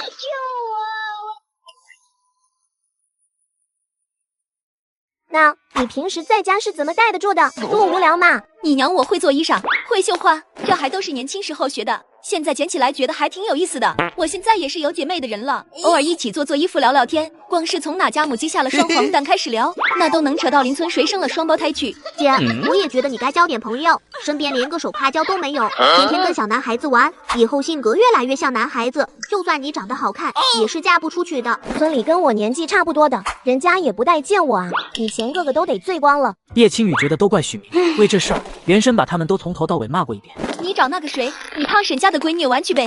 你胖婶就是上次来过咱们家那个，你娘我的姐妹之一。她闺女我倒是见过几次，跟你脾气应该合得来。你说胖妞，娘你没开玩笑吧？她那个暴脾气，可得了吧？这胖妞啊，是为数不多不喜欢许明的女孩子之一。她觉得许明瘦瘦弱弱的像个小鸡狗似的，她可瞧不上许明，觉得许明家穷，肉都吃不上。当初还嘲讽过原主，说他眼睛被屎糊了才看得上许明。苗苗啊，在家不？你胖婶儿，看你娘都有姐妹找，嘿，你没有？叶青雨无语望天，他娘是在嘲讽他吧？胖胖啊，进来坐，进来坐。哟，胖妞你也来了，来，快进来。哎，叶青雨，你在家呀？今儿咋没去你们家店里帮忙呀？今儿爹去了，店里生意也就那样，不用我去帮忙。青雨这咋才没几天不见，又长漂亮了，看这大眼睛翘鼻子。苗苗啊，你闺女啊，像你。今儿咋胖妞也来了？那正好，让她领着雨儿一起出去玩去，正好说着无聊呢。胖妞看了一眼叶青雨，你出去玩不？我要去村东头小溪里抓小鱼去，那里树多，溪水也凉快，还能玩水。胖妞你等会儿，我去拿点零食装兜里，咱边玩边吃。二姐，你咋来了？叶青雨闻声望去，看到小满和他那两个小兄弟正冲他挥手呢。来玩水，跟你胖妞姐一起来的。胖妞，哎，叶青雨你咋也来了？小花看到了一旁的叶青雨，瞬间脸就沉了下来。小花看不惯叶青雨，叶青雨也看不上小花，有一次还打起来过，战况十分惨烈。胖妞，你咋还不过来？你跟叶青雨站一块干啥呢？叶青雨，算了，我们俩玩吧，我不过去了。你去跟小花玩吧，我去跟小满他们玩去。没事，说好了，跟你玩就跟你玩，我去跟小花说一声。二姐，咱们要准备烤鱼吃了，一会儿你也一起吃我们的哈。叶青雨往里一瞅，20几条小鱼，虾米倒是挺多。这咋烤？虾米也烤，放在石头板子上面烤。青雨姐姐，你一会儿跟我们一起吃，你一个人可以吃一半。狗娃子笑嘻嘻的看着叶青雨道：“叶青雨，喏，这桶里的鱼虾给你，我说过了要给你，那肯定就都给你。这小鱼小虾烤着吃不方便，得炒着吃才好吃。炒着吃多浪费油啊，烤着吃不用油的。这样吧，不在我家吃，我们就在外头吃，一会儿就在石板上烤。但是我得回家给拿点油和调料去，肯定不会很多，你们别担心哈。”小满几人开始清理鱼虾，叶青雨独自回家去了。二姐，能吃了不？好香呀！小满吸了吸口水，以前咋没觉得小虾米这么香呢？还得等会儿的。这边香味传出去，在小溪里玩耍的另外几人都顺着风闻到了，这咋这么香？你们这是在整啥呢？咋味这么香？就是小鱼小虾呗，你们又不是不知道呀。你们用油了呀？还有那啥，那是啥调料？小男娃看到了石板上的东西，眼睛一亮。你们能不能？不能，这是叶青雨的，油和调料也是他带来的，你们不能吃。几人一听是叶青雨的，瞬间住了嘴，谁敢在他手里要东西？一会儿我们烤完了，你们可以用这个石头板子。叶青雨，以后有啥事儿找我们兄弟几个，我们肯定帮忙。对，我们肯定帮忙。开吃。吃满足了的几人打道回府，走到一处田边，几人嘻嘻哈哈的说笑着。叶青雨没看着脚下的路，身子一歪，脚插进了稻田里。卧槽，娘嘞！小龙虾，你们想赚银钱不？一会儿吃完午饭，想赚钱的就在我家集合，去我家田里抓去。那你看看这是啥？嘿嘿嘿呀，这不是小龙虾吗？这个朝代怎么就有小龙虾了？这小龙虾在现代引入他们国家才100年不到吗？咋这古代就有了？咱们这是架空时代，本来就是原作者编出来的，有这玩意儿也不能算奇怪。但是这玩意儿是今年才出现的，我觉得是狗老天把咱们一家人折腾这么惨，良心不安给咱们送来的。你爹上次还跟我嘀咕呢，说这个季节就该吃小龙虾和冰啤酒。行了，先吃饭，一会儿我跟你一起抓小龙虾去，晚上整一顿，给你爹个惊喜。不用，吃完饭胖妞和小满几个都会跟我一起去。我想着让他们帮忙抓，到时候咱们家收，带到店里去卖，咱们店里招牌菜那又能多一个。姐，你们在说什么呀？这个在咱们那里叫小龙虾，特别好吃。不过这个笼子在这儿还是别用了，还得重新想个名字。叶清晨嫌弃的撇了撇嘴，小龙虾别名红螯虾，以后叫红螯虾就行。晴雨啊，你们咋来这边了？还拎着水桶干啥？最近田里出现了害虫，村里有水田的人家心里急得不行，天天都出来抓这玩意儿。爷爷，我们来抓红螯虾的，哎，就是您桶里这种。爷爷您回去休息吧，我们抓就行了，放心，保证不会碰到田里的水稻。爷爷对你们有啥不放心的？就是小满啊，你们几个小的注意点就行，别摔田里了。你们听我说，我想拿着红螯虾去我们家店里卖去，做这道菜麻烦，光是洗红螯虾就费劲，调料也得用不老少，所以这红螯虾在店里会卖的贵一点。你们抓到的红螯虾也都可以卖给我，15文一斤，你们有多少我就能收多少。还有你们家里爹娘啊啥的，以后抓到了也不要扔了，都可以卖给我。叶青雨话刚落下，几人就长大了嘴，这丑玩意儿15文一斤，肯定卖啊，谁不卖谁傻子。今天差不多了，咱们该回去了。胖妞他们一听，加快了手下的动作，赶紧多扒拉出来几只虾才好，这都是银子嘛。那你给我们称一下红螯虾呗，我好给他们算银钱。你们抓了一下午，居然抓了这么多。李苗拿出了称，这才看到大大小小的桶里装了好些虾。嚯，雨儿啊，这是你们俩姐弟一起抓的吧？居然有9斤，去了桶的重量也得有7、8斤了吧？真是厉害呀！胖妞，来。胖妞也厉害，加上桶4斤6两。李苗问过叶青雨，他跟人说的多少钱收红螯虾？叶青雨回答过后，他掐着指头算了算道：15文1斤，3斤1两，46文吧，就算47文。雨儿，你去屋里拿些铜板出来。李苗又称了狗娃子的虾，去掉桶有3斤3两，49文半，给了他50文。狗娃子接过铜板，差点就哭了，50文了。他爹在外头干苦力扛东西，一天才20几文钱。铁柱子也拿了48文。接过钱的手都在微微颤抖，他赚到钱了，还这么多，而且接下来还能继续赚。小满，你把桶给我。咱们还算这些干啥？你们晚上做了，肯定也要给咱们送过去。我卖给你们的虾，你们又做好了送过我们吃，哪有这个道理？他要是收了银子，又吃人家东西，那叫不要脸。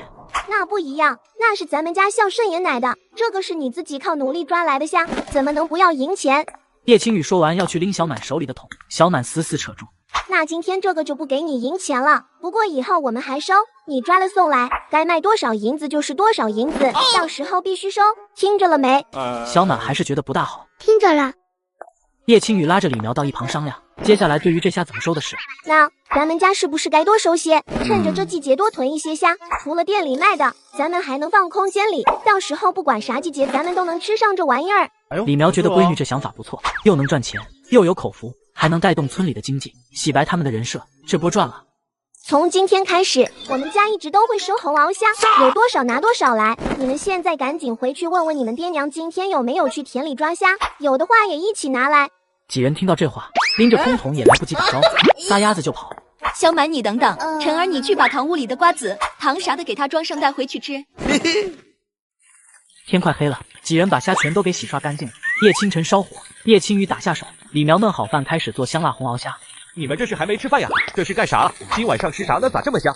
爹，今儿咱们家吃小龙虾，不过现在叫红螯虾了，你以后也得记住别叫错了。叶奇珍一听，啥？小龙虾？叶青雨对自己爹惊喜又有些疑惑的神情，跟他解释了一遍今天的事，又说了他们决定收红螯虾的事儿。这几张头脑死了你爹我，真是不放过任何能赚钱的机会啊！红螯虾出锅，里面除了红彤彤的虾，还有黄瓜条，香气传出。叶奇珍忍不住伸手拿了一只。晨儿，你吃第一个，你从来没吃过，让你先尝尝味道。叶奇珍把肉喂进叶清晨嘴里，叶清晨嚼了几下，脸上忍不住露出满足的笑来。老爷，这盆你端去老屋去。叶奇珍得到指示，笑呵呵答应了一声，端着盆去了老屋那边。第一娘，我给你们送好东西来了。老二啊，咋又送东西来了？你们可别有啥东西都往这边送，我们吃着你送的肉，你们这咋还老是送别的来？黄螯虾，你们尝尝，咱们店里要推出这道菜了。二叔，这是啥？咋长这个样子？哎，这个玩意儿咋跟田里的害虫长得一样？不过壳的颜色不一样。这就是田里长的，叫红螯虾，流吹，而且特别好吃。叶奇征见他们不信，给他们包了2个。俩老人不习惯这种轻易的举动，还偏了偏头。这玩意儿绝顶美味啊，肯定能大赚一笔，而且在村里收购，解决了大家的烦恼，让大家有了收入，以后也不会有那么多人在背后议论他们了，大好事啊！娘，我弟拜的是教学问的老师，不是教武功的。您拿把亮铮铮的菜刀啥意思啊？你懂个啥？这叫里多人不怪。这些东西虽然看起来杂了点，可是用起来哪样不舒服？咱们拿东西都是有技巧的，看起来显得不那么贵重，却又都比较新奇，这谁不喜欢？今天是要为叶倾城拜师去。叶奇征和李苗忙忙叨叨的，手里不停地包装着各种东西，想到啥了就让叶青雨进去拿啥，这是进去10几趟了。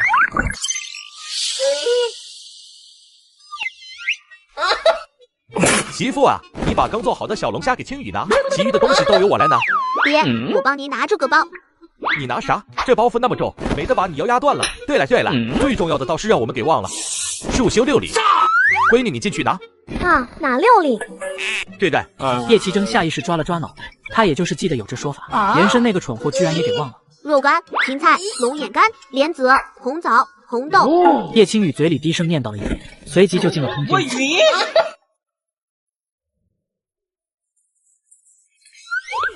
老二啊，你们这是要去干啥？你这是个啥形象？晨儿今天拜师，得送拜师礼去，别您吃真的。叶大德一听，这才恍然大悟，他倒是忘了这事。你们去吧，别耽误时辰了。来到镇上，经过了3条街1条胡同，才终于跟着叶倾城到了徐府门口的小厮。见到叶倾城，热情地跟他见了礼，也没有往里通报，就让几人进了府。叶小公子的仆从倒是有一把子力气。沈阳啊，你在徐府这么有面子，这大户人家不都是规矩众多吗？神童难寻，乖巧听话性子好的神童更是难寻。叶奇征点了点头，是这个道理。他儿子这种人确实难寻。叶公子，您来了，老太爷这2天都念叨着您呢。哎呦，这是老管家看到叶倾城，没想到又看到了一个相貌出众的姑娘和一个打扮十分怪异的中年男人。这个是我爹，这个是我姐姐。爹，姐姐，这位是徐府老管家，也姓徐。徐老管家一听是叶倾城的家里，立刻就请几人进去。徐老先生，鄙人是叶倾城父亲，姓叶名奇征，感谢先生对我儿的厚爱，今日是专门带儿子来拜师的。小女叶青雨，今日冒昧前来打扰，是想给小宝弟弟送回礼。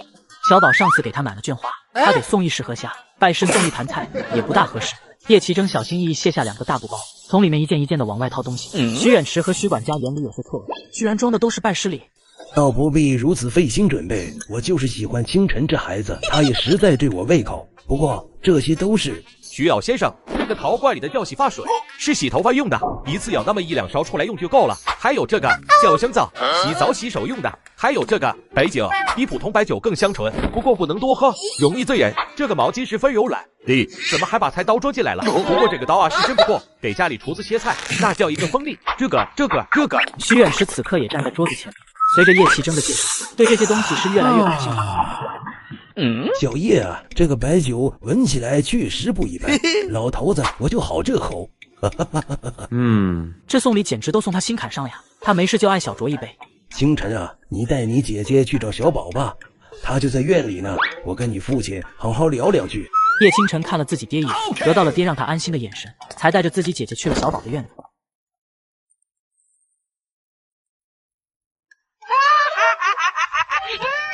大姐姐，你来！小哥，师爷爷，你们来找我玩的吗？小宝，你还是叫我哥哥吧，叫我倾城哥哥就行。师爷爷有些显老。小宝挠了挠头，有些为难。可是你是我曾祖父的徒弟呀，曾祖父的徒弟不就是师爷爷吗？回头看了看小九哥哥，他在笑什么？我们各论各的，以后还是叫我哥哥。滚！行吧，哥哥。我们也给你们带了吃的，当，红螯虾，这盘是香辣的，这盘是蒜蓉的，不过得让厨房给热一下才能吃。小宝闻到香味了，忍不住想伸出舌头舔一舔。小鹿，按青雨姑娘的吩咐，把这个红螯虾，把红螯虾拿去厨房热热。小宝今日乖不乖呀？爷爷你来了呀！我很乖的，不信问小九哥哥。小九啊，这段时间真的麻烦你了。还有你啊，小宝，都跟你说了，小九叔，小九叔，你还没大没小叫哥哥。哎，你们俩什么时候来的呀？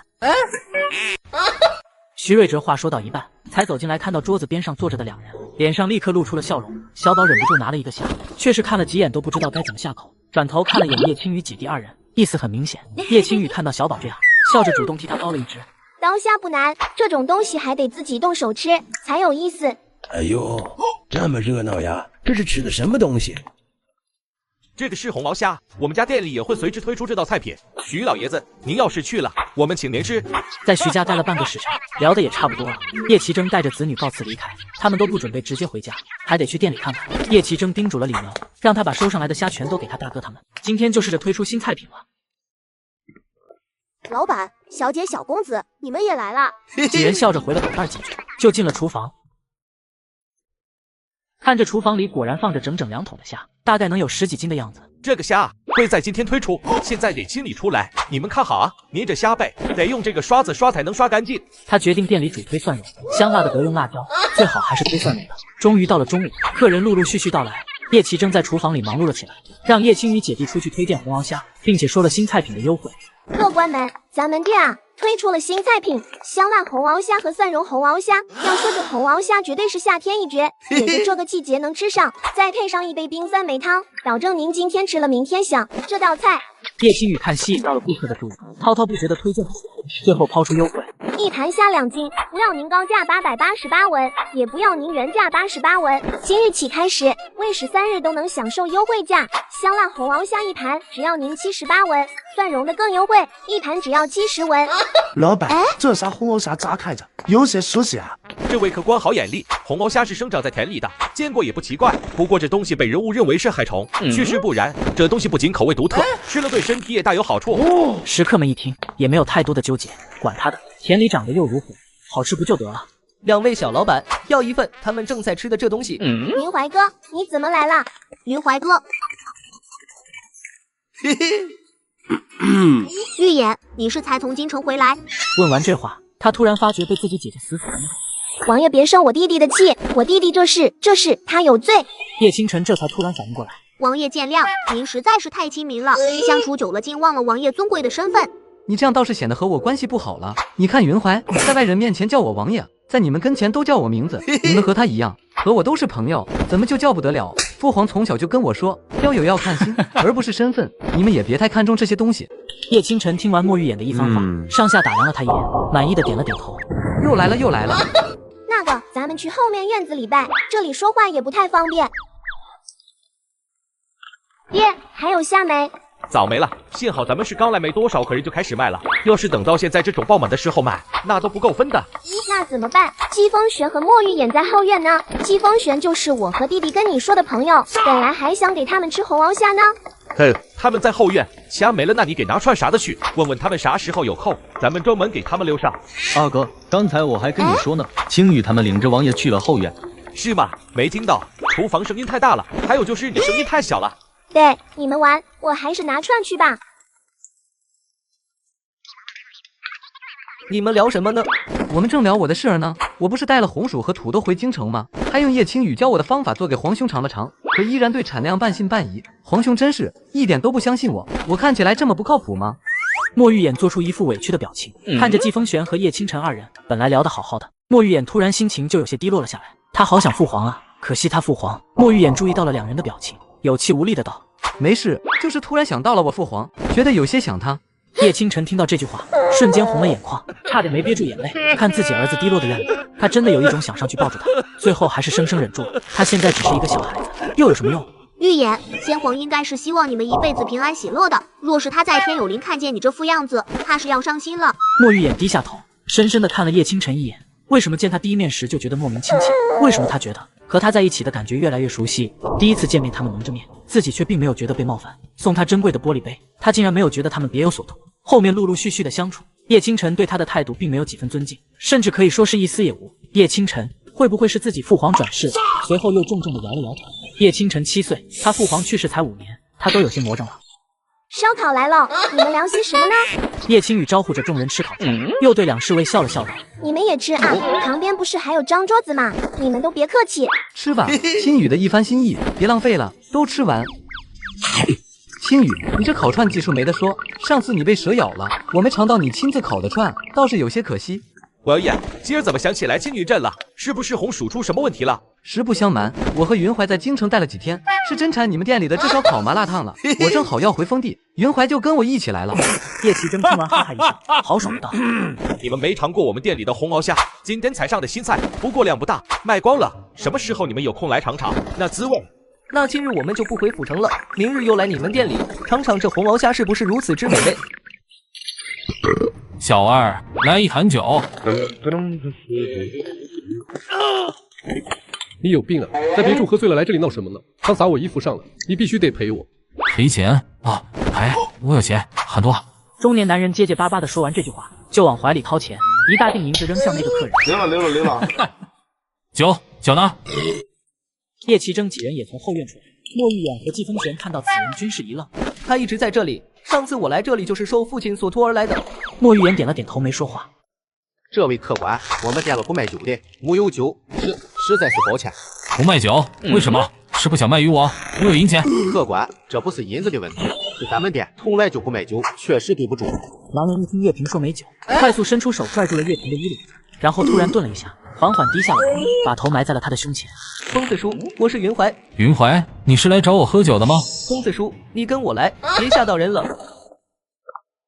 都别怕，他不会伤人的，就是看起来壮实了点，喝醉了酒，耍耍酒疯，正常。叶奇征见众人没有发难，赶忙承诺店内客人结账一律打6折。今天大家都受惊了，一人100文押金费，凭此哥第一个站出来，下个也最惨，就给200万。没事了，虚惊一场，我去后院看看。云怀，咱们换一家店喝，这家店的酒也是兑过水的，比前几家兑的还多。不行，没意思。季公子，这人没事吧？伯父不必客气，叫我云怀就好。这是我父亲的老友，也算是我一位长辈。今日之事，我替他向你们道歉了。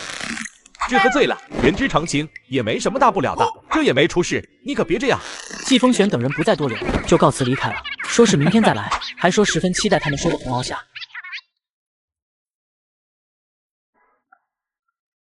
你们咋天都黑了才回来？是发生啥事儿了？叶奇征想了想也没隐瞒，只说有人喝多了耽误点事，不那么危险。李苗听了这话，点点头，领着几人去看今日收来的虾。收虾的消息一放出去，村里的人那都拎来售卖，除了许健和周氏的，今日虾子得有200多斤了吧？媳妇啊，这是有啥事儿啊？原主的侄子，也就是现在我的侄子，这不是没2天就要成亲了吗？叶奇征几人一听也突然想起这事，差点都没记起来，那表情比李苗还丑。第二日一早，一行人浩浩荡荡去了店里，推车上装了180多斤虾，还有几筐腐竹。光是洗这100多斤的虾就够他们洗了，其他菜品也备好，客人也差不多陆陆续续的来了。小清晨，哥哥来了，快给哥哥上一份红螯虾。他们今日来得早，早上起床就赶紧过来了。叶清晨这边给人点完菜，直接带着季风玄2人进了后院。伯父，这虾有15斤吧？还有这烧烤、麻辣烫和小吃，是不是太多了点？叶奇征连忙摆手，季风玄和莫玉眼没办法拒绝。送走了莫玉眼，想了想还是回家吧，娘一个人在家收虾也挺麻烦的。聊着天走在回家的路上，却没想到迎面碰见了许明。这人这会儿才去学堂，走路都憋不住笑，笑起来越来越猥琐了。现在看起来更像是一个极品反派。叶青雨和叶清晨心中暗叹一句猥琐，然后对视了一眼，觉出了不对劲来。弟呀，你说这许明是怎么回事？叶清晨用手摸了摸下巴，思考了一会儿。姐，你记得小本本上面许明这会儿有没有遇到什么机遇？叶青雨想了想，他记得好像近期许明没有什么机遇吧，是自己记错了。带着疑惑，两姐弟快速的回了家。院子里的老老少少看着叶青雨姐弟回来了，都纷纷热情打着招呼。青雨丫头是越来越俊了，看着小脸蛋子，哎呦，真是让人看着都喜欢。清晨这也是，身上长肉了，看起来就跟福娃娃似的。啧啧，以后长大了可不得了哟。青雨丫头这都快13了吧，应亲了吗？我家侄子今年14，长得那是一什么人才，大高个儿，家里是杀猪的，日子好过。行了行了，当着孩子的面说这些干啥？还卖不卖虾了？王氏又这样说，只是这话题都引到这里来了，妇女们的八卦之火开始熊熊燃烧。哎，你们听说了吗？咱们村的童生和那周寡妇闺女的事儿。哎呦，咋没听说？跑小树林里幽会呢？真是小小年纪不学好，还童生呢！嘿，不要脸！叶青雨姐弟一边帮着李苗收下，一边听着院里众人的八卦，这才知道之前那事儿被人满村转。张敏哭着让许明去他家提亲，结果许明回去一说这事儿，许健却是不知为何没答应。后来张敏娘看自己闺女都在家闹自杀了，没了办法，去许健家亲自谈了这事儿。两人关着门在屋里谈了一下午，许健这才松口，也不知周氏跟他说了些什么。两人很快就要定亲了，这两家人真是挺有意思的。瞎说完了，叶青雨进了他房间，把小本本拿了出来，往后翻了2页。叶青雨忽然看到一段话。许明于9月遇见一疯癫高人被赶出酒楼，还一直嚷嚷着要喝酒。他见这人虽武力高强，却是有智力缺陷，便灵机一动，冒着被痛殴的风险买了一壶酒给那人。等那人喝完酒，许明趁机长叹一声，便开始诉起心中的苦。他哭着说有人欺他惹他，还对他的心上人动手打骂，最后试探着说让他帮忙把叶青雨从村里带走，他的心上人才不会被这恶毒的女人害死。也不知是哪句话打动了那人，那人答应了。姐，这不是9月份的事吗？难道是提前了？也不一定，这里面的时间几乎都是我大概算出来的，可能是算错了。这可难办了，也不知道具体是哪天，具体是哪时。姐，你说那人疯疯癫癫爱喝酒，还是个高人？叶青雨听弟弟这么一问，接着也像是想到了什么，冲着天空豪迈的大笑3声。你跟我是想的一样不？昨日那人不就是个高人吗？疯疯癫癫爱喝酒。许明，你运气真的不错，主角光环也确实强大，但是没办法，你偏偏就是遇到我们了。晚间，叶奇珍回了家，叶青雨组织大家开了一场会议，主题就是许明。本来想着他走他的独木桥，我们过我们的阳关道，结果没想到这人心思还是这么歹毒。既然如此，这次我们一定要狠狠地收拾他。好好的日子不过非要做死事吧，真当我们家好欺负了。还真是没想到啊，这许明挺会整啊。K 啊，你认识那疯子不？我看一眼都认识。没见过，估计是我那啥后预演才认识的。那这事儿明天还得跟云怀他们商量商量，毕竟关系到那个疯子。几人商量好明天的事儿，就各自回房间休息了。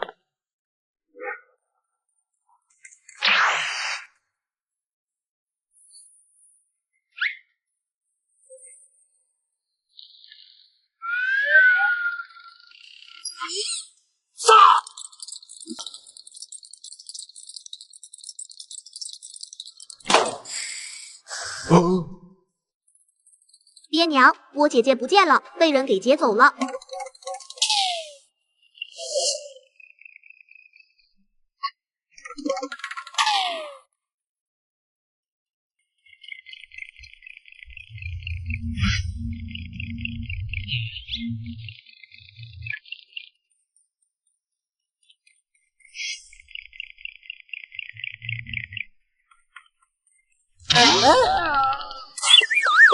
老叶，你没有事吧？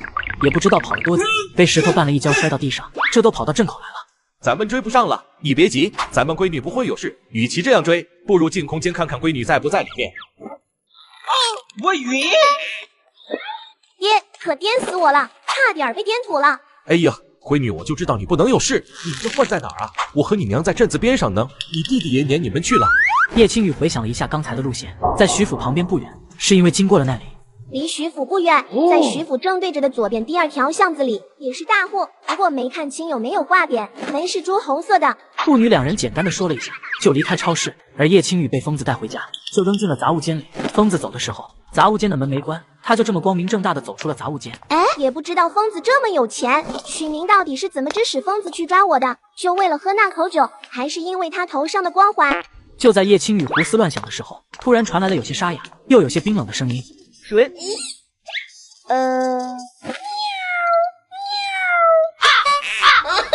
是哪只小野猫？大夏天的还在叫春。叶青雨听到屋里又传来了说话的声音，神经十分紧绷。不对，这声音怎么这么熟悉啊？气毛毛，小姑娘大半夜的不是叫，怎么跑这里来了？叶青雨瞬间松了口大气。看到季风玄，瞬间充满安全感。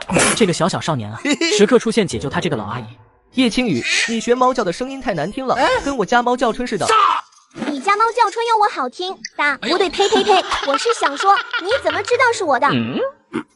你学猫叫就学猫叫吧，你别叫那么悠扬婉转。进来说吧。行啊，正好有些口渴，有水吗？他不怕季风玄会对他做些什么，不知道为什么，就是莫名信任他。你怎么大半夜的在这里晃悠？怎么进来的？还不是你！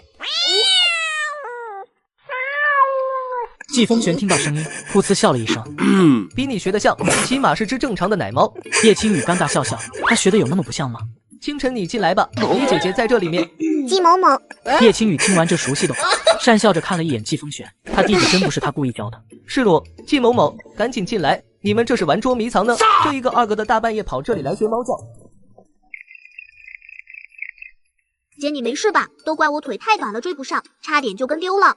弟，你脚丫子疼不疼？这一路跑来肯定落到了，你给姐看看。我没事不疼。姐，你怎么在云怀哥哥房间里？我这找了一圈就看到这间屋子里有亮光。弟呀，姐没事，疯子就是把我扛进来，然后看我不是那谁谁什么的，我也不懂，反正就是没管我，连我一根头发都没伤到。季风玄看姐弟俩说话一个比一个急，说的被疯子扛进来是什么意思？是他理解的那个意思。今儿在回家路上，被村里的许明英狠狠瞪了一眼，像是要对我做些什么似的。这晚上又被疯子从家里扛来了这里，真是倒霉的一天。果然，季风玄听完眼神就变了，陷入了沉思。疯子叔虽然有点疯癫，但也不会做无故伤人或者跑人家里劫人的事。明日我问问疯子叔，他虽然疯癫，但是有时候却是清醒的。据我对他的了解，这种事儿他不会干，其中肯定有缘由。不过这事儿他确实……你疯子叔神志不清，肯定被人利用了。这事儿我也不怪他，况且他也没真的伤害我。季风玄看这都大半夜了，回去也不方便，让二人就住在这里。叶青雨听完摆了摆手，表示不用，说他爹娘看他丢了肯定追来了。几人走到大门口，季风玄因着想为什么清晨能追到这里来。疯子叔的武功可不弱，特别还是这么一个短腿小。你家人都是猫成精了。叶青雨姐弟此刻都不太好意思说话，他们一家套路为什么都一样？真的不能有新想法吗？进来吧，伯父伯母。叶奇珍和李苗蹲在墙角，正偷偷的朝着这边望呢，又听到有人叫他们。季某某，是罗，伯父，我是季风玄。季风玄今晚很多次无语至极，他的名字这么难说出口。哎呀，云怀呀，可吓死人了！你咋知道是我们？是不是遇见我闺女和儿子了？他们在里面呢。伯父伯母，今天天色已晚，你们就在这里休息一晚吧。那就麻烦你了，今晚确实不太好回去，这里离业绩也不算近，摸黑过去也麻烦。季风玄领着几人去了客房，路上对叶奇珍和李苗又是好一番道歉，表示自己疯子叔吓到他们了。叶奇珍和李苗听完说这事不怪疯子，让他不要放在心上。他们虽然知道闺女不会有事，但是多多少少还是有些担心。疯子叔，您这是闹哪样呢？被蜜蜂蛰了，你叔叔被蜜蜂蛰了。疯子叔，昨天晚上你扛回家的小姑娘是我朋友，人家家里人都追来了，你看你做的好事怎么办？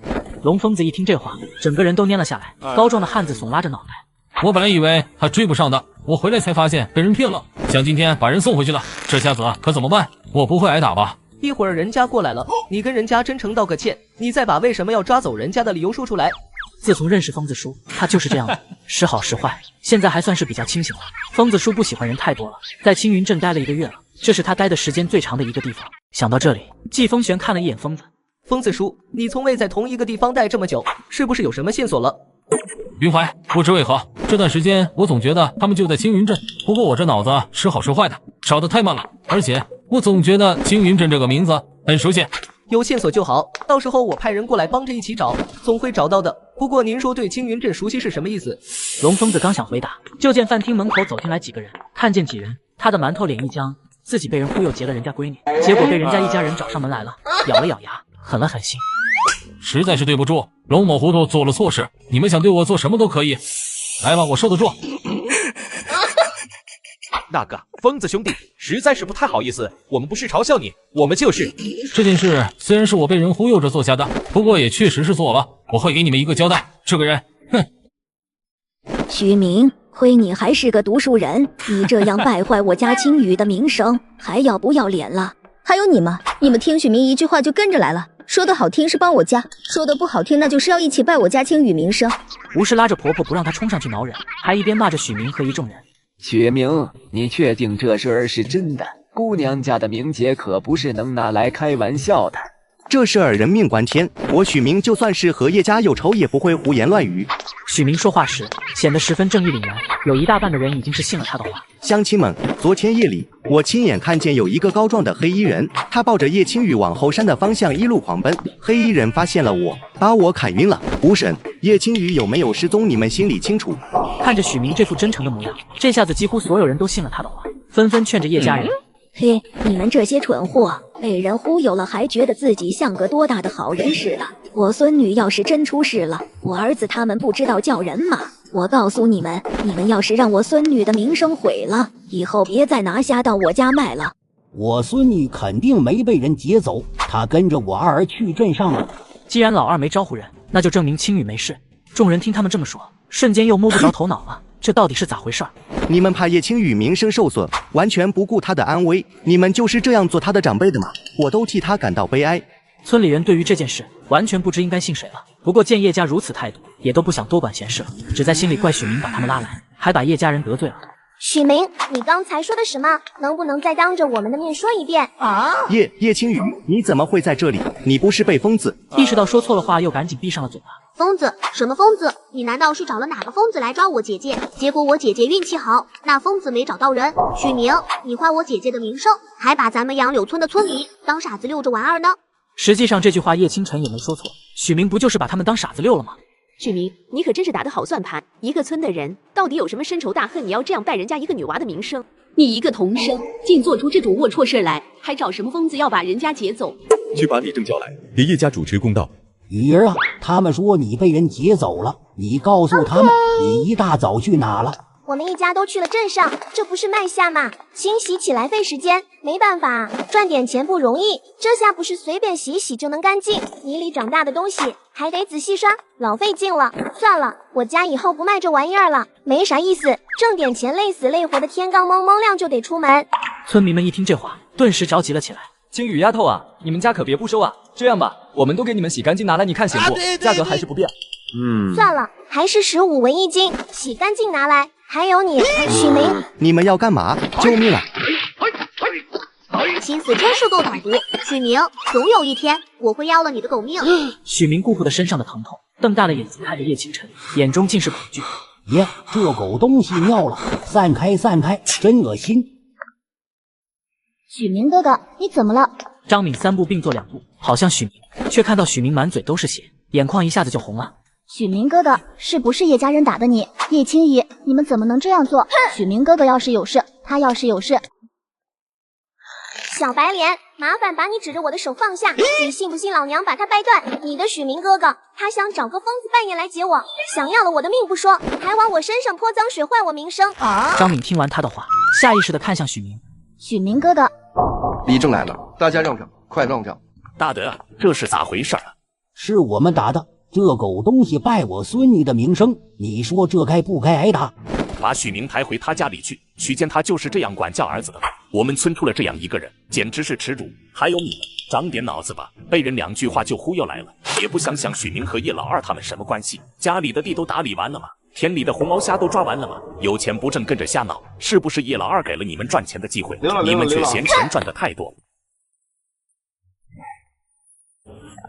许健在地里除草，莫名其妙被人喊到李正家里，还被李正狠狠训了一顿。回到家，本想给他儿子叫个大夫来瞧瞧，却又想到答应周氏定亲里。许健犹豫地看了眼自己儿子，应该不会有大问题。许健在家里仇恨着世道的不公，期盼着他有一天能咸鱼翻身，压在叶家头上、李正头上、所有人头上。青雨啊，这事儿到底咋回事啊？许明真让人劫你了，还有你爹呢？我爹在店里没有回来，跟大伯三叔在店里忙活呢，没有人劫我。估计是许明嘴快说错话了，嘴里冒个什么疯子出来，我就是顺着他的话胡诌的。那这事儿也是真巧了，今天许明来闹事，你们恰好一大早就不在了，院门也没关。要不是你奶提起，要是有事你爹娘他们肯定会喊人帮忙，我都以为你真被人急了。行了，反正许明没啥大事，你们大爷爷也会警告许健，他不敢来找咱们的麻烦。做腐竹抓虾去。王氏手一挥，不管发生了啥事儿，都没有赚钱重要。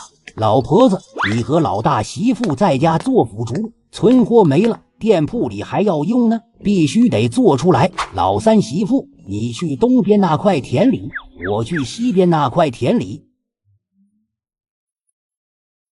第2日一早，叶奇争起了床就往许明家去了。昨天许明来找麻烦，虽然被他们一家子揍了，但是其中却没他的事儿。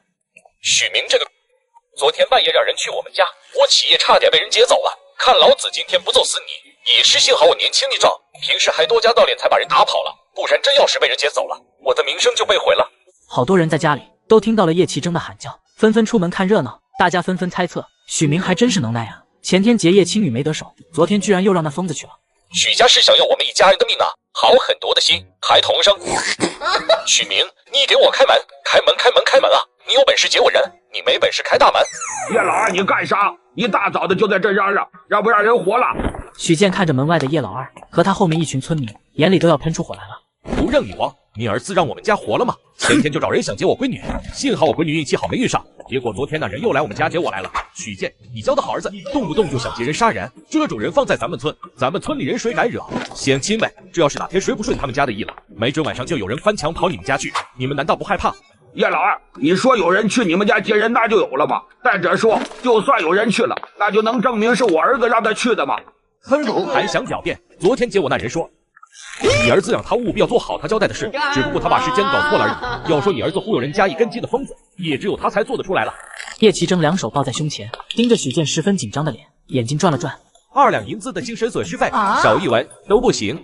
当初许健跟他们要汤药费，现在他就问他要精神损失费，2两银子绝对算是割他肉了。你们爹一个人是去哪里了？这会儿能有啥事儿？不用想，肯定去许家了。我爹那性子你还不清楚，我差点就完蛋在许明手里了，他肯定割肉去了。割肉？这跟割肉有啥关系？割许明家的肉，找他们要钱去了。他们这种人打一顿是没用的，他们皮厚。不知道为什么，自从他们穿来古代以后，就像是解开了封印一般，老是用武力解决问题。娘，我准备要去镇上找师傅去了。你要不然等等吧，等会儿跟大伯他们一起去镇上，再让大伯或者是三叔送你去徐府。叶青雨听弟弟说要去徐府，想了想进了空间。我晕。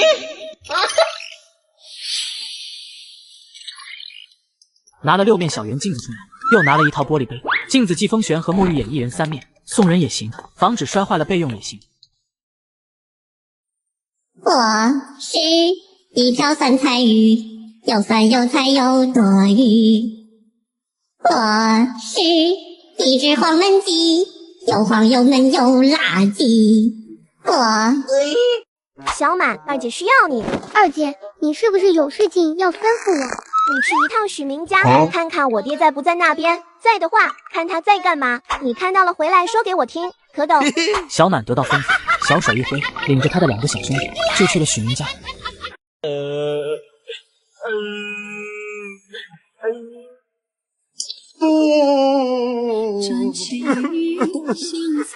没有你们怎么活啊？这子！支付宝到账1万元。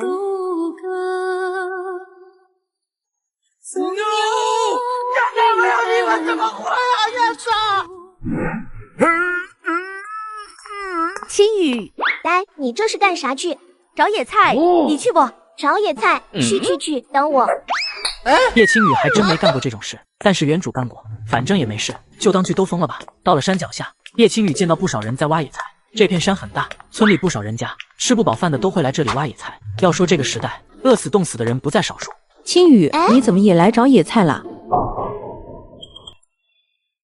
青雨，你怎么也来找野菜了？张寡妇10几年之前带着她的儿子落户到他们村的。寡妇门前是非多，刚在杨柳村安家之初，村里不少男人就看上了她这张脸。别的不提，就光是许健，天天纠缠着她。后来硬是被她的小女儿张氏独自带着她在村子边缘建起了一座小屋，平时也不怎么出门与其他人多走动。青雨啊，这边野菜太少了，咱们要不然再往里面走走。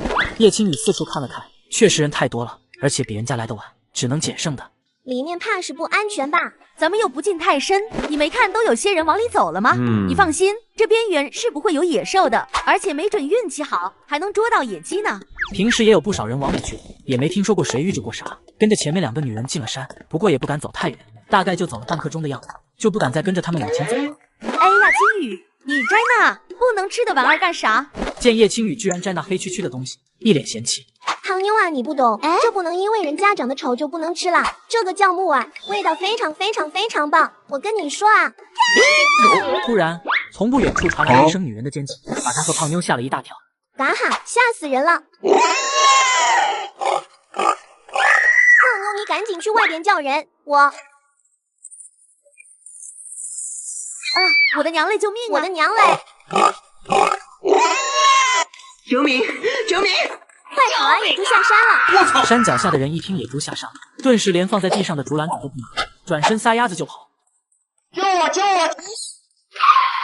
胖妞，你先跑，你快去村里喊人，你别管我，快跑！胖妞见叶青雨往回跑，一边哭一边咬咬牙也跟着。刘氏此时感受着从腿上传来的剧痛和心中的恐惧。青雨啊，救救我！叶青雨也不墨迹，快速伸手扶起了刘氏，他的一半重量都压在了叶青雨身上。刘氏看着叶青雨咬着牙坚持，眼泪不停地往下掉。青雨，你赶紧跑，我蹦不动了。你是个心地善良的好娃子，婶子下去了肯定保佑你。你别说话了，哎，快走！胖妞哭着跑过来，抬起刘氏另一只胳膊，边哭边带着叶青雨一起架着刘氏往前艰难地冲。身后传来了野猪愤怒的咆哮，树叶哗啦啦的响动，也好似离他们越来越近。他可以进空间，但是胖妞不能。胖妞是为了他才跟进来的，他放弃刘氏可能会受到自己良心的谴责，可若是连累胖妞，他就真的是没良心。胖妞，我叶青雨，你这是谁？你们赶紧先走。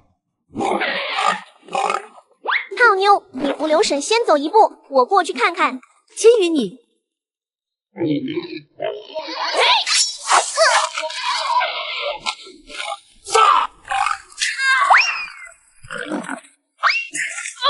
叶青雨，你赶紧跑！叶青雨焦急地看了眼张氏，又看了眼愤怒的野猪，狠了狠心，快速捡起掉地上的镰刀。我的个！打死你个龟孙儿！看不见最危险！趁你病要你命！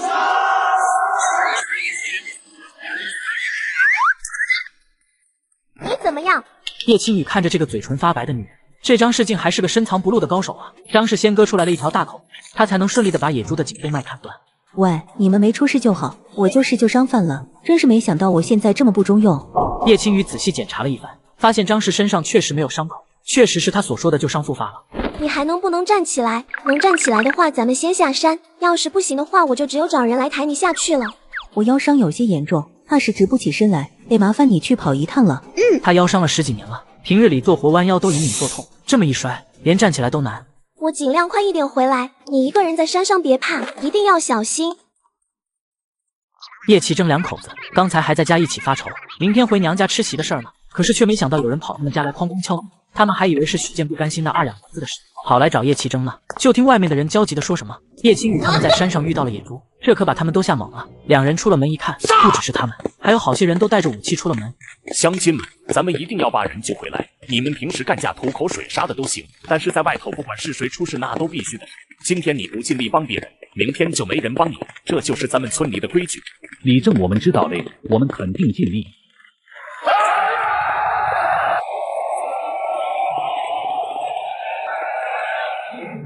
老二你别着急，青雨肯定没事儿。凭咱们这么多人，咋可能干不过一头野猪？抽啊！爹，抽人！31。叶奇争想再次大吼一声稳稳自己的心神，可咋还听到啥熟悉的声音了？闺女，是不是你？我是你爹。是我爹，你亲闺女。是我闺女，这声音洪亮，一听就是没被猪狗。大家别放松的太早了，这野猪不定还在哪儿呢，赶紧去山上把人都接下来最要紧。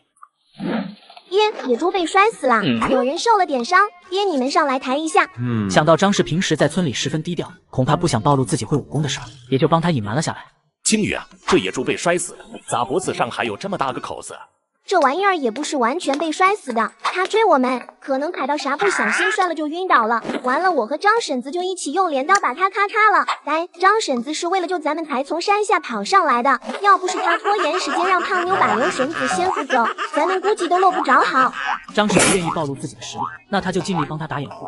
张姐啊，我实在是太感谢你了呀！以后你就是我姐了。你今儿救了我闺女，咱们必须得认个姐妹啊！这都是小事儿，要不是青雨在我跑的时候拉了一把，估计我也跑不掉。叶青雨瞎扯，他也可以，反正就他俩知道。张氏，你这事儿做的十分不错，咱们村的人就是该有你这种无私奉献的精神。你们觉得呢？村民们连连点头附和，说对对对，是是是，李正您说的没错。反正知道李正又在宣扬他们村的规矩，习惯了。行了，知道就好。来几个人帮他们把这野猪抬下山去。这野猪是张氏和叶青雨砍死的，所以叶正话没说完，留了一半。可是所有人都懂他的意思，都表示这头猪没他们的事，他们就是帮忙的。我饮酒老皮灯，我饮烈酒老皮灯，几人醉我几人疯。下了山，李正正要领着众人回村。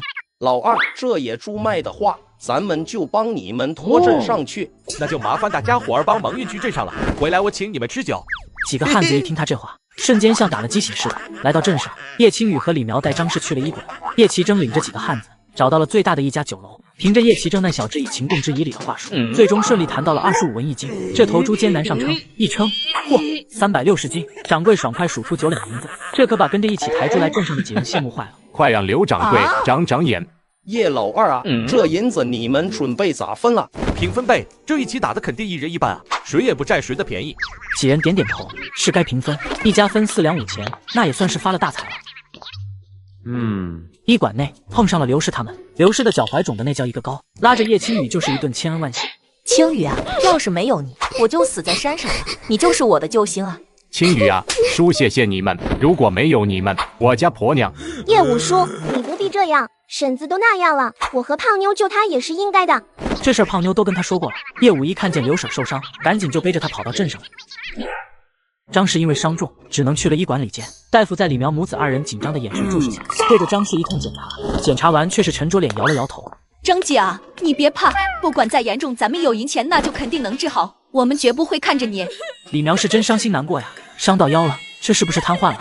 他这也不算太严重，按时上药，养几天就能好。不过以后不要干太重的活。你摇头啥意思啊？这不是让人误会吗？您这大夫可真是……李苗叉着个腰，显得有一点生气。这来不来的先摇个头，要是那胆子小的都能吓晕过去。我这是感慨，他这腰伤是一辈子都好不了的，以后干不了重活。这农民干不了重活，不就是顶顶严重事儿了吗？那就麻烦大夫给开药了，开好些的药。先让他躺会儿，我去开药。先生一次要再走。张氏看着李苗母女的样子，忍不住笑了笑。这么多年了，除了自己儿子，还真没人这么真心的关心过他。不过想到儿子，也不知道他最近怎么样。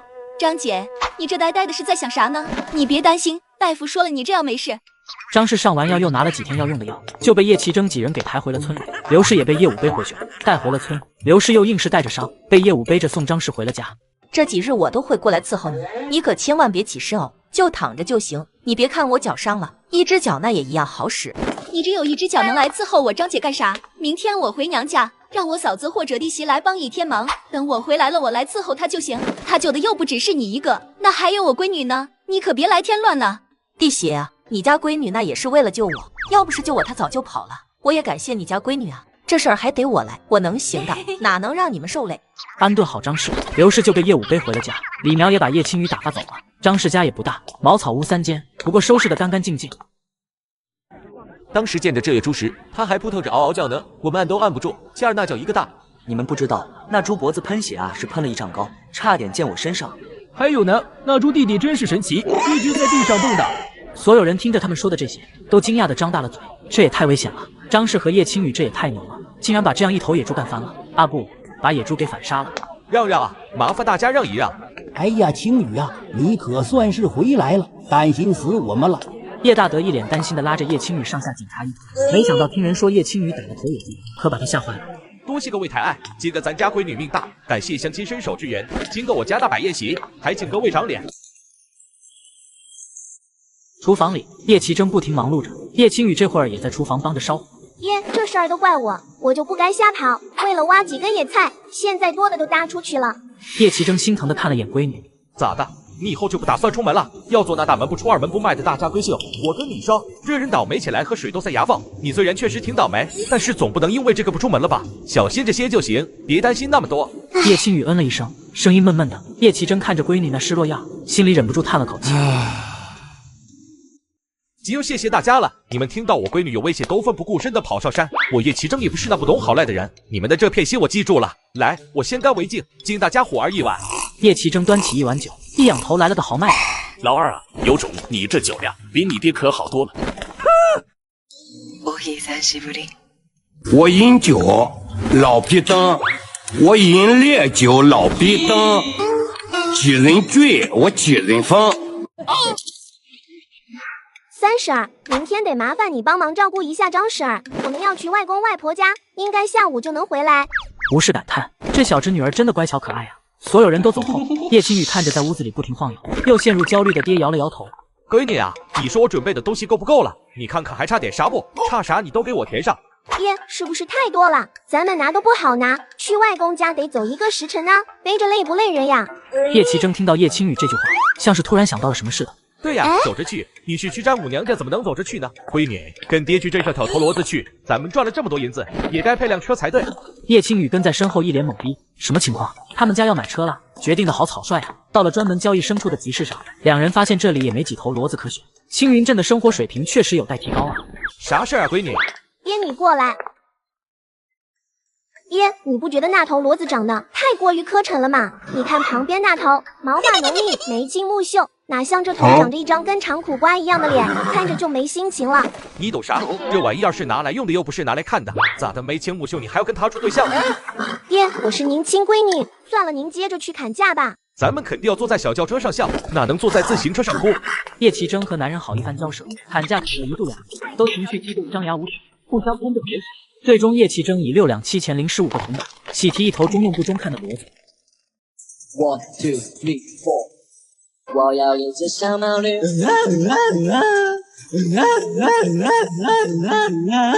我晕。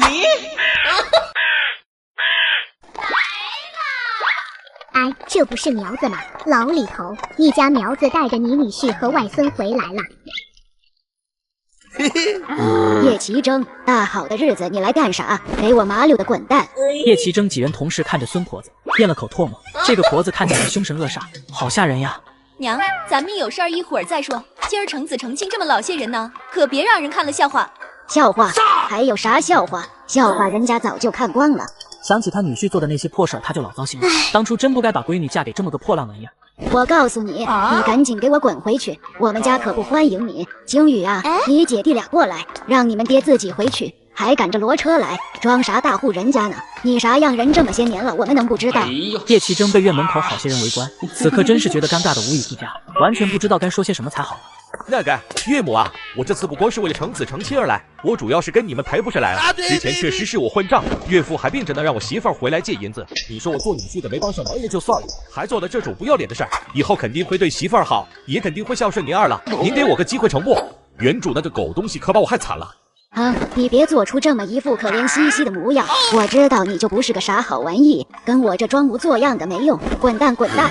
叶奇征埋着头深深吸了一口气，抬起头时却又是一副笑脸。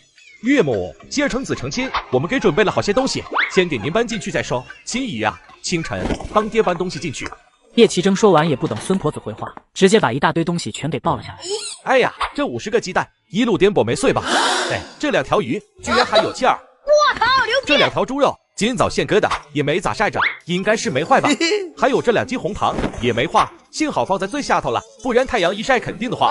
耶，这孝敬爹娘的2两银子咋放这上头了？这年轻人，我羡慕的看着叶奇征手里抱着的一大堆东西，这人要是他们女婿就好了。孙氏眼神却不自觉的往他手上拿着的东西上瞟，老叶家疯了。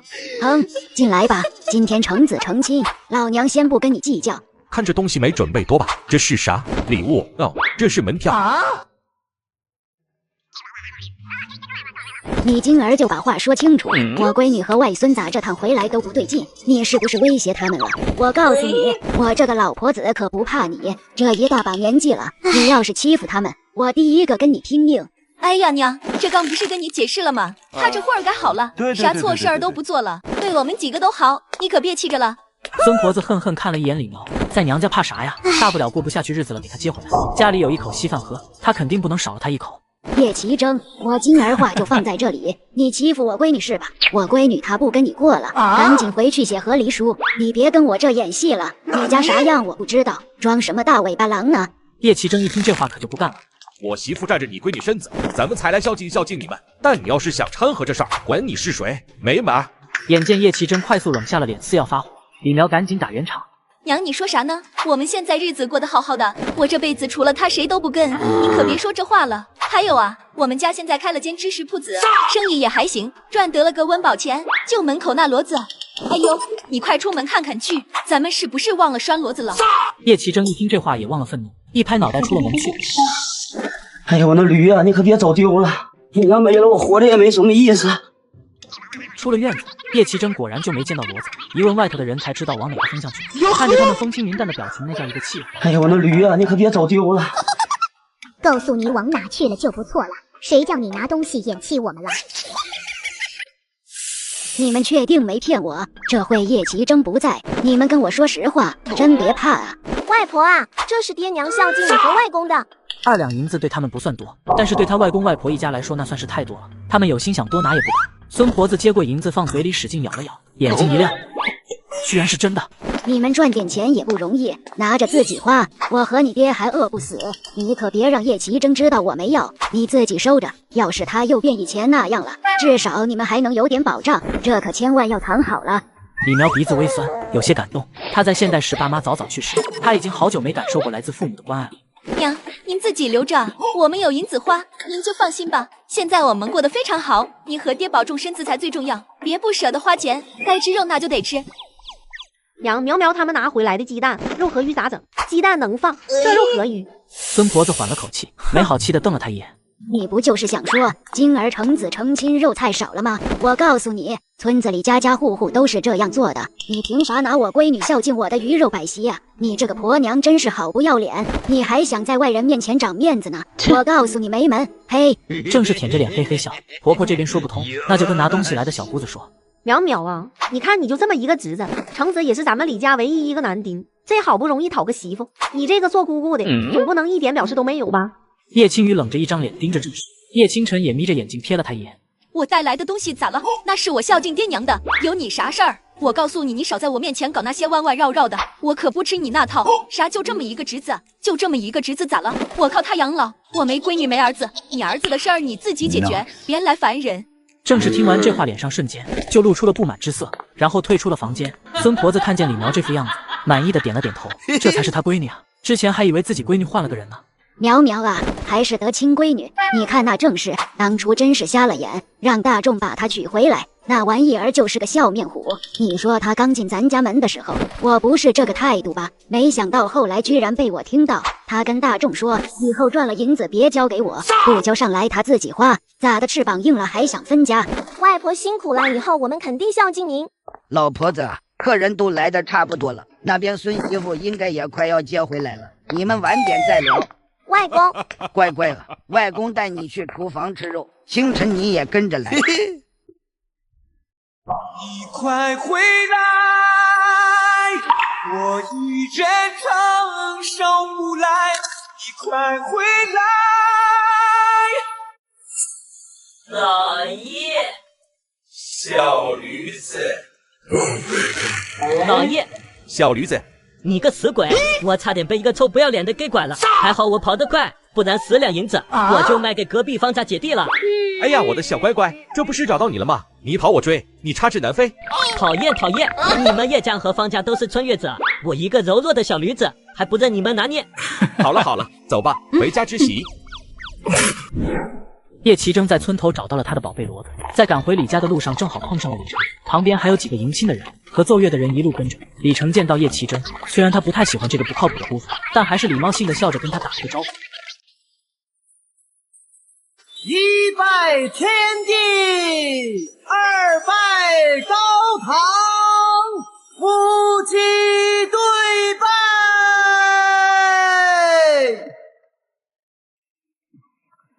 麻烦这边让一让，上大菜了。娃子们啊，你们咋不吃菜呀？我吃你，一共8道菜，我连筷子都没有动过，眨眼间就没有了。咋？你们这副样子是干啥了？外婆，我们没吃着。啥？你们咋这么不行啊？我还专门给你们桌安排的全是老婆子呢，你们这咋回事啊？孙婆子看几人都眼巴巴的望着他，无奈叹了口气，招招手。你们这不是都吃了1轮了吗？这咋还吃2轮了？闭嘴，吃饭。正是被吓得身子一缩，心里那是气得不行。死老婆子，你给我等着吧。你们都多吃点肉，这过来一趟累着了吧？李大众知道自己媳妇不咋行，抠门又不会做人，但是他妹妹李苗呢，也就那样，比起正室有过之而无不及。至于他妹夫叶奇征，这次看着跟以前也不大一样，顺眼了不少，还带了这些老些东西过来，还算是讲理。橙子啊，姑姑祝你们新婚快乐哈！谢谢姑姑。李苗看着这个侄子直点头，真是庆幸没被正式养歪。叶奇征听媳妇开口说话，赶忙往怀里掏了掏，掏出了个红封。这是我跟你姑姑的一点心意，专门给你们小两口的，收着。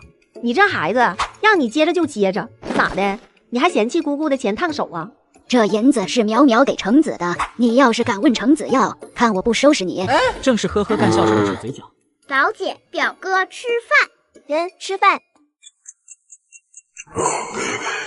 苗苗啊，要是叶奇征再对你不好，你可得跟娘说，咱们家虽然穷了点，但是有娘在，肯定不能让你受气就是了。李苗给了他个你放心的眼神，然后想了想，又让他们组织村里人抓下。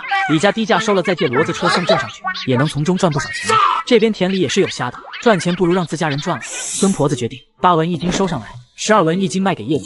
郑氏立马就急着跳了出来。娘，苗苗刚才不是说15文1斤吗？你这咋还自己降价了？孙婆子不满地看了眼李大众，李大众拉着郑氏就回了院了。这4、6不懂的婆娘。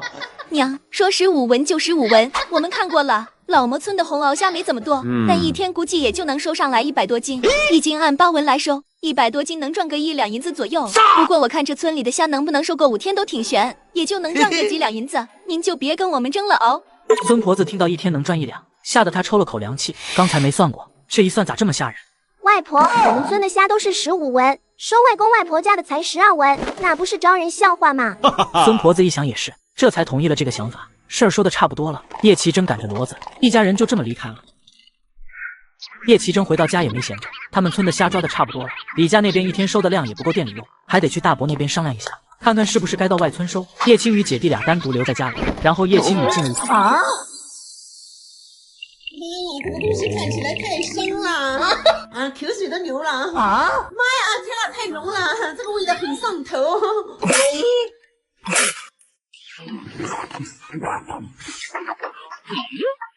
来啦！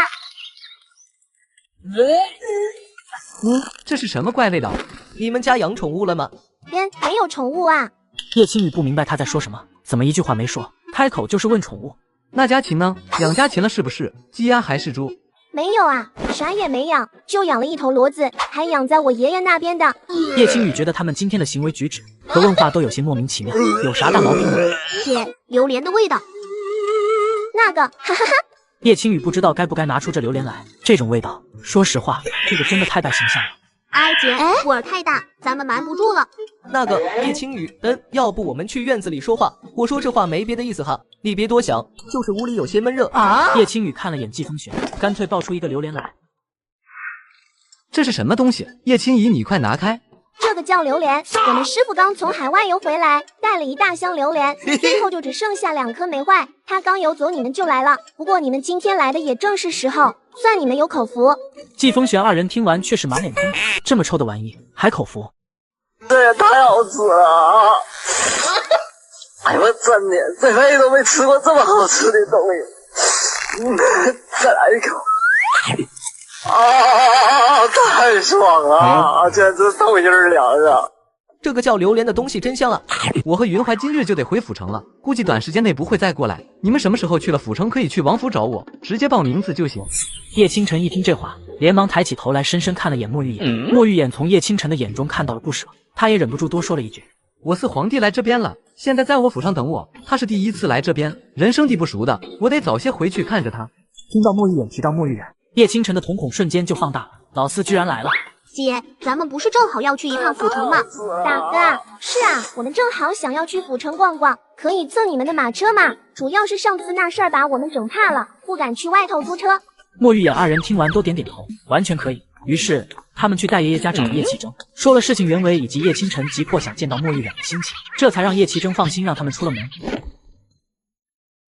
到了叶王府，几人在院中坐落。莫玉冉听人说皇兄带了朋友回来，非说要来认识认识。叶青与姐弟打量了一眼面前的玄衣少女，面容也比莫玉言显得稚嫩些，不过眉宇间却有几分相似。莫玉冉来来回回打量了好几眼叶青与姐弟，似是要用眼神将他们看穿。老四，你不觉得你对我的朋友不是很礼貌？一个是10多岁的女子，一个是几岁大，奶都没断干净的男童，你把他们称之为朋友？莫玉冉嘴角勾起一丝淡淡的笑。二哥真是越活越回去了，这么大年纪了，居然还喜欢扮家家酒。你嘴怎么了？男童怎么了？对了我的胃口，一条狗那也能称之为我的朋友？一时间院中谁也没再说话，一个是气得不想说话，而另一个则是没有什么想说的。皇兄让你过来监督我的。是。莫玉眼觉得自己更加暴躁了，真是一点都不遮掩的在羞辱他，站起身重重甩了衣袖。莫玉眼气冲冲的离开了此处院落。出来吧。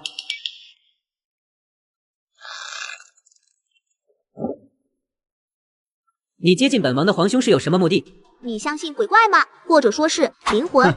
见儿子这般模样，叶清晨认真的直视着他的眼睛，深吸了一口气后淡淡开口：你3岁时掉进过湖里，差一点没了命；5岁时一场高烧，又差点离开人世；6岁时从假山上掉下来，摔破了脑袋。叶清晨看着莫玉然眼中越来越深的怀疑，移开了眼，接着道：这些事情你可以说是我探查到的，不过你7岁换牙时偷吃蜜饯被你母后罚抄书，是你父皇陪你抄的；8岁时想养一条狗，是你父皇帮你寻了一条，还跟你说只要乖乖听话，还允许你养只猫。9岁时你母后疯了，你父皇告诉你，他永远都会陪在你身边，直到你长大。他还跟你说，只要你好好长大，他就会回来。他骗了你。11岁时，你拿了你二皇兄斗蛐取赢的银子，偷偷溜出了皇宫，给你父皇买了一块玉佩，因为你不想让你二皇兄再去斗蛐取了，还说这是你和你父皇之间的秘密。可是这玉佩，你父皇只戴了1天。叶清晨话音刚落，肩膀就被2只手紧紧捏住，莫玉然浑身颤抖，死咬着牙关，眼睛通红的盯着他。你是从哪里知道这些事情的？我能看到他。叶清晨无法说出自己就是他的父皇，也无法以这副身子扮演他们父皇的角色，这只会给他们带来困扰。莫玉然最终绝望地坐在了地上，像是个孩童般抱着脑袋低声哭泣。他恨自己，明明那晚他就歇在父皇的寝殿，为什么他没有劝父皇早些歇息？如果父皇那夜好好休息，会不会现在还在他身边？他让我告诉你，他想让你过得开心自在一点，不必为了他的离开而感到伤心难过和自责。他还说，他对不起你。叶清晨轻轻拍了拍莫玉然的肩膀。儿子，父皇在呢。我相信你说的话。其实这些年，我总会感觉父皇一直都在我身边看着我长大，只是我看不见他而已。至于眼前这个小男孩，为什么能看见父皇？他觉得应该是他们气场相合吧。我父皇现在在院子里吗？就在你旁边。莫玉然听到父皇就在他旁边，立刻惊喜地站起身来，竟恭恭敬敬对着空气行了个礼。王爷是在另一边。这边。是这边没错。你父皇这些年大多数时间只能跟在我身边，只偶尔能离开一段时间。你父皇腰间带着一块小鹿玉佩，他说这块玉佩就是你送他的。果然，莫玉然听说他父皇带着他送的小鹿玉佩，眼睛都亮了起来。小孩，我父皇有没有变老？没有，依旧年轻英俊。他有没有想我？他说想了，很想。他为什么没让你告诉我二皇兄他在的事儿？他觉得你二皇兄不靠谱，还是你最靠谱。那你问我父皇有没有什么想吃的，我给他捎过去啊。还有银子，他缺不缺？莫玉然伤感完过后，突然像是雨过天晴，整个人重新焕发了生机一般，拉着叶清晨你问我答了一整夜，更甚至他都想把叶清晨给带回京城去。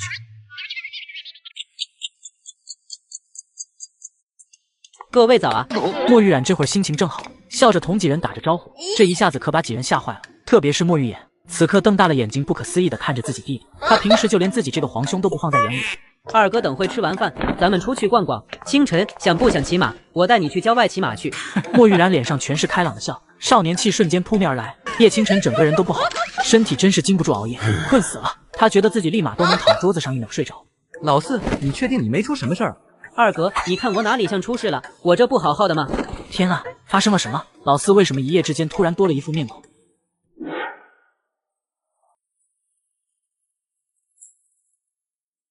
你是风儿，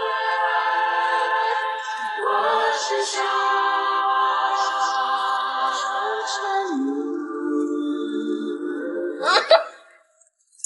昨晚清晨歇在了四皇子院中，看着前面的莫玉染和叶清晨，季风玄忍不住开口问道。一夜之间，两人感情迅速升温，这事儿怎么看怎么不对劲。昨儿清晨说他想出去散散步，我有些困就没跟着他一起去，估计是散步正好散到了四皇子院子附近碰到了他。不过他们是怎么说上话，又是怎么结交上的，那我就不知道了。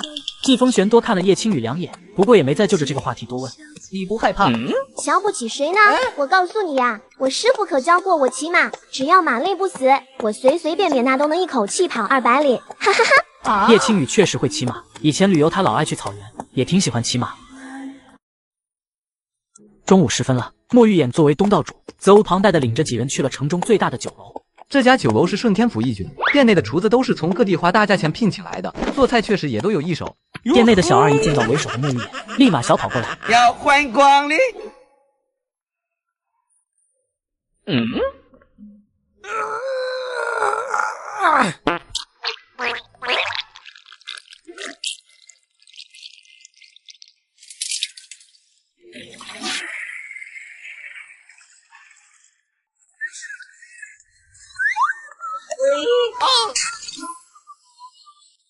是你碰碎了我们老爷的玻璃杯，你得赔钱。你个莫名其妙自己摔倒了，红口黄牙的还想污蔑本姑娘，你倒是能得很。叶青雨狠狠踹了地上的小二一脚，又环视了大厅内的一眼，落在了柜台里不敢出头的掌柜身上。小二品行不端，犯了错竟当众甩锅给客人，到底是哪里来的道理？掌柜的实际话语权极小，在所有人的目光注视下，只得上楼把这事禀报给东家和老爷了。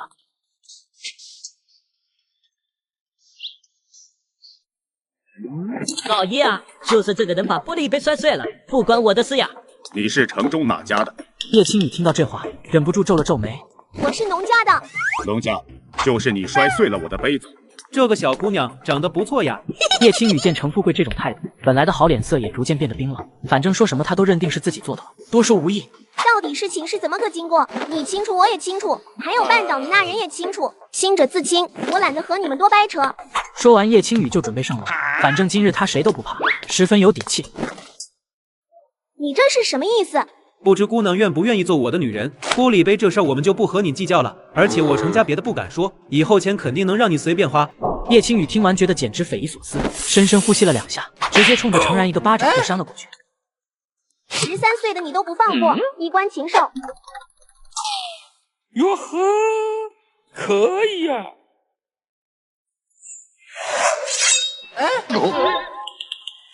你赶紧放开我儿子，不然我要了你的命！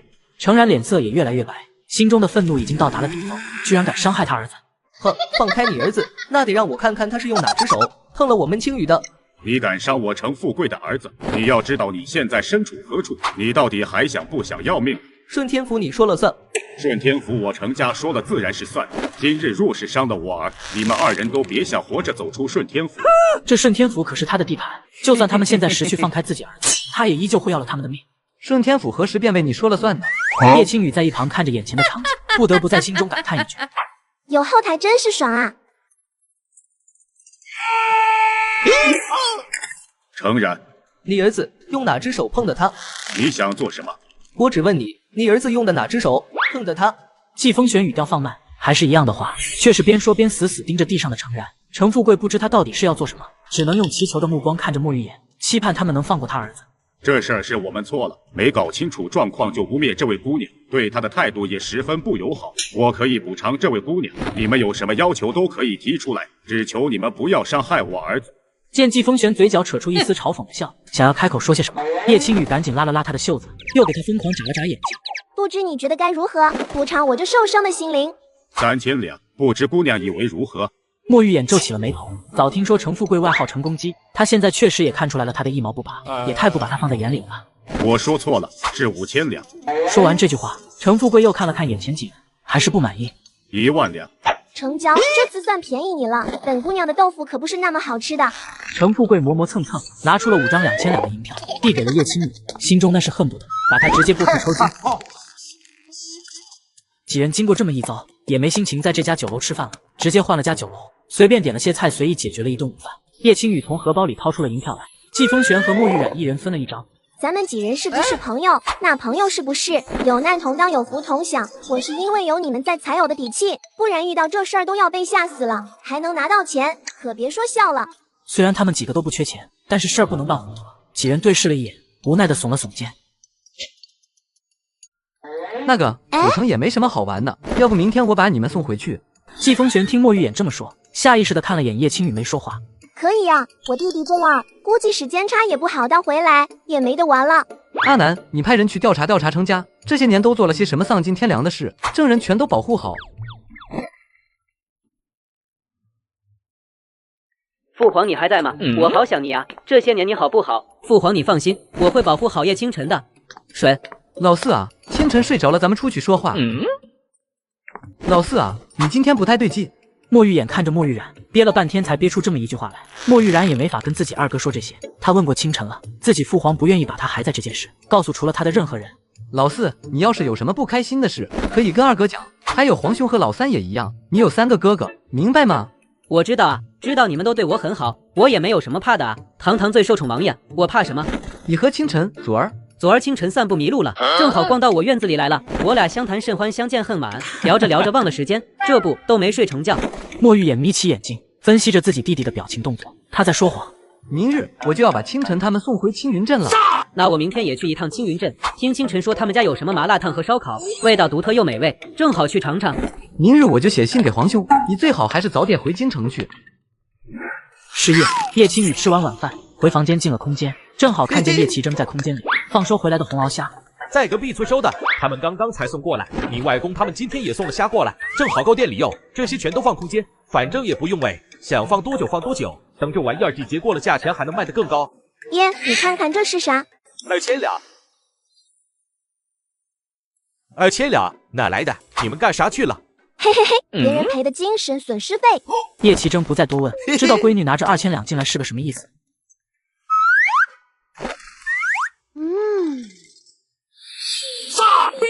哎呦我去，真是万万没想到啊！空间的奥秘全在这台电脑里了，怎么吞钱的时候这般诡异？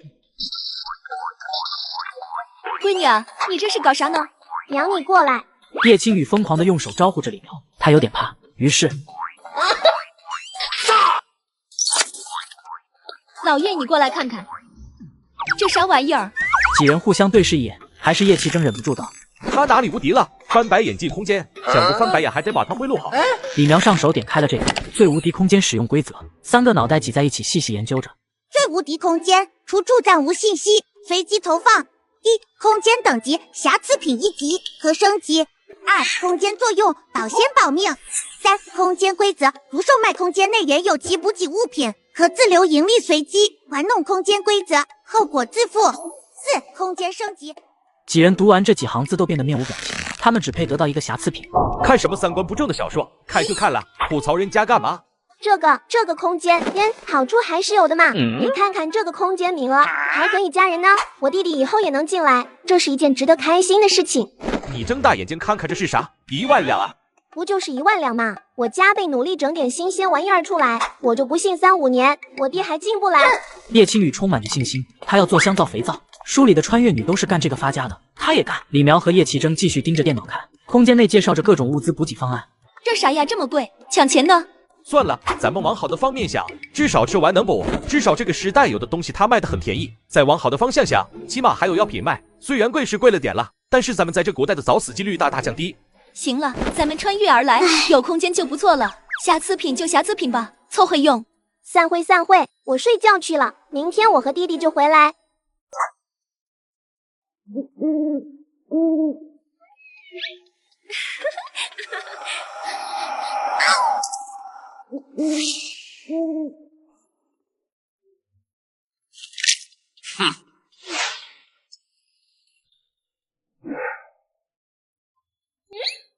你怎么醒这么早？别提了，又一夜没睡。他儿子实在太粘人了，话也是真的太多了，他有点扛不住了。星辰啊，你坐我旁边来。你这是？当然是去青云镇啊！你不是要请我吃麻辣烫和烧烤吗？哦，对了，还有你昨晚新告诉我的红螯虾。叶清晨闭了闭眼，他现在后悔了，都不让自己缓口气。老四，你给我下来！几人到了青云镇，直接把马车停在了业绩店门口。这会儿正是中午，店内依旧是同往常一般十分热闹。叶青雨来到厨房，跟他们大伯和三叔要了菜，便带着人进了后院。表姐，你怎么才回来嘛？哎呦，我的怪丫丫哟，今儿专门来找表姐的呀。叶清晨也招呼着莫玉染落座。你一会儿放开了吃，想吃多少吃多少，千万别跟我们客气。云怀哥他们之前都是吃的扶着腰出的门。叶青雨逗着丫丫玩，看着自己弟弟这副样子，但是也没办法，自己的儿子自己赔了。表姐，我是跟爹一起来的，他不让我来我就哭。那你爹现在在哪里？我爹走了，他回家了。姑父让他答应我在这里玩2天，然后爹就答应了。香辣红螯虾来喽！现在叶家两兄弟也不像之前那般畏惧权贵了，之前见到有钱有权的人，他们都得绕远道走。大哥，我看门口停了辆马车，是不是青雨回来了？他们都回来了，还带了一位公子。刚才老三给他们送菜去了。那行，我等会过去看看。叶清晨见莫玉冉看着小龙虾，不知从何下手的样子，亲自给他示范了一遍。这样，再那样，就能把肉完整的取出来。这样，再这样，我学会了。莫玉冉感受到了红螯虾的魅力，虽然觉得这样吃东西的方式有些不太习惯，但是味道确实是好。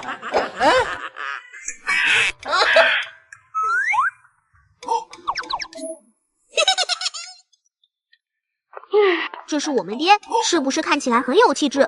我还心想呢，到底是谁这么气质卓然？要说是你们爹，我就理解了。午饭吃完，莫玉冉准备让叶青雨姐弟俩带她在青云镇附近逛逛。走过大厅时，突然看到疯子站在门口。今日没带刀出门，人看起来也很正常。小青雨，小清晨，疯子叔。莫玉冉也看到了龙疯子，心中微微有些诧异。以往总是跟镇国大将军走在一起的疯子，居然也在青云镇。大姐姐，小哥哥。小宝跟着小九往这边走，清脆欢快的声音传进了众人的耳中。今天真是够热闹。小哥哥，你怎么都没去我们家了？我曾祖父昨日还在跟我说呢，说你不知道想他老人家。叶清晨干巴巴的笑了2声，确实是太不勤奋了。几人站在门口聊了几句，小九在一旁一句话都没说过，只多看了莫玉冉2眼。他心中不像是面上那么平静，而是十分震惊。没想到叶青雨他们竟和以冷面王爷著称的瑞王爷认识。莫玉冉感受到了小九的打量，只淡淡扫了他一眼，想到这是清晨他们的朋友，也没有多说什么。我们去哪呢？要不去咱们村，起码稍微还能有点野趣。几人都没意见。叶青雨在前面开路，疯子站在店门口看着他们的背影，皱起了眉头。为什么突然感觉心揪得紧紧的？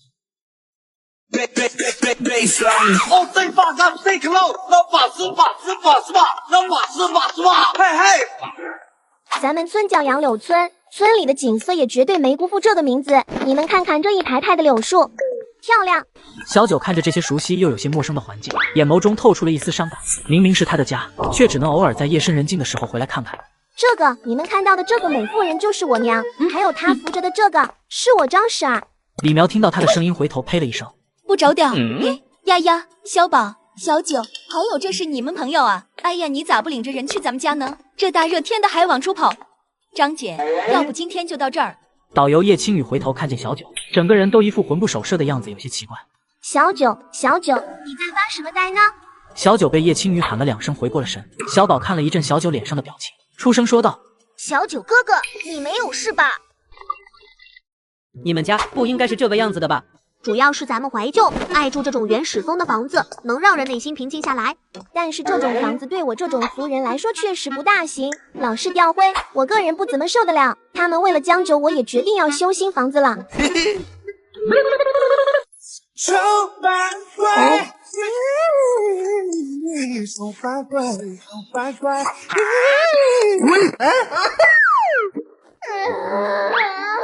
是隔壁堂弟在哭，但是我爷爷家的人现在不怎么打小孩，估计是自己在作死，不用理会。是小满哥哥、大姐姐、大哥哥，你们聊着，我出去一趟。你来！小满哥哥，是我，小宝。哟呵！小满打开了房门，有些尴尬的挠了挠头。不好意思啊，刚才我被骡子踢了。没事，小满哥哥，我们去掏鸟窝。然后2人便勾肩搭背的去了竹林，一路上以好兄弟相称，不停聊着天。我的，这是我的，这明明是我找到的。我小九哥哥上去拿的，我没发现他也拿不到。哎呀，这么多鸟蛋，你们争这么一颗干啥？小满，你看看你这混样儿！王氏看着俩小孩刚才还玩得好好的，这一转眼就吵起来了。看着小满一副不服输的样，真是气死他了。小九啊，真是对不住，小满平时调皮了点儿。都是小孩子。王氏见他这样，这娃子看起来冷冰冰的，人倒还是不错的。叶青雨这会儿急急忙忙跑出他们家院子。寻龙分金看着山尾，一中禅师一中关，关门如涌。不，那这颗最大最漂亮的就分给你。小宝手里拿着鸟蛋，突然就不好意思了起来。小满哥哥带他玩，他怎么能做出这种事情？于是2人又一阵推搡。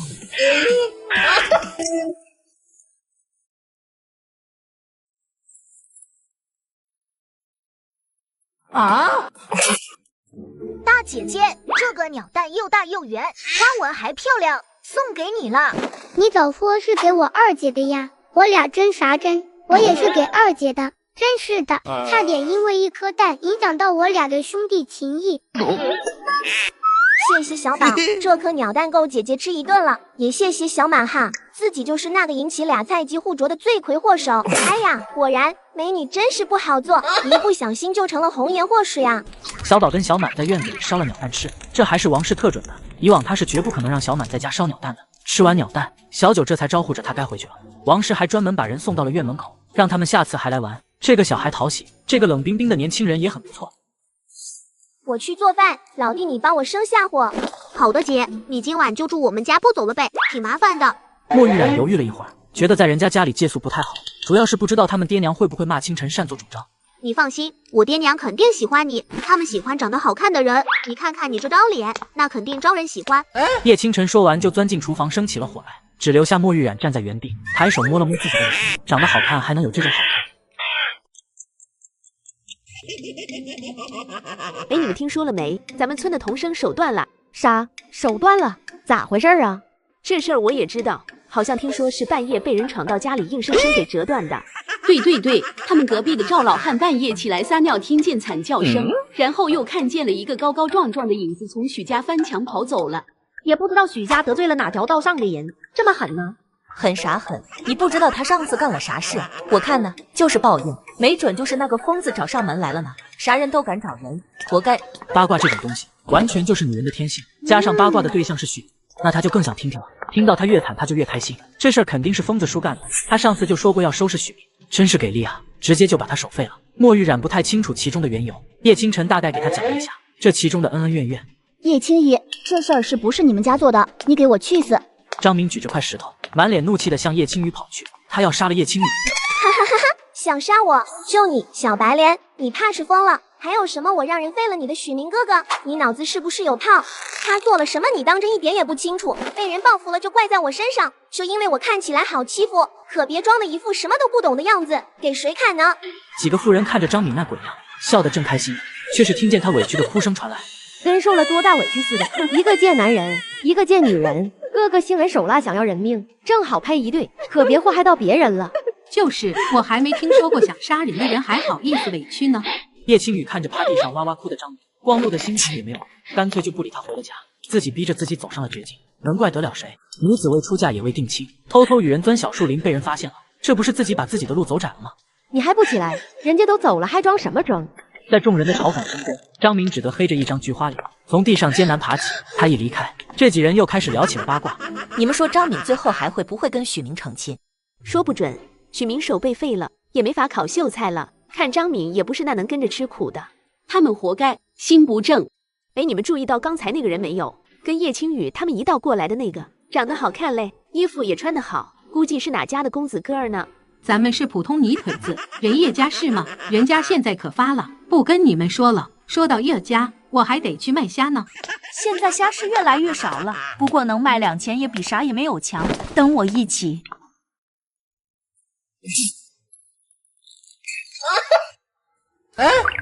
清晨啊，这不可能吧？这是什么画法，竟能画得如此逼真？叶清晨面上笑得谦虚，伸手抚了抚额头。我和姐姐有一个师傅。云游四海的师傅又被搬了回来，听得莫玉冉一愣一愣的。原来姐姐老是忽悠人是有原因的，太有意思了。表姐，你为什么要把草木灰产进桶里面呀？姐要做香皂，就是跟香姨子差不多的东西，不过比香姨子好用，也会特别香哟。做香皂先用水泡草木灰，提取出来碱才能行。其中用草木灰和猪油制作香皂的视频，他也是看过好几条。他很有自信自己能够制作出来，等碱水泡出来了就可以制作手工香皂了。书里的穿越女能做的事，他叶青雨肯定也没问题。此刻卖虾的村民们陆陆续续的来了，叶奇征也回来了。叶青雨见到自己爹，叽叽喳喳就把他的计划告诉了他。你确定你会做？叶青雨见他爹居然怀疑他，把做香皂的过程仔仔细细说了一遍。叶奇征越听越像那么回事。那你做，要是你做成了，咱们家的积蓄先拿给你开作坊。爹，那咱们家有多少积蓄啦？200两多一点，不过这其中包括于怀他们和小宝爷爷之前给的赏钱。对了，还有许健给的精神损失费。老爷，我给你做了一套衣服，你试试看合不合适？哎呀，还是我媳妇心疼我，我这尺寸还有事，那必须合适啊。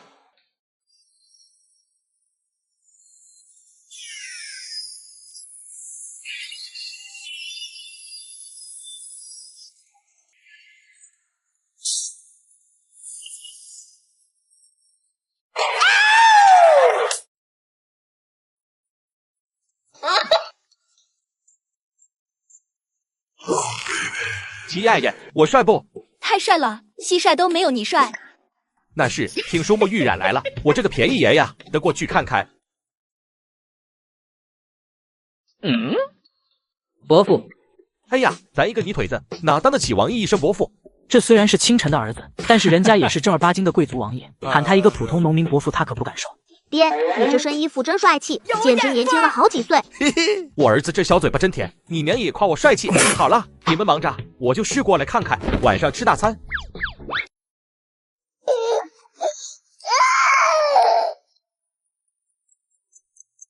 吃过晚饭，叶奇珍和叶青雨在厨房制作香皂，叶清晨和莫玉冉也跟着凑起了热闹。叶青雨提起草木灰的桶，里面的草木灰已经沉底，碱水被倒入了盆中，熬好的一大罐猪油，一点也不心疼的直接倒进铁锅里。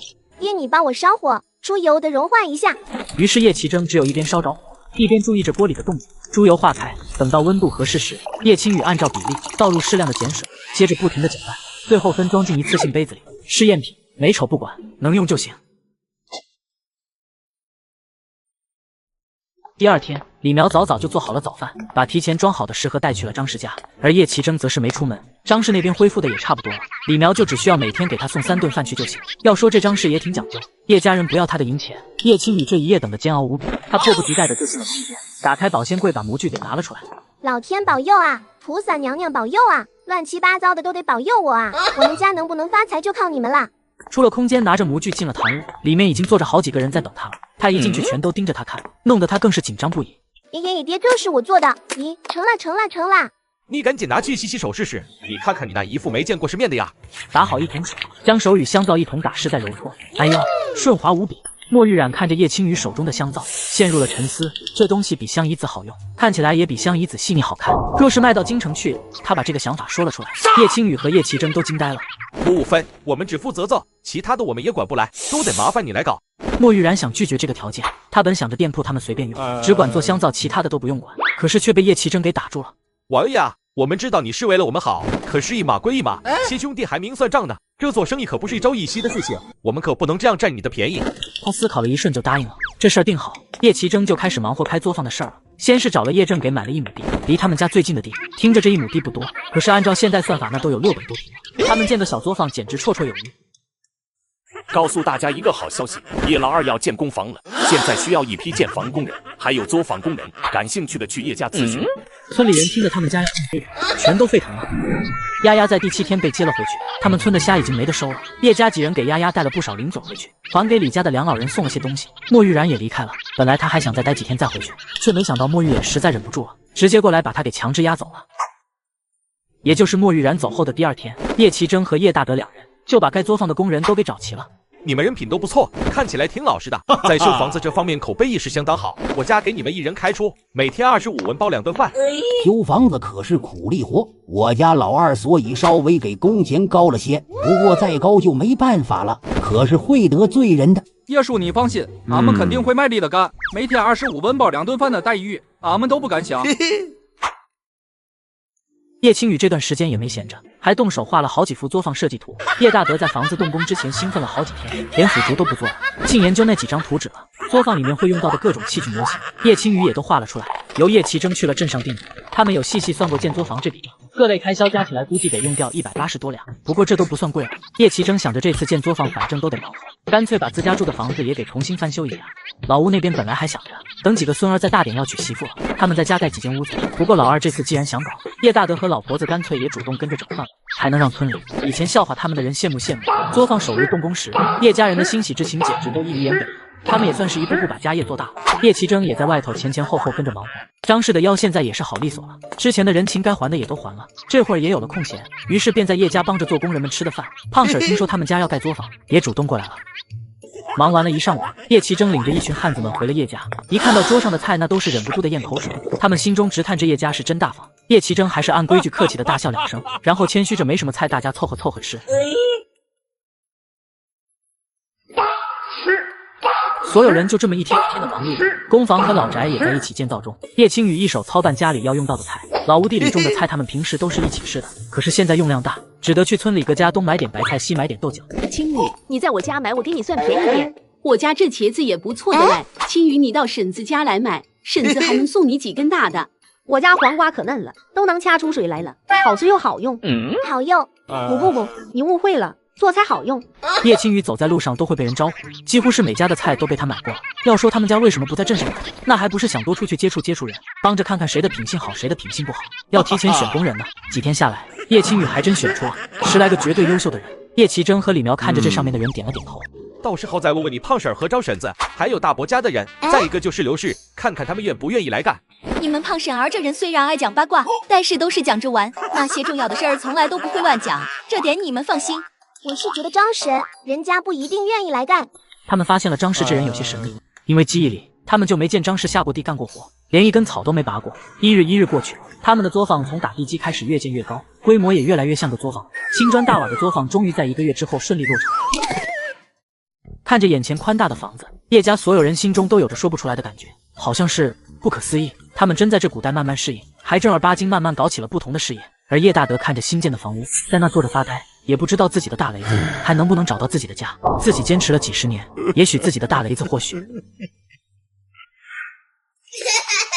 这次新修的房子也跟之前一样，在中间隔了一道墙，没事一起吃饭，有事吼一嗓子就能直接说上。要说这古代修房子的速度是真快，不过房子也比现代差上许多就对了。茅房、厨房都是按他们家的想法建的，格局也变好看了不少，住起来让人十分的舒服。叶青雨也如愿以偿的得到了自己的大房间，一家人坐在宽敞明亮的堂屋中。叶奇珍看着桌上那5两银子，暗暗叹着气，离儿子进超市又远了一步。他真是想不通这钱是咋用钞的。悠悠的看了一眼闺女，眼中写着的全是都怪你3个大字。叶青雨本来还有些郁闷，看看桌上的银子，又看看他爹的眼神，只讪讪的缩了缩脖子，没敢再说话。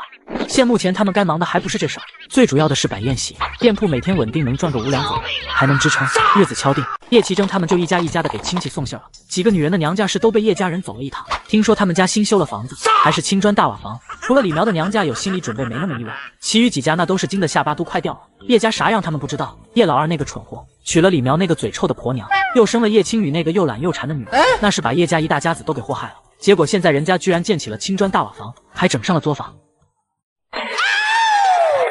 叶大德自从修了房子之后也变得爱出门了，天天听着其他人的恭维，他虽嘴上谦虚着，可心中却是十分受用，连带着脸上都笑开了花。他儿子出息了，家里条件好起来了，他有面子，以后他肯定会常常出来溜达溜达。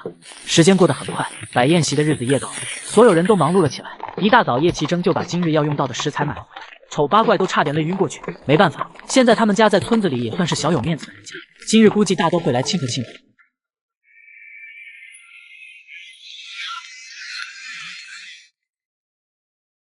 外婆，你来了，一路辛苦了。你这个小鬼，外孙女真是够讨喜的，长得好看，嘴巴还甜也不知以后会便宜了哪个臭小子。叶青雨腼腆一笑，这次他才终于看清了李家新娶进门的表嫂长啥样。上次他都没好意思去看，眼睛大大的，笑起来像月牙似的，皮肤有点黄，倒是健康色。老李头人老实，话不多，只细细的打量着叶家的新房，心中为闺女他们高兴，以后能过好日子了。舅舅、舅娘，您坐着歇会儿，看看这一路来也辛苦了，多喝热水。小宝是跟着曾祖父和小九哥哥一起，一来就到处找小马，终于在厨房里找到了他。一旁烧火的张氏自从见到小九来之后，就不停地往这边瞟。上次小九夜里回来，告诉了他徐家和叶家的关系，他虽然有些惊诧，但还是理解其中缘由。清晨这孩子聪明，被徐老爷子看上也属正常。师傅，您来了。小清晨，这是师傅送你们的礼物。徐远持手一指，在徐瑞哲身边有2个精美的礼盒。叶清晨在村里人羡慕不已的眼神下，恭恭敬敬的行了个礼。叶奇珍忙活着厨房里的事，这会儿好不容易腾出手来出去一趟，跟徐远池他们打了个招呼，还又重新进了厨房。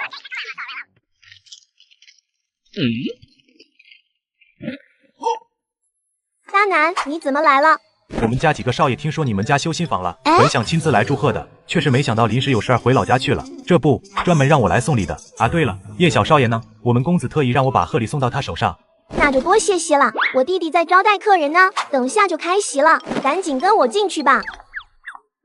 而李苗娘家那一桌，正是见来叶家祝贺的人都显得如此富贵，心中的算盘是打得越来越响。叶家这会儿看起来是一点都不缺银钱了，李苗都富得流油了，不帮衬帮衬娘家说不过去吧？怎么说都还应该给我们家也修一下房子吧。今日承蒙各位肯赏脸来参加我们家的宴席，不过这粗茶淡饭的还望见谅。一口闷了一杯白酒，叶奇珍是真感觉有些不好意思。这席面对于村里人来说算是不错了，但是在这几人面前那真是显得有些寒酸了。你这是作甚？拿一瓶好酒上来，自己倒是先喝上了。我们喝什么呀？机遇好菜没有，但是好酒管够。对于这点他倒是有自信，谁家的酒比得过他家的？几人在桌上推杯换盏着，对于他们家这酒那都是赞不绝口，就连阿南都忍不住多喝了2杯。叶老二，又有人送礼来了。米酒、鸡腿，你俩咋来了？老爷这会儿不太好，只有我们带他来祝贺了。你们吃了饭再走，可别跟我客气。快进来，快进来，我领你们去厨房吃，量大管饱。把2人安排进了厨房，因为准备的多，所有的菜都剩了3桌的量。我让我闺女来陪着你们吃，你们可千万别跟叔客气。大小伙子、小姑娘的，就该多吃点长身子熬。你俩这是客气啥呢？这处过了就是朋友，别见外，赶紧端碗干饭。米酒和鸡腿见叶青雨来催他们，他们也跟着吃起了饭来。今儿所有来吃席的人都在桌上讨论着这些菜的味道，难怪人家叶家能开吃食铺子，确实是有些本事的。午饭结束，孙氏他们吃完午饭准备要回去，李苗想着留他们在家住1晚上再走，孙氏却是摆手拒绝了。闺女呀，你们好好干，看你们过得好了，娘也高兴。别听你嫂子跟你胡咧咧，她那婆娘光是气人了。我知道的，我啥样人，娘你不知道。你知道就好，娘就是怕你顾着娘家拎不清事儿。现在叶奇征好不容易变好了，可别因为这些有的没的再把关系搞僵了。孙氏他们走了，叶家几人全都出来相送，王氏和叶大德也跟他们说了几句热情挽留的话。堂屋里，徐远池也终于是喝不下了。我们也先回去了，你们忙着吧。黄昏时分，宴席也结束了，桌椅板凳也不用他们给送回去，借桌子凳子的人都自己给抬回去了。爹，咱们作坊什么时候开始运作啊？这事我完全可以脱手了，咱们随时都可以开始。那咱们3天后就开干，这3天咱们都再多想想有没有啥漏掉的东西。3日很快就过去了，作坊的大院子里暂时就只招了6个工人，啥胖婶啊、刘氏啊自是不用说，剩下的4个都是由叶青雨观察而来后又仔细挑选的。当时这几人被叶家通知选了他们来上工时，那最激动的手舞足蹈，差点当场就绝过去了。是这样的啊，咱们作坊开工前的方式可能和其他地方的不一样。一群妇女听完互相交头接耳，脸上都露出了疑惑的表情。青雨啊，这啥意思啊？是不是时间不一样了？不是1个月发一次，难道是半年？不过要是你们暂时没钱，等赚到钱了再发给我也行。叶青雨故作神秘的摇了摇头，他又开了口。底薪加提成，你们应该不明白啥意思，我可以简单讲一下，这意思就是说，每个月你们都有固定工钱400文。叶青雨话还没说完呢，下面就炸开了锅。话还没说完呢，各位婶子，别高兴得太早，因为更让人高兴的还在后头。除了基本的工钱，还有就是提成了。这提成呢，就是指你们拿基本工钱1个月的做多少活，生产多少香皂出来，一旦超过了这个数量，你们都能拿到提成。说白了就是活干的越多，工钱就越多。这个我稍后再细细解释。除了这2样，咱们作坊还专门设置了小组队长，也就是你们的领头人。这个其实就很好理解了，谁干得最好，谁效率最高，谁有本事管人，那就能做这个队长。1个月考核1次，每个月都会重新选人。队长的工钱1个月500文。叶青雨又跟他们细细讲，400文的工钱有节礼，还有队长能多100文。事儿说完，他们满脸都是狂笑，急匆匆就各自回了各自家。他们要跟家人分享这个好消息去。作坊里要用到的猪板油是叶奇征亲自去谈好，直接从镇上村里个杀猪匠那长期订购的。因为量大，所以每天都会亲自给他们送来。很快，在所有人的期盼中到来了，业绩作坊正式开工。因为各自的分工都是不同的，2人一组。这熟悉的过程中，他们也都讲清楚了规矩，那就是作坊里的一切都不许泄露一点点出去。几人都表示他们懂，特别爽快的就签了保密协议。要是泄露了作坊里技术，那就送他们去见官。送猪板油的各屠户也都陆陆续续来了。这猪板油一到，活就正式开始，熬猪油、取碱水、做香料和染色物。闺女啊，尤为你再来看看这样合适不？青雨啊，搅成这样是不是差不多了？哎，闺女，你到这间院子里来一下。青雨啊，闺女啊。叶青雨挤进屋子，跑了一趟又一趟，她的腿都快跑成罗圈腿。工人们都是那手脚麻利的，在叶青雨一步步的指导下，所有人都慢慢开始熟悉起了自己的工作。在搅好的液体入模后，全都放进了单独的屋子里，用布给盖上，保温2天，让它造化。没有任何问题的话，最后再晾1个月就能正式售卖了。这边的工作有条不紊地进行着，隔壁院子里叶大德他们也在忙碌着。现在锅多了，灶也多了，同样的等待时间可以多沏几针腐竹，以后腐竹多了也能批发卖了。但现在磨豆浆也不累人了，他们有丑八怪，轻轻松松做1天都不带休息的。叶大德一边干着活，一边感念着叶奇征的好，想到他们现在过着以前想都不敢想的神仙日子，最后竟不知怎么，他的眼眶子突然就红了。也不知道他的大儿子现在在哪里，过得好不好，吃得饱不饱，穿得暖和不暖和，还活着没有？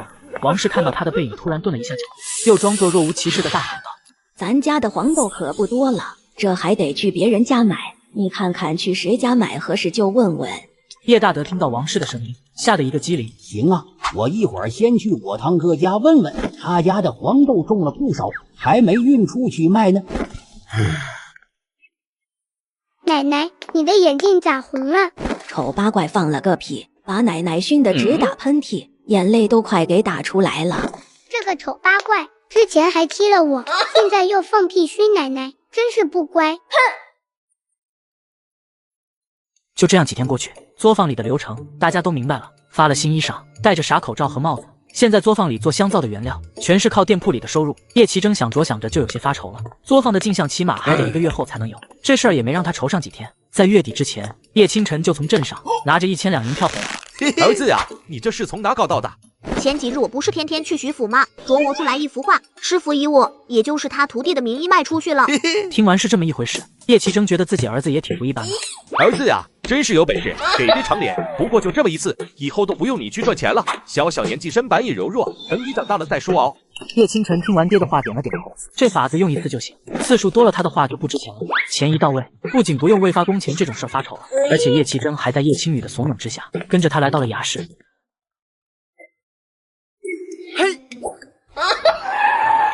二位今日是来看啥的？我们今日来看看丫鬟小厮啥的，要那懂事能干更能吃苦的。衙人听完叶奇征的话，立马迎着二人往院子里走。后院把人都叫了出来，男男女女的排成了2排，所有人都是低垂着脑袋，只一前一后有1男1女，腰背挺直看着他们，看起来不像是在被人挑选，而是在挑选他们一样。我们是来挑丫鬟小厮的，就是啥都能干，不怕苦不怕累的那种，懂我们的意思吗？这是丫鬟小厮吗？我懂，我懂。那识字的往前一步走吧。叶青雨一开口，10几个人就只有4个人往前走了一步，看着眼前4人，2男2女，刚才那2人就在其中。我们家不是啥大户人家，就是乡下普通小农民，跟着我们回去了，干的活不轻松。要是不愿意受苦受累的，可以往后退一步。4人听到这话，低着头的1男1女身子一顿。衙人见到这2人的表现，气得直接拿着鞭子就过来了。哎，你别打，这2人我们也不想要，你脾气咋这么冲呢？打人我们不买了。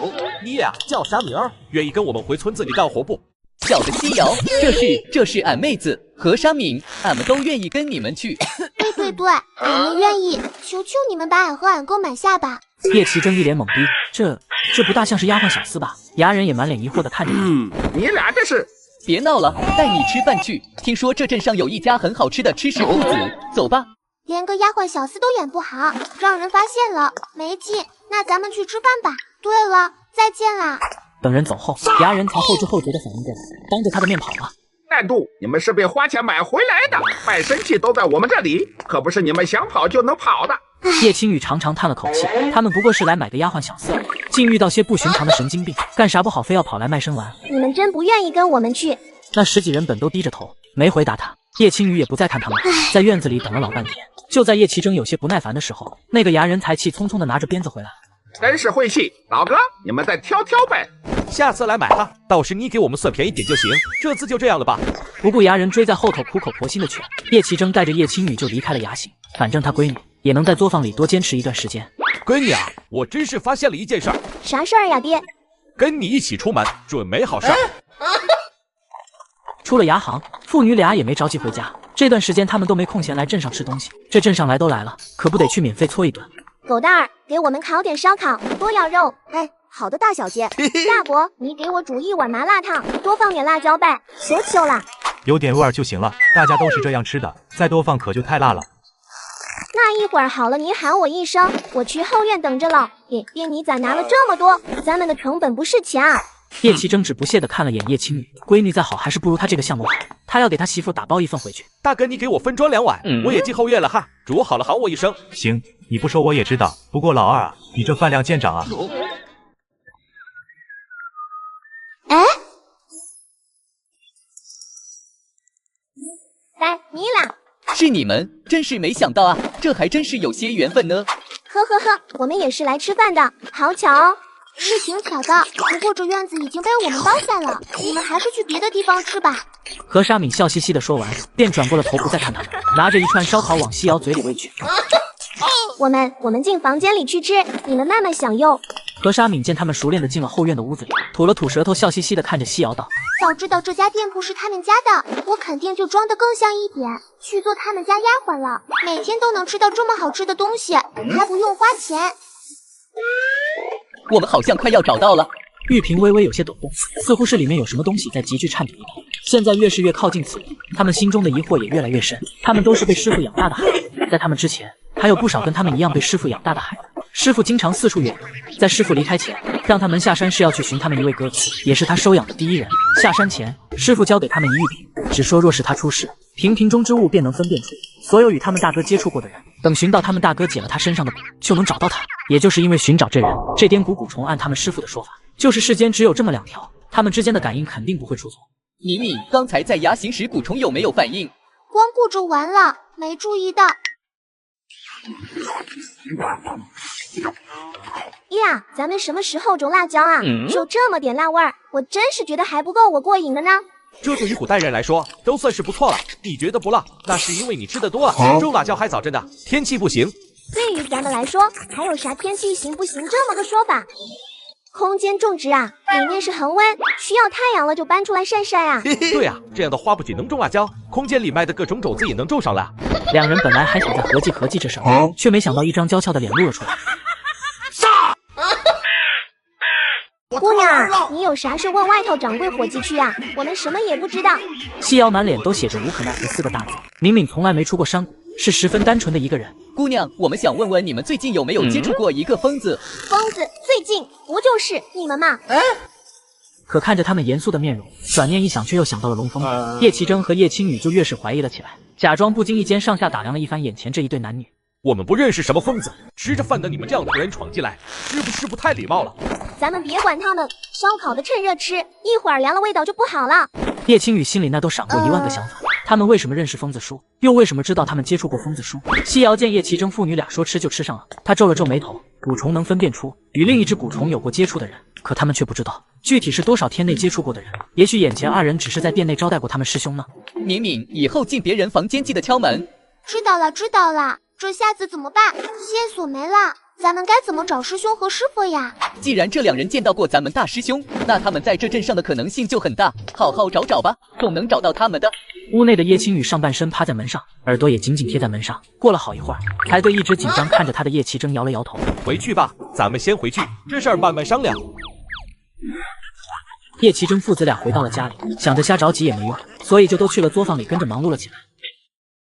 叶清晨也从镇上回来了，叶奇珍父女俩才一边说着今日遇到的事儿。李苗吃着麻辣烫，不过听着叶奇珍的话，他却是显得一愣一愣的。那2人啊，行为举止十分的奇怪，就好像是有那大病一样，我就怀疑他们跟我疯子兄弟有啥仇。对，你们是没看到，特别是那个女的，哎呦，像是被关在马桶一字放出来似的，脸上一副比我还没见过世面的样子。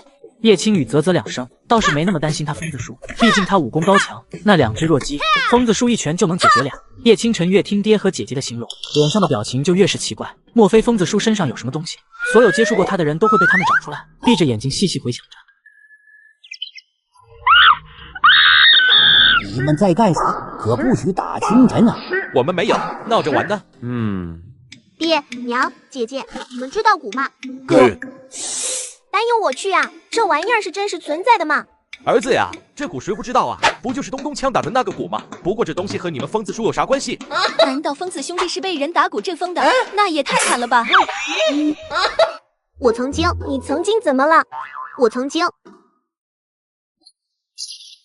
我曾经跨过山和大海，也穿过人山人海。我曾经拥有着的一切，转眼都飘散如烟。我曾经还是个大长腿呢！别废话，赶紧说。叶清晨将他以前听过关于蛊虫下蛊的事儿一一道来。叶奇珍几人越听越觉得不可思议，小虫子竟真的能控制一个人的思想。这样下去，我疯子兄弟怕是有危险啊！咱们得给云怀地希尔的地，但是他现在不是在京城吗？这一来一回得花些时间，咱们要先行动起来。怎么行动？闲人不对，应该是把疯子叔弄咱们家来。你们想想啊，疯子叔在镇上离他们这么近，没准出门就碰上了。要是带咱们家来，还能多躲上几天。到时候云怀哥派人来了就好了。几人听完都点了点头。龙疯子时而清醒时而疯癫的，放任他四处乱窜，没准还真给碰上，必须把他给监管起来。不过咱们咋把他弄来？他是不太好弄来吧？这么大个人，一身腱子肉，武功还高强，真怕到时候去了要挨一顿打。叶清晨听完他爹的话，只浅浅一笑，依然给我留货了。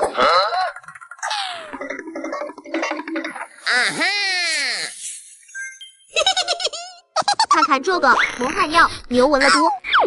扛不住，你姐这缺心眼子不会有事儿吧？没事，睡会儿就醒了。这死丫头动作真够快的，都没注意。既然这货有了，那解救疯子兄弟的计划也就开始了。黑布条你得蒙上，别让人发现了。叶清晨看着头一次干这种事儿，显得有些紧张又有些激动的爹。这种事儿做多了也就觉得没什么了，咱们别慌，走吧。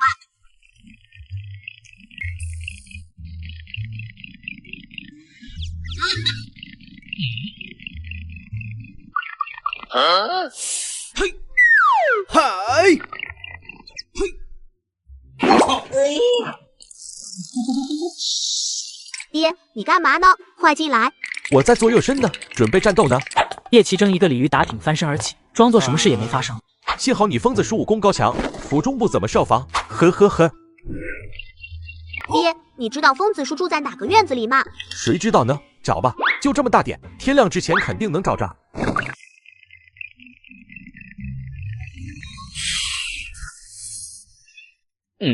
小小毛贼不长眼，竟偷来了我家，趁着我今日清醒，心情也不错，赶紧滚！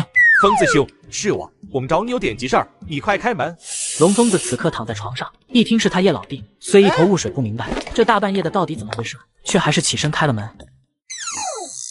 叶老弟，你，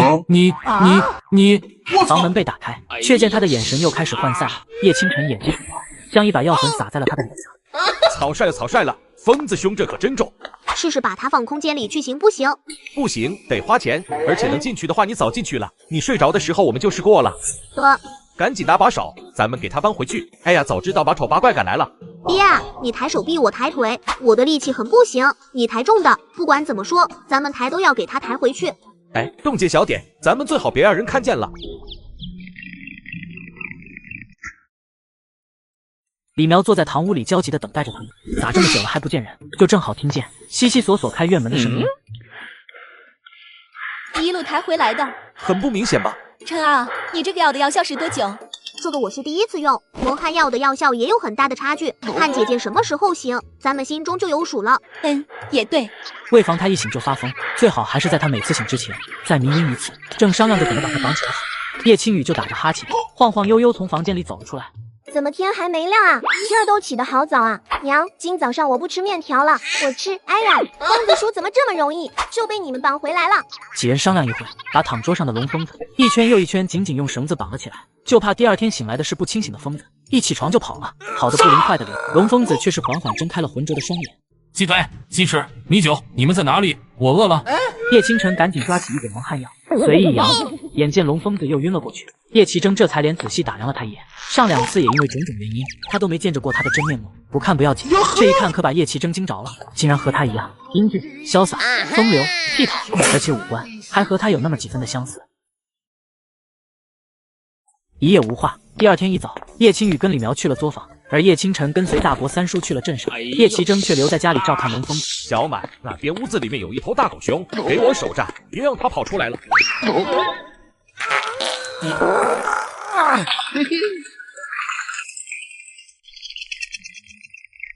大狗熊在里面，不会吧？二伯是在骗我吧？小满忍不住想开门进去看看，不过想到大狗熊还是停住了脚步。没一会儿，他就听到屋里传来悉悉索索的声音。二伯，你快擦了屁股出来呀，我害怕。二伯，对不起啦，我要先跑啦。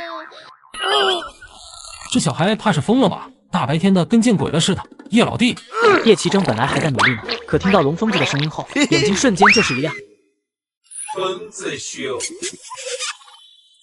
叶老弟，自重。叶老弟啊，老哥这也没得罪你吧？你咋还带着清晨去我家捉我？叶奇征听到这话，有些不好意思的抠了抠脑袋。老哥啊，你不知道，老弟这是救你命呢，有人在追杀你。龙疯子一听这话有些不明所以，叶奇征只好细细跟他解释起了之前的事。龙疯子听完脸色都变了。蛊虫，难怪就连御医都检查不出来，原来是蛊。老哥，你这是……我在你们家借住几天吧，先不回府上了。要是我脑子又不清醒了，你们直接把我绑起来就行。叶奇征自然是没什么可说的，人都给偷回来了，不就是为了让他藏在这保护起来的吗？你们家茅房在哪儿？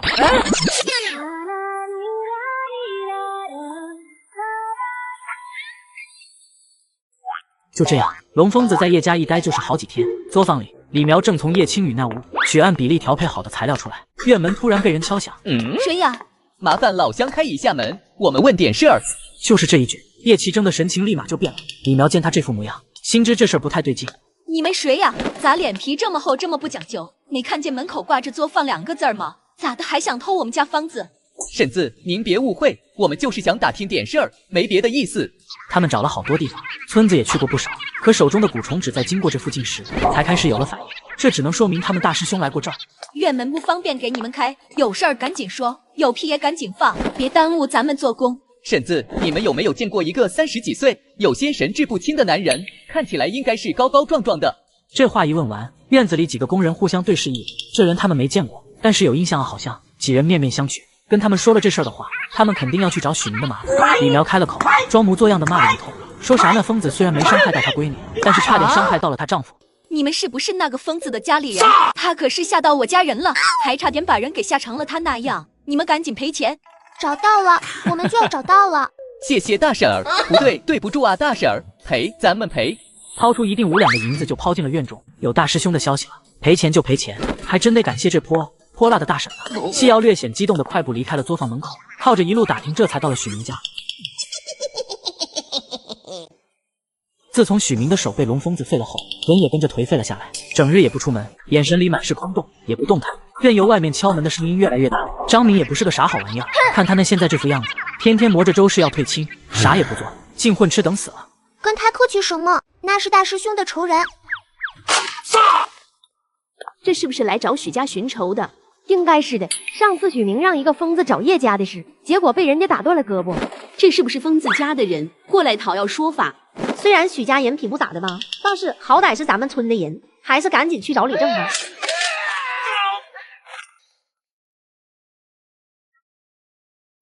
哎呀，我的儿啊，是哪个天杀的杀了你啊？你可是我们许家的独苗苗呀！你这死了呀，他的眼珠子定了，看，还在转呢，没死透。还是刚到的叶正先反应过来，连忙安排人手把人送镇上去。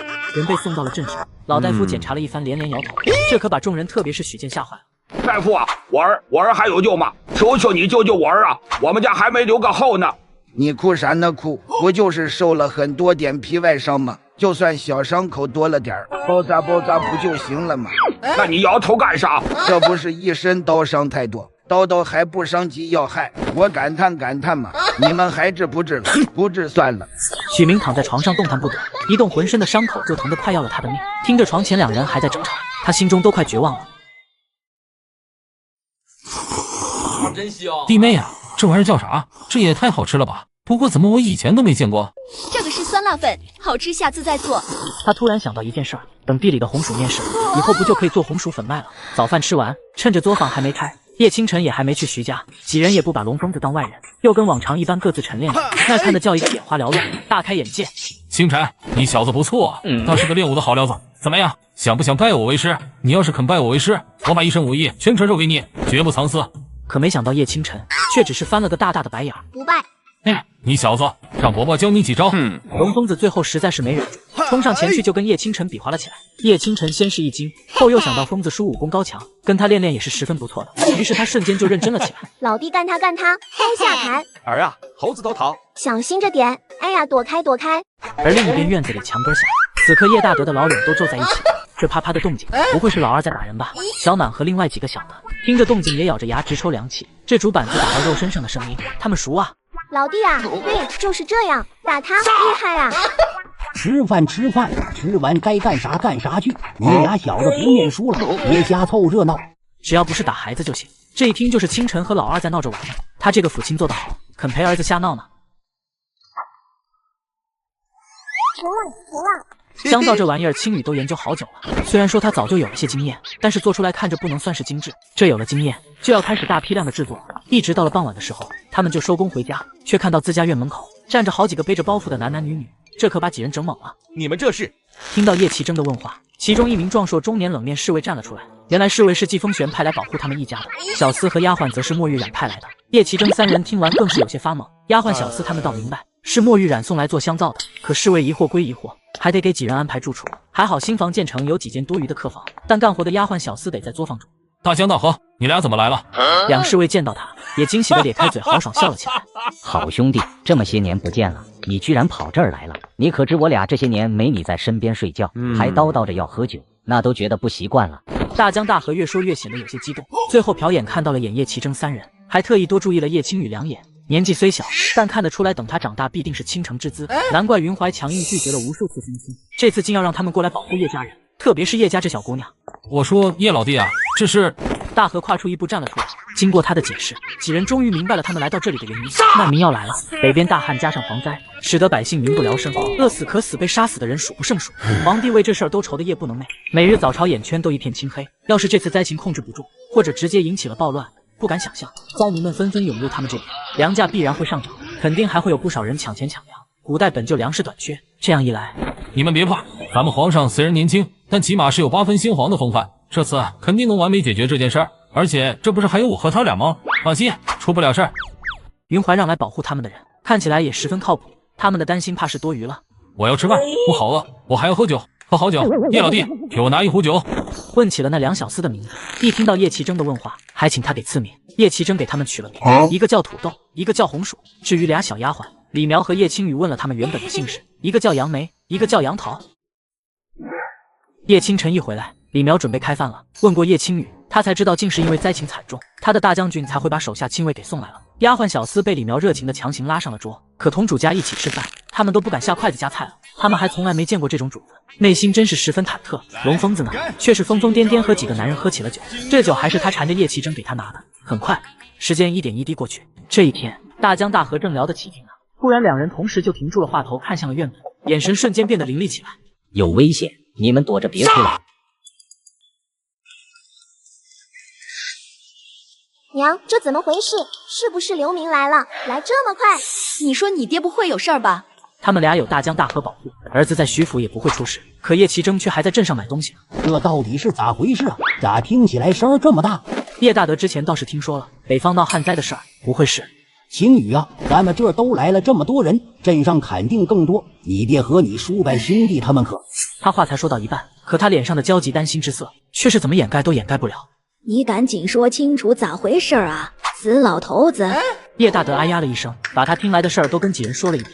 所有人都惊叫出声，眼中写着的全是恐慌。啥最可怕？天灾人祸最可怕，被天灾人祸波及也同样可怕。许多人在这场灾难中都已经变得不是人了，那是野兽啊！我晕！爹，你在不在？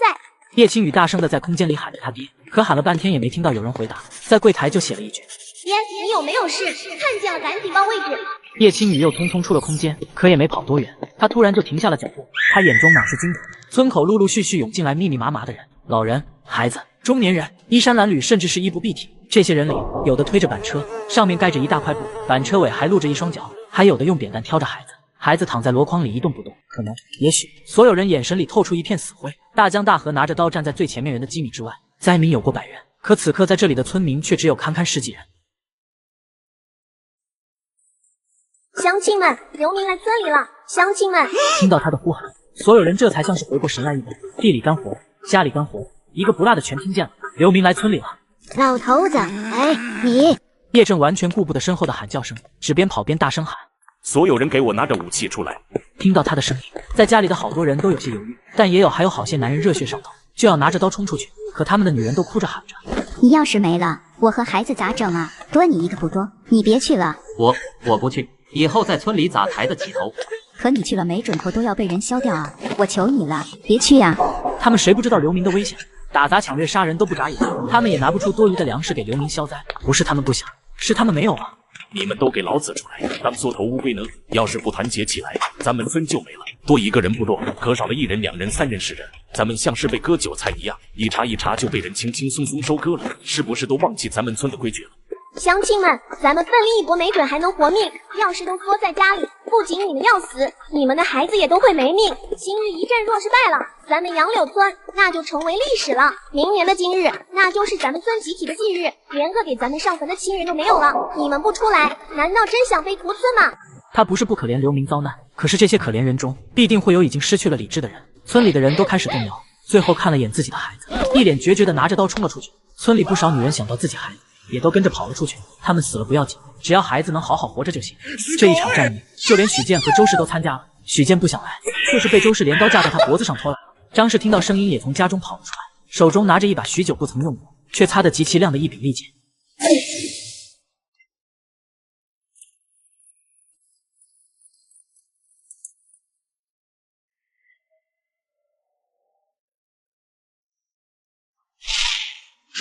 刘明忠这个男人手中拿着一把大刀，多一个字也没有，发出了号令。杨柳村的村民们心下一惊，他们也仅仅只有60-70人，对上他们100-200人，这怎么打？杀，干死他们！他们已经没有人性了。叶大德一声怒吼，率先提着斧头就冲了出去，他的身后都是他的子嗣，必须保护。老头子，对，爷爷，弟弟。叶家人随后全都咬咬牙跟着冲了出去。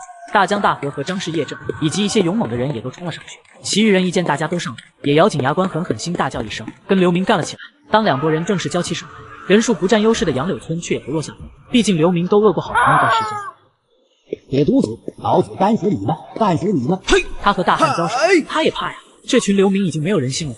叶青雨和其余几个叶家人看着叶大德正处于下风，全都跑到了这边来帮忙。一时间现场十分混乱，兵器音和锋利武器入肉的声音不断传出来。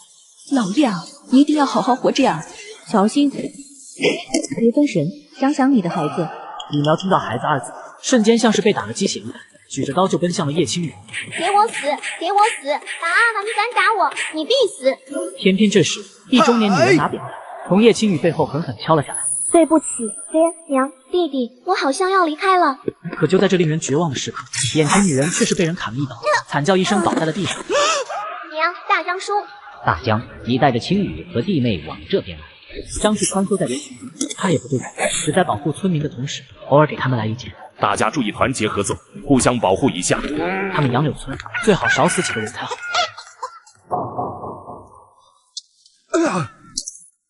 大壮，田老根的儿子大壮被砍伤了腹部，实在是支撑不住了，倒在了地上。我要杀了你们！我要杀了你们！田大壮看着老父亲悲伤的表情，他只是憨憨的笑着，用极其微弱的声音安慰着他。爹，我没事，你和娘一定要好好的活着。大壮啊，大壮！田老根悲伤的喊声传出了老远，杨柳村的村民们听到都忍不住心一颤。大壮没了。